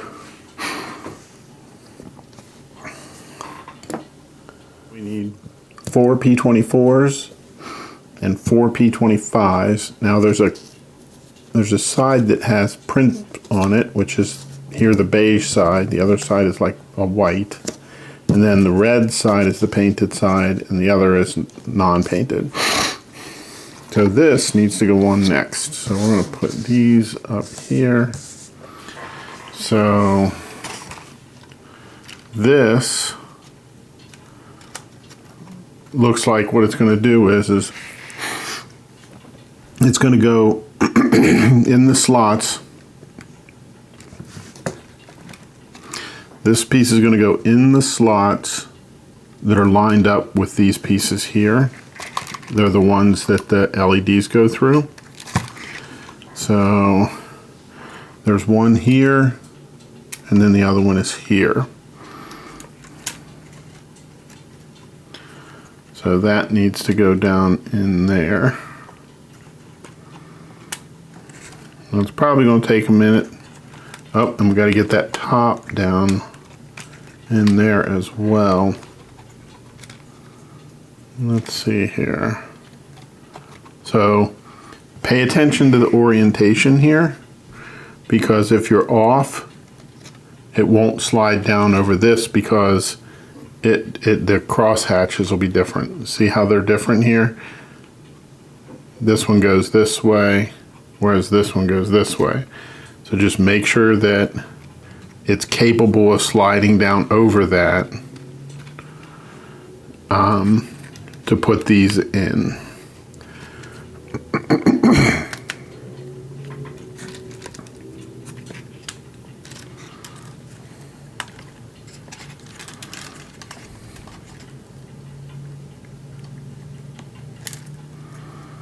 Okay, again, I'm just starting them. You can see that I don't have them pressed all the way in.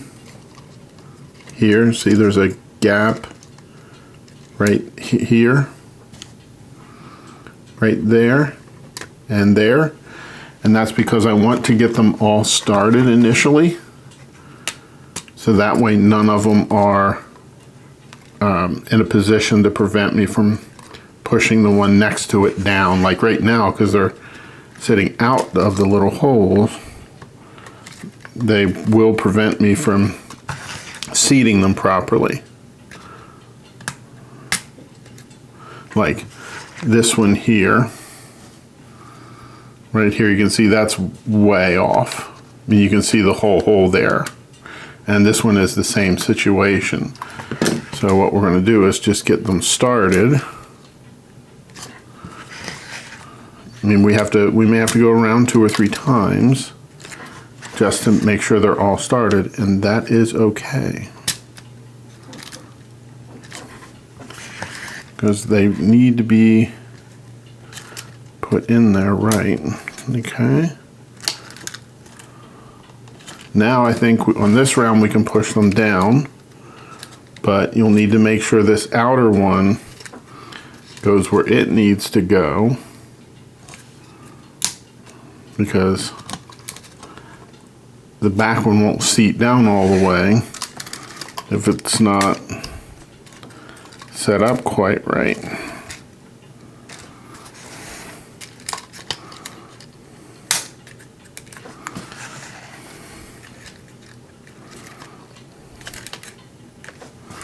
And then here, what I think I'm gonna do is, I know that's off, so I'll guide this one in with my thumb a little bit to make sure that it gets seated while I'm pushing down on this. So you got this going like this while I'm pushing down, and that guides it into the hole nicely. Okay, so they all seem to be seated properly. Let's take a look around. Let's a little bit on that one. Okay. Okay, they all look pretty good to me. Put in the P24. And it looks like we can start anywhere. So the little tabs are going to go into these slices here, these holes here, and the top and the bottom are going to rest on these pins. The one down here, the pin down here, and then there's a pin up here that it'll rest on as well. So I think what we're going to do is we're going to put one side in first, and then we'll get the other side in with it above the pins, and then it should set in there just like that. Next we'll do the red, and we'll just go all around alternating these like this.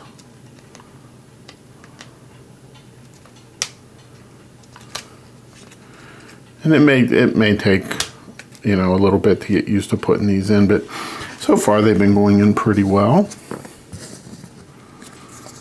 They have a nice curve to them, like you would think this sort of thing would have.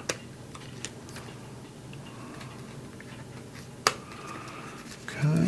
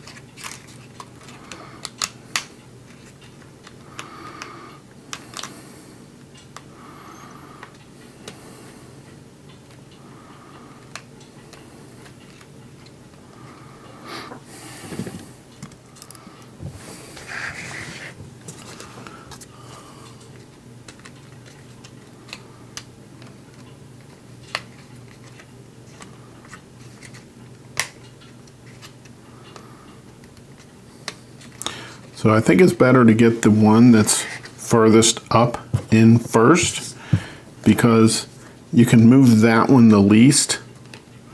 So try to work on that one first. The bottom one, there's a lot more give down here, so I would do that one second.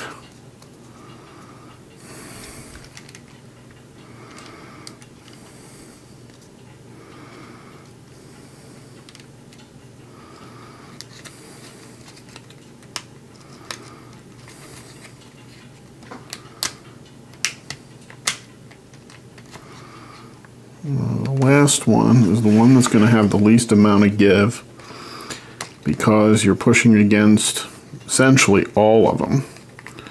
So and it's harder to get your fingers in there, but it wasn't that bad. So that's what it looks like. It's got a nice curve to it. See the curve there? Very nice.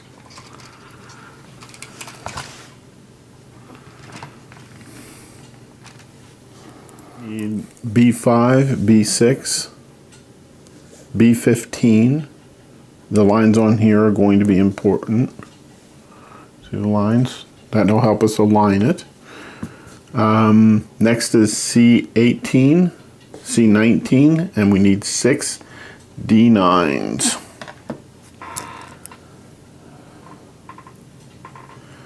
So the B5 goes on top of here. It'll fit down.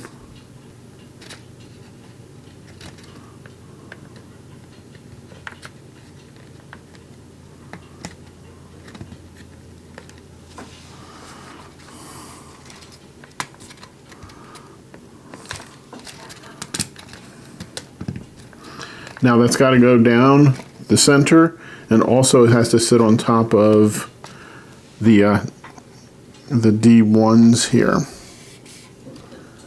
And that little piece sticking up, and they all need to sit with that.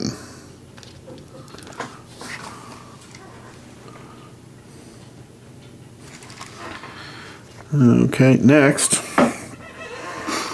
we have our B6,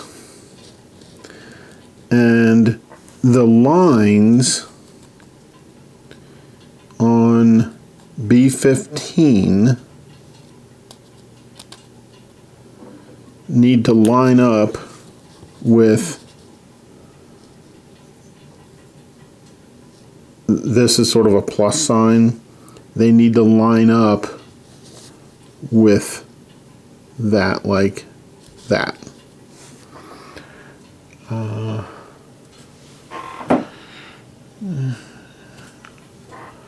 Let me get some better light. You can see how the lines are in there. So then the D9s will go down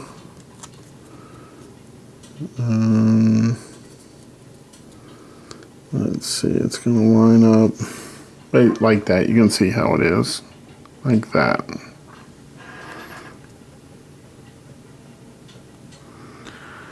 And then these are going to go down into there towards the center. What I want to do is get the first one through here.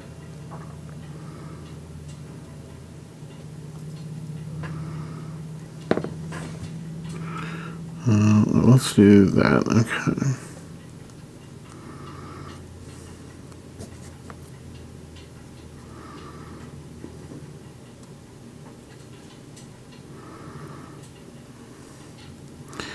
So I pushed that one through first.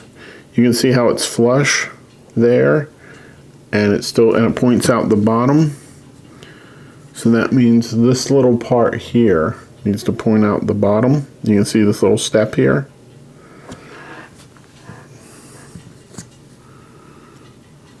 That should go on there like that.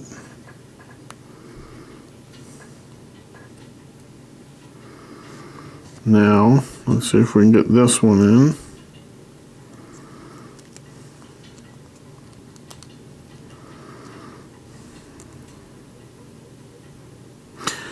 I think what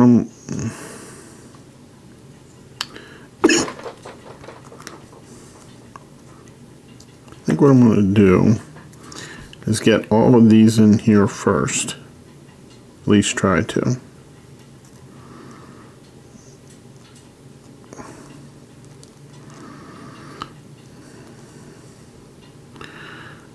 As these get added in, this is really going to get difficult. So I'm not going to be able to get inside of there to push down on them. So how are we going to do that?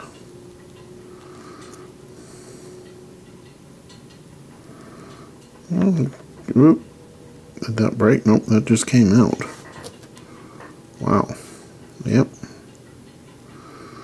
That just came out.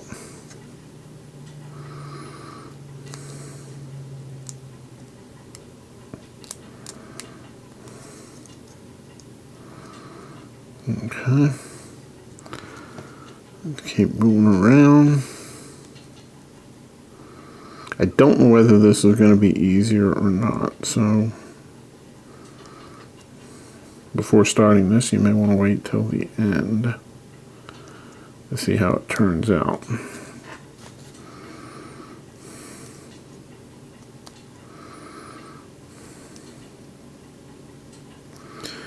Okay, there's that. Now, I'm going to make sure these are aligned like that.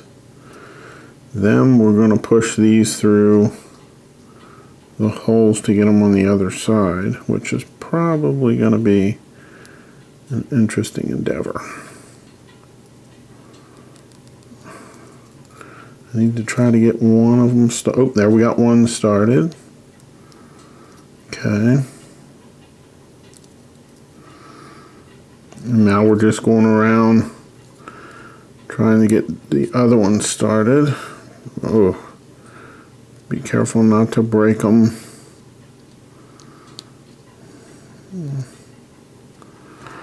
Looks like I did.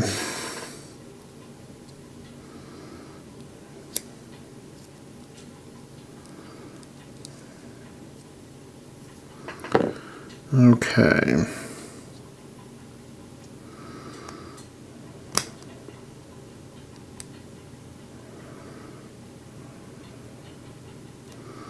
Okay. So now we're going to seat them all.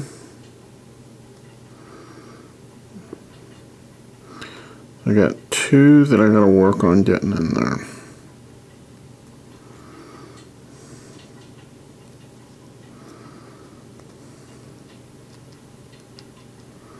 Okay, that one went in. I got more than two.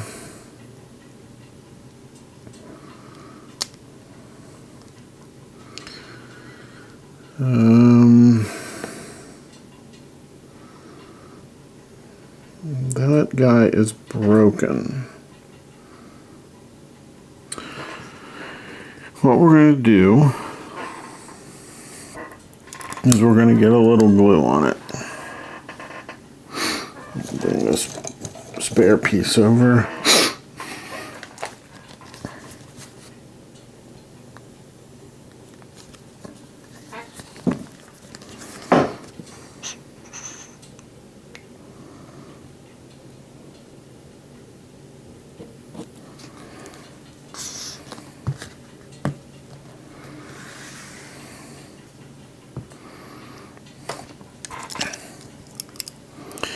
Okay, so what we're going to do, apply just a little bit of glue in there.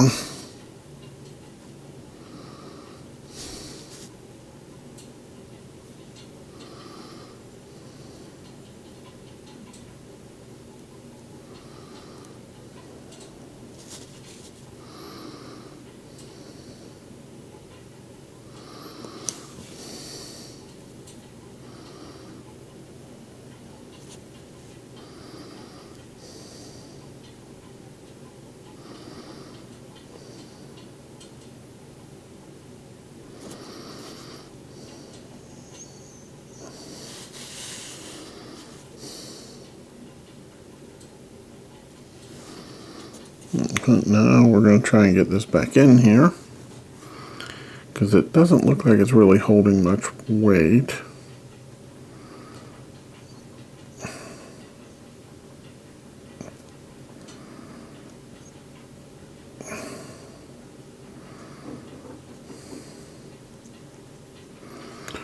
Well, well, I can glue it better now.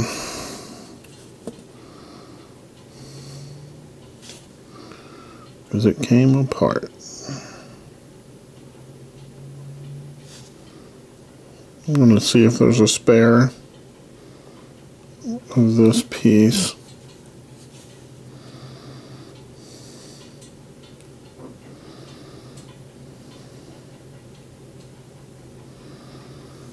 We'll put that right there.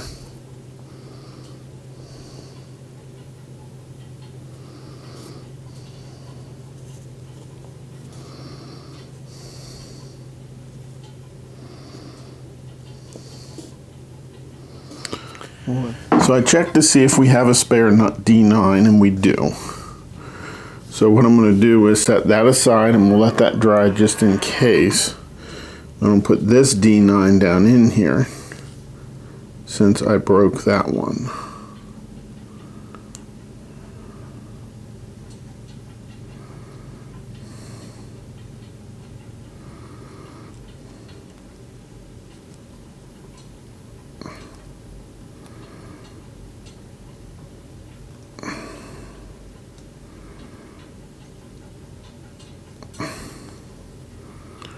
Okay, it looks like that went down in there.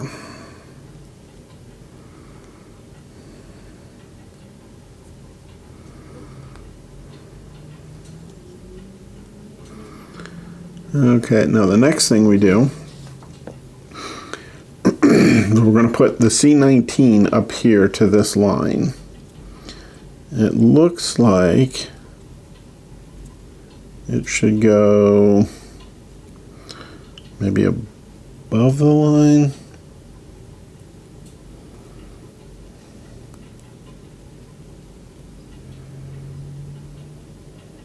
And maybe to the top of it goes to the base of the line. And then that's going to go down in here.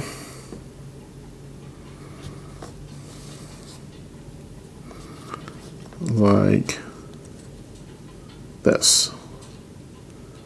It's down like that, and then it goes down in that hole, and then I suspect this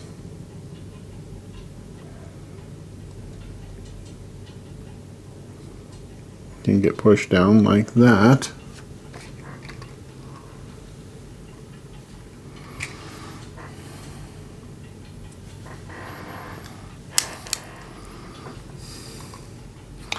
And there's a hole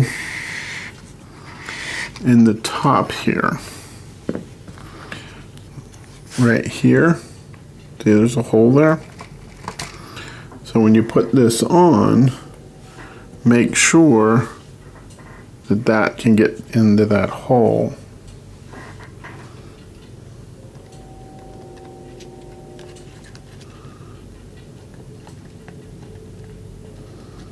Like that.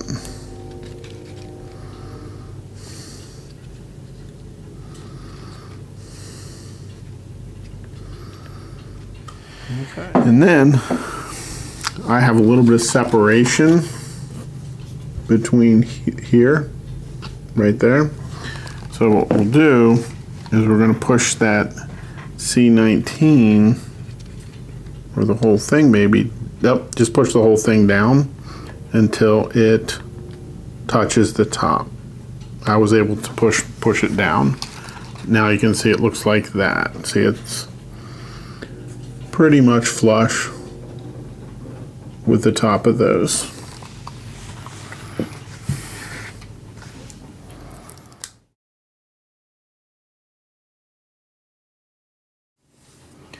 Eight C7s, 8 C17s, 8 C25s, 8 D10s. Be really careful when taking those out. They snap very easily.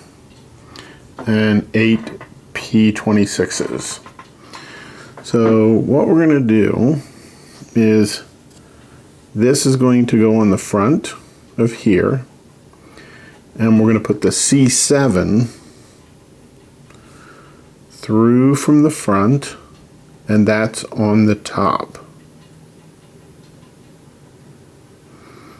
And I would absolutely put them together at the same time, because it'll use that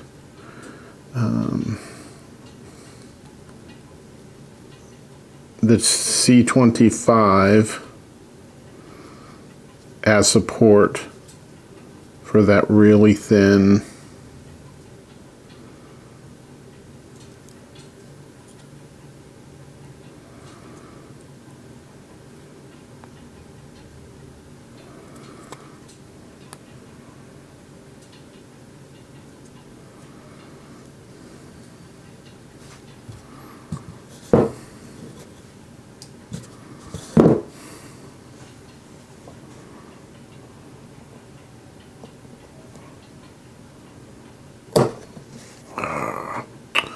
Well, that wasn't good.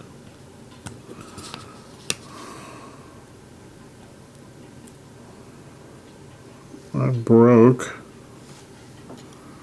the C7. Are there spares? The C17 is what I broke. If you break the C7s, there are spares.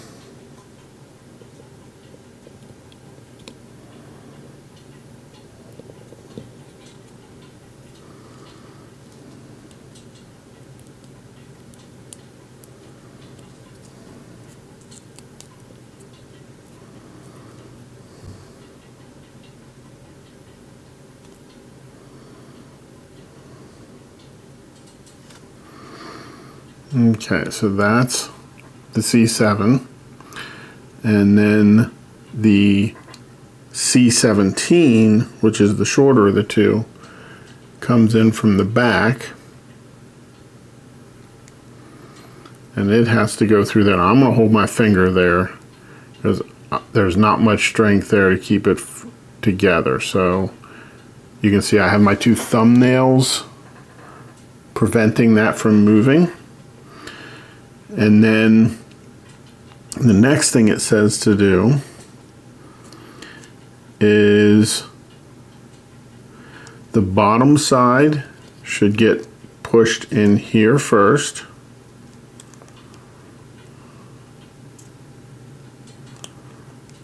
Yeah, maybe we shouldn't push that in all the way initially. Push that out to give us a little gap for this to fit down into. Yeah, that'll work better. Then that gets pushed up there and then finish pushing that in.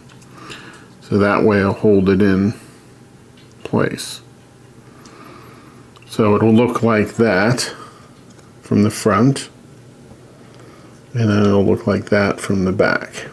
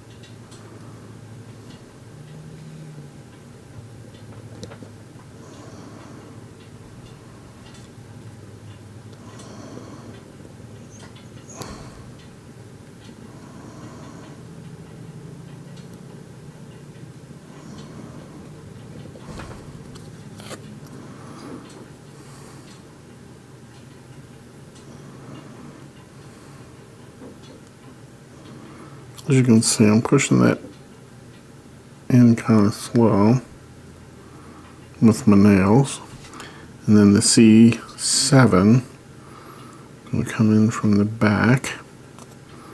And we're going to support that as best we can. And then we're going to leave a little bit to push this in there.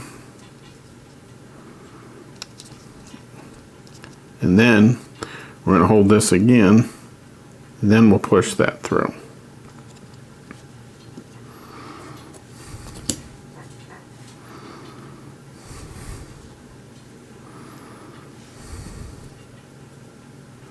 The other thing I think I'm going to try is I'm going to support this piece here. So what I'm going to do is support this in this little part here, and that way I'm going to try to get a little bit of this through so I can align it with this hole here. I think that'll make it a little easier, so we're going to try that. Now we got to be really careful because this may not work, and if it doesn't work, it'll break it. Okay.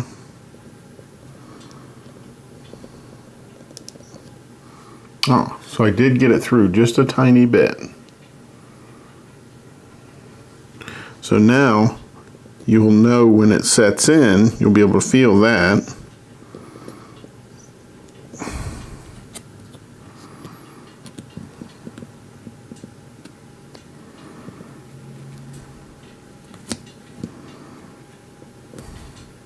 Okay. Put the back side through.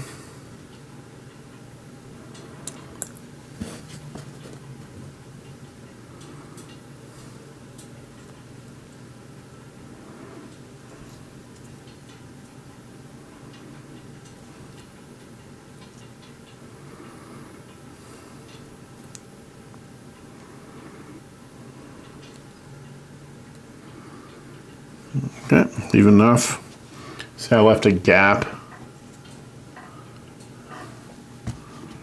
right here. And what that does is that allows this, I'll show you this way. That allows that to slide under that and then push up against the top there. And then when you push that in the rest of the way, supporting the front side, it will hold it in place.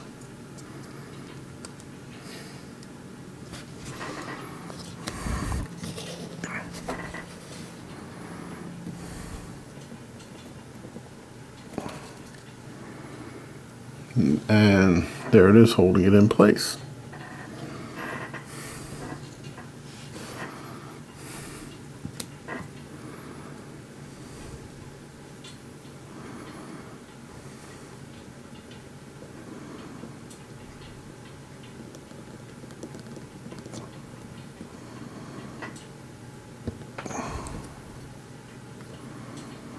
There, you can see it better on that one, how it's partially through.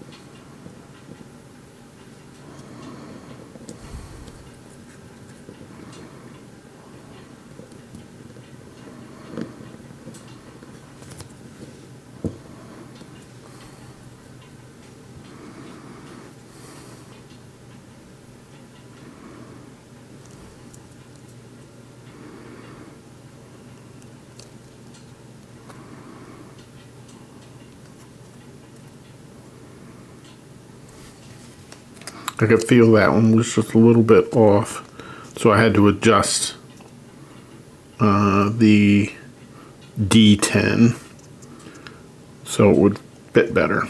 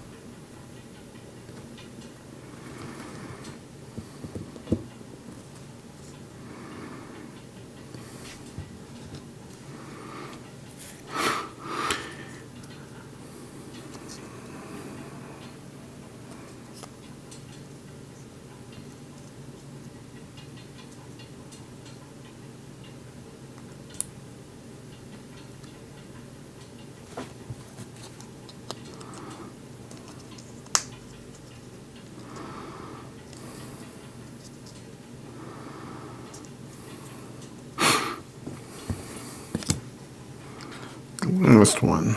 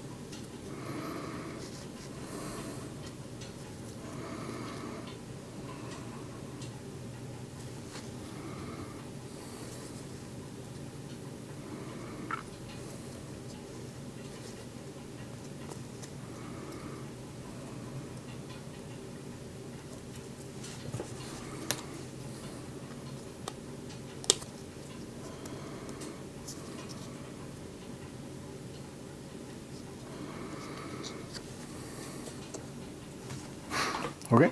For the next part, we need 8 D3s. Move those to this side. We have to put in these parts we just made.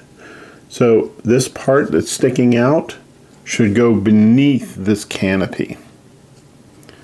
So you're going to want to put it in so that that goes under the canopy. You can see it there, under the canopy. And then this here will go into this little hole right here. So, like that. Like that. Looks like that in the end. So we're going to run all the way around putting those in.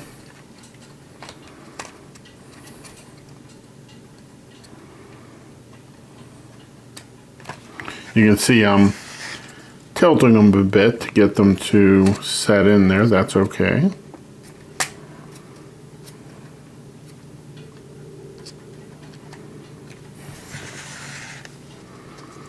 Next, once we're done with these, then we'll put those D3s in.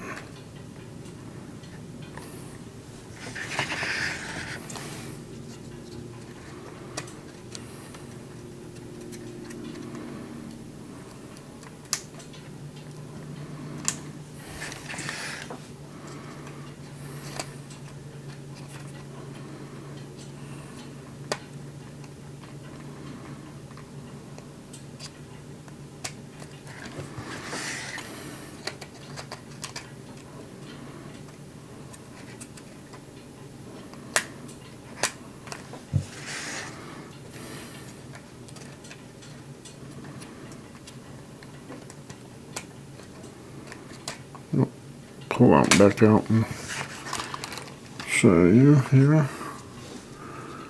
I need to get a second camera.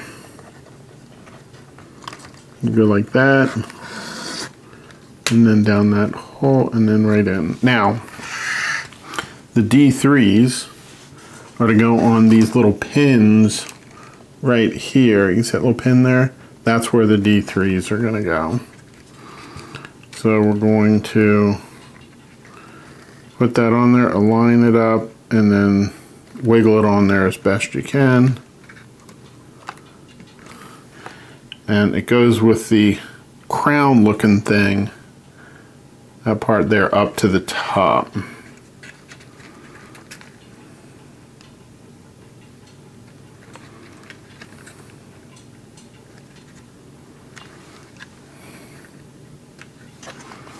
These do a couple things. Well, they're decorative, but they also block some of the light from the LEDs inside of this canopy.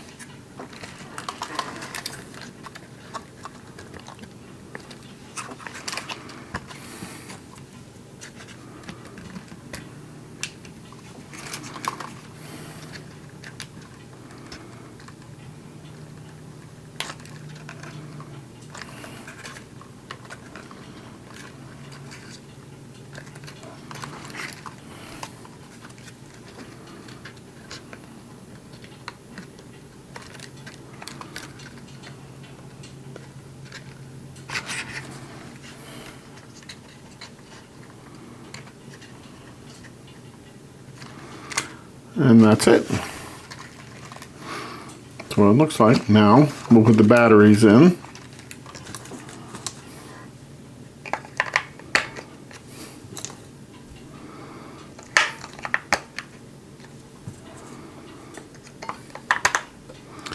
Also put this on.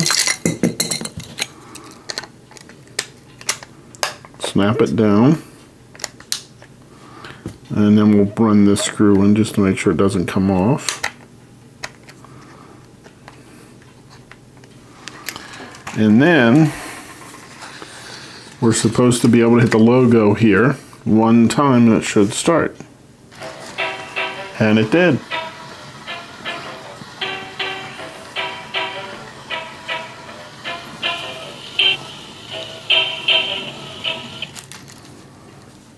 And it's done.